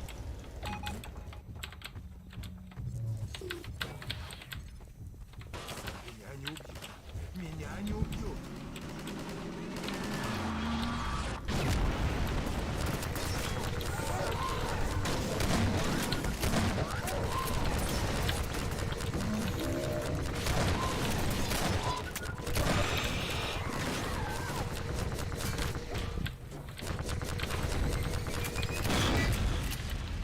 Он разрушил.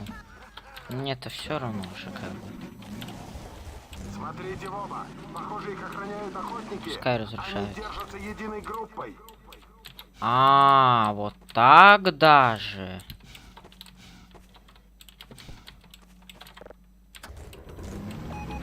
Страйдер у водонапорной башни. Мне, то есть, теперь негде брать? Здесь есть липучки, Фримен. Я знаю, что есть.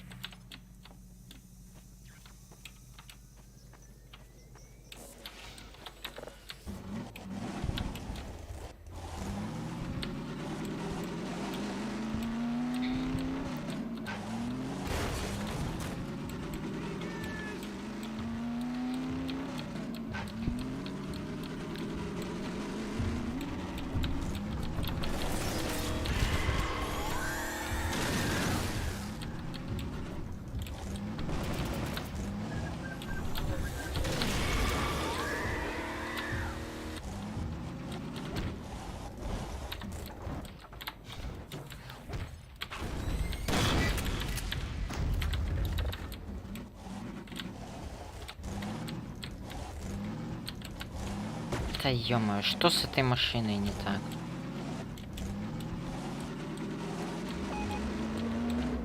Страйдер со стороны крана. Капец, это мне ехать.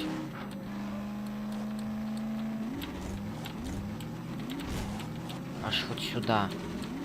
За этими липучками. Ну да, в этом есть тоже какая-то польза, то что ты не даешь разрушить постройки. Я-то думал, липучки остаются. Оказывается, нифига А, он сюда идет. Оказывается, нифига подобного.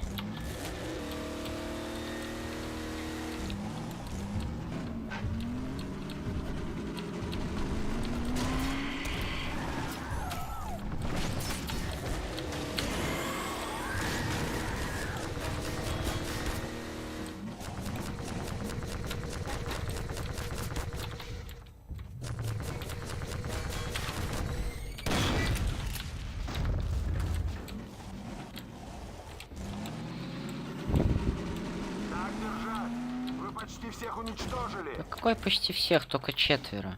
Там еще их штук 5. Если не больше. Еще один страйдер со стороны того, что осталось от лесопилки. Кстати, диалоги меняются.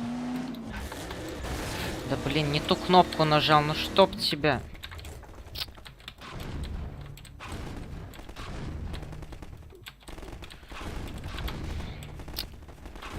Господи.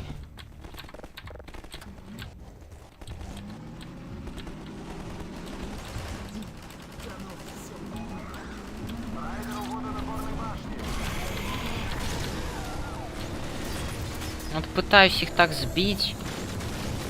И...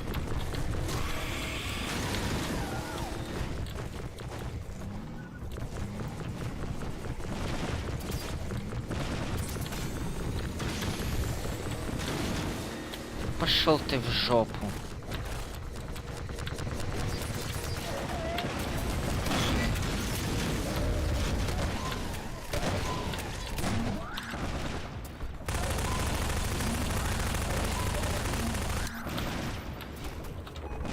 Страйдер замечен у крана. Да сдохни ты уже, собака.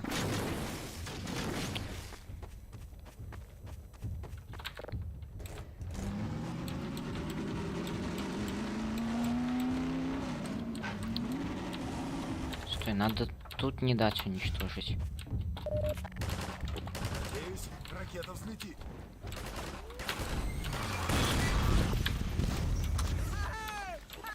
Просто на грани. Просто на грани. Но если бы он и тут уничтожил, то это вообще был бы трындец, потому что...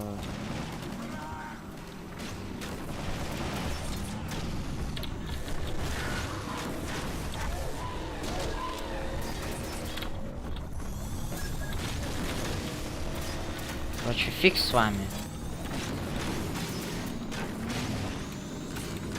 Мне еще работы.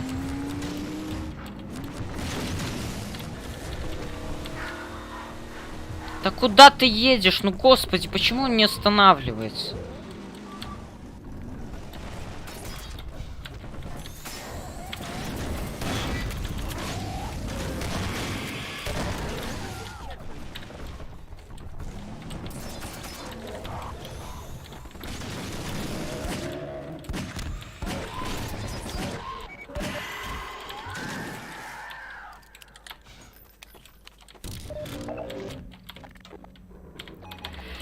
Еще страйдер у водонапорной башни.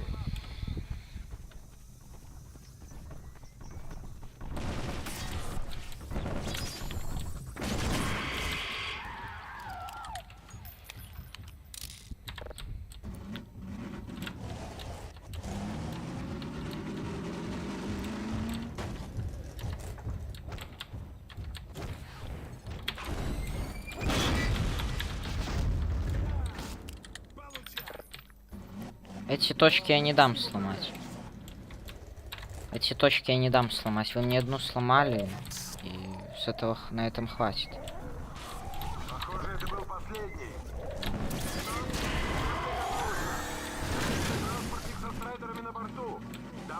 около минуты. Соберитесь. Сейчас будет очень жарко.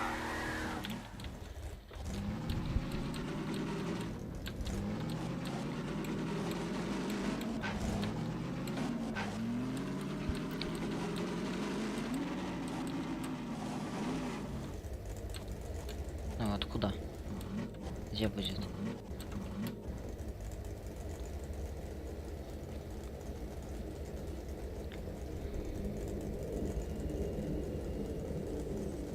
Наверное, оттуда. Оттуда высаживают. Хотя он и здесь высаживает тоже. Ну быстрее, ну. Страйдер со стороны кранов.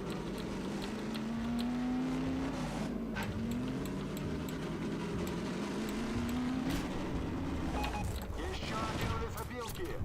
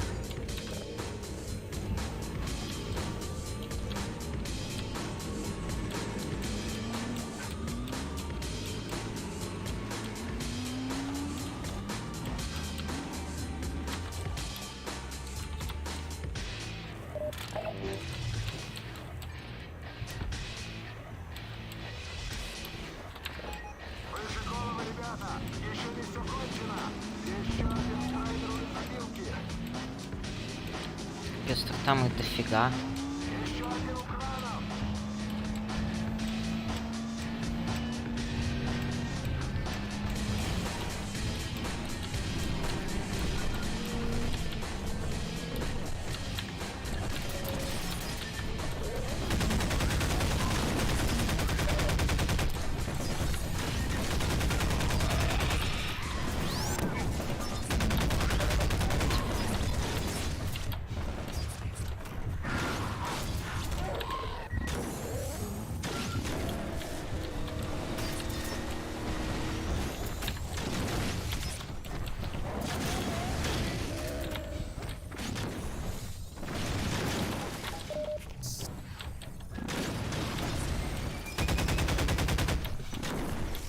Собака такая.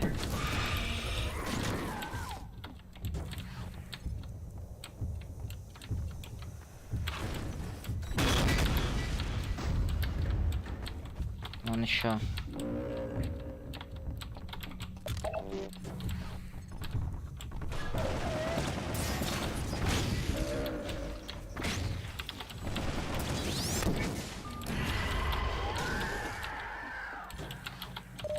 Не сегодня, бро.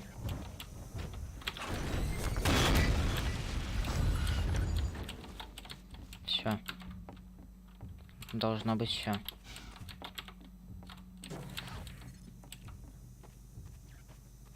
А, нет, еще ходит.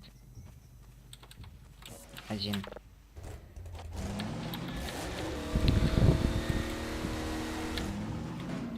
Почему ее так заносит?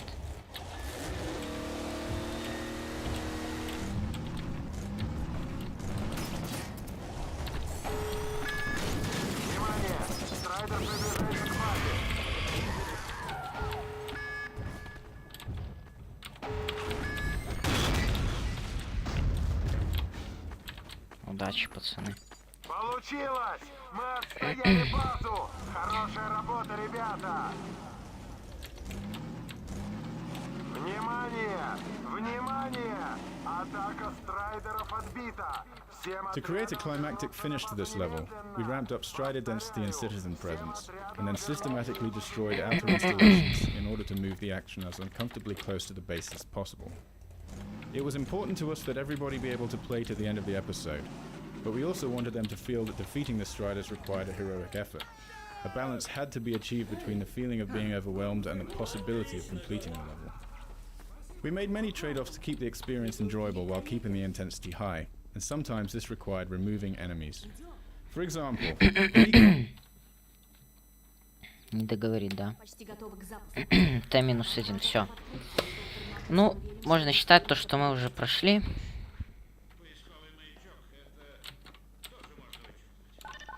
Сейчас момент истины. Дадут нам ачивку за гнома или нет?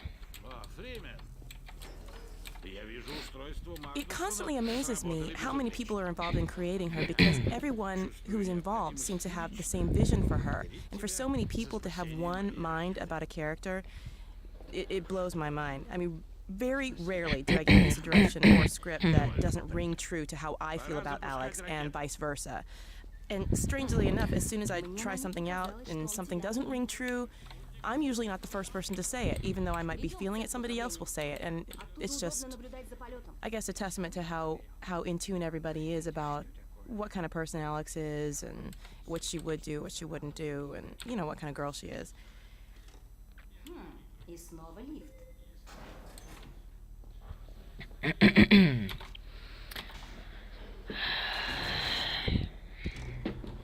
4 часа стрим уже, почти.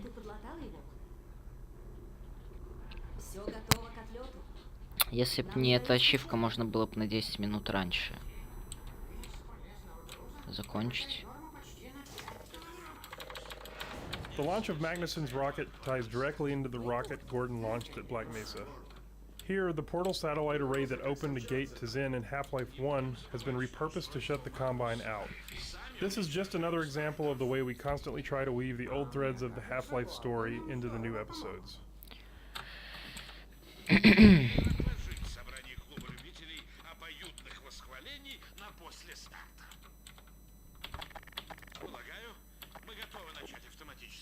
Ставим эту честь, Гордон? Я нисколько не возражаю. Гордон, твой выход.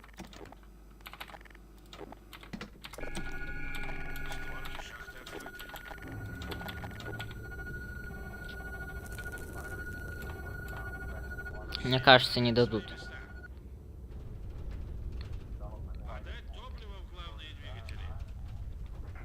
Кажется, не дадут.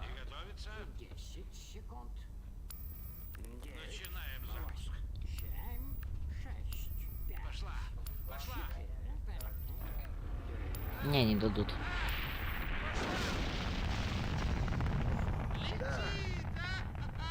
А и правда летишь ты? Еще как летит. Невероятно. Не дали.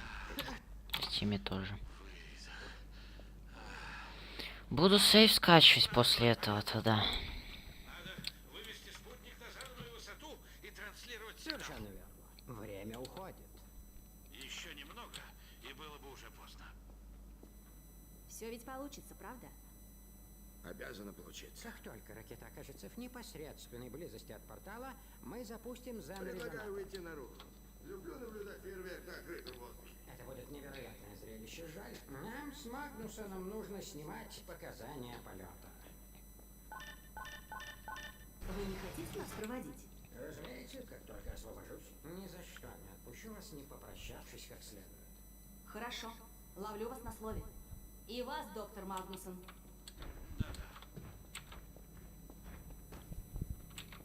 Что ты меня двигаешь все время? Мы догоним тебя, милая. Гордон, послушай меня. Вот ты где. Чем дольше я о нем думаю, тем больше оно не дает мне покоя. Это Борей, вне сомнений. Не обманывайся. Его нельзя извлекать на свет Божий. Его необходимо уничтожить. Любой ценой. Ну где же вы? Все пропустите. Уже идем. Гордон, спасибо за все. За Алекс, за всех нас. Я горжусь тобой, как гордился бы собственным сыном. Когда ты вернешься, нам о многом надо будет поговорить. Да где вы?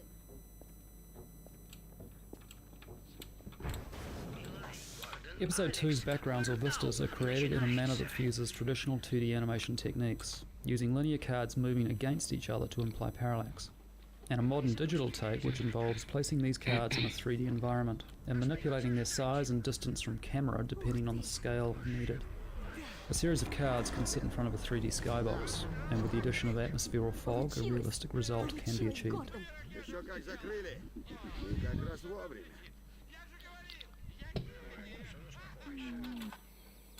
Бьюсь об заклад, комбайны сейчас психуют. Это точно, милая. Время праздновать серьезную победу. Жаль, что вы сразу же улетаете. Если бы не важность этого дела... Ничего, папочка. Мы найдем Джудит и вернемся. Пёс? Эй, куда ты? Что ему в голову встрело? Не убегай далеко. Ему взбрело то, что на нас собираются напасть. Это я уже понял. Что, тоже комментарий? Опа.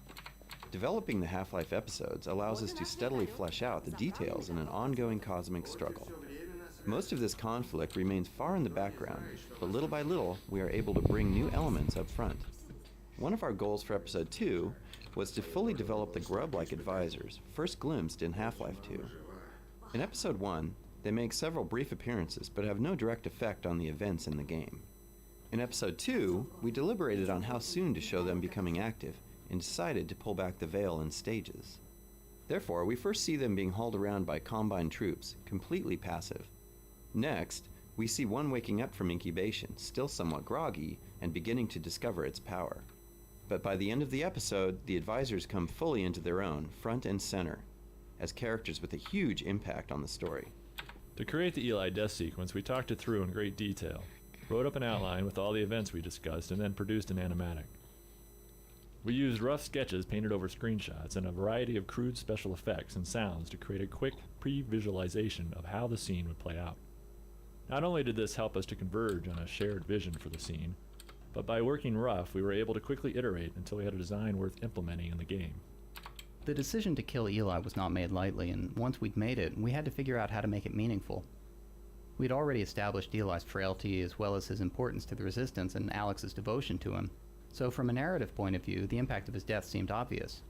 The hard part would be the execution. The advisor's ability to immobilize the player gave us a way to stage the scene. Then the animations and the sound design made it believable. But none of this would have been enough without inspired performances by Merle Dandridge and Robert Guillaume. This final episode 2 scene was unbelievable. Before we even started working on it, the team sat me down and they kind of did a little show and tell of the rough animation that they had, and I think they were hesitant to show it to me, but just from that rough animation, I was so moved. I mean, just immediately moved to tears. I felt like I'd just been gut punched, and I immediately felt it. I was like, let's go, let's get on this. So it shouldn't surprise me. It shouldn't surprise me by now, because I've been working on Alex for so long now. But every time we come to the table to do a new scene or lay down some new material, I am always blown away. And this scene was just the epitome of that feeling. I was so pumped to get in there and start working on it. And they're always upping the ante and always taking it to the next level. But this time, this scene is different. Because this time, Alex loses. And I think this is it is a major sacrifice. You see her carrying around the wounds of her mother that she lost, but her dad made her who she is. Her dad taught her, her dad groomed her, and I think, most importantly, he loved her. And this script was a gift and a gut punch all in one. I don't know. When you give me something like that, it really motivates me to kind of try to knock it out of the ballpark. I love playing Alex. And I have to say, it's definitely my favorite acting job I've ever had. Hands down. Ну вот и все, в принципе. Ачивку мне не дали. Ни тут, ни в стиме. Еще раз. Нет. Фигушки тебе, мне показали дулю, короче. Сказали, иди-то нафиг. Ну ладно, скачаю сейф. Мне сложно, что ли? Главное то, что я это на стриме сделал. Это видно прекрасно, то, что я это сделал. Сам, без чьей-либо помощи, от начала до конца. Вот. Без всяких сохранений, там, тренеров, всякого. Вот. И, ну, к этому, я думаю, прикопаться нельзя, потому что еще раз перепроходить игру я не хочу. Вот. Ради того, чтобы гнома перевести. Я ее прошел с комментариями, вот. Ну, как бы, я ее перепрошел бы все равно. Даже если бы не было комментариев, то я бы ее перепрошел, гнома бы доставил, если бы я его в первом прохождении не доставил. Но перепроходить уже 3-й раз, ну, это, извините меня, это, конечно, ну, почему нельзя было эту ачивку дать, я не знаю. Не, я просто не понимаю. Ладно, в принципе. Игра пройдена полностью.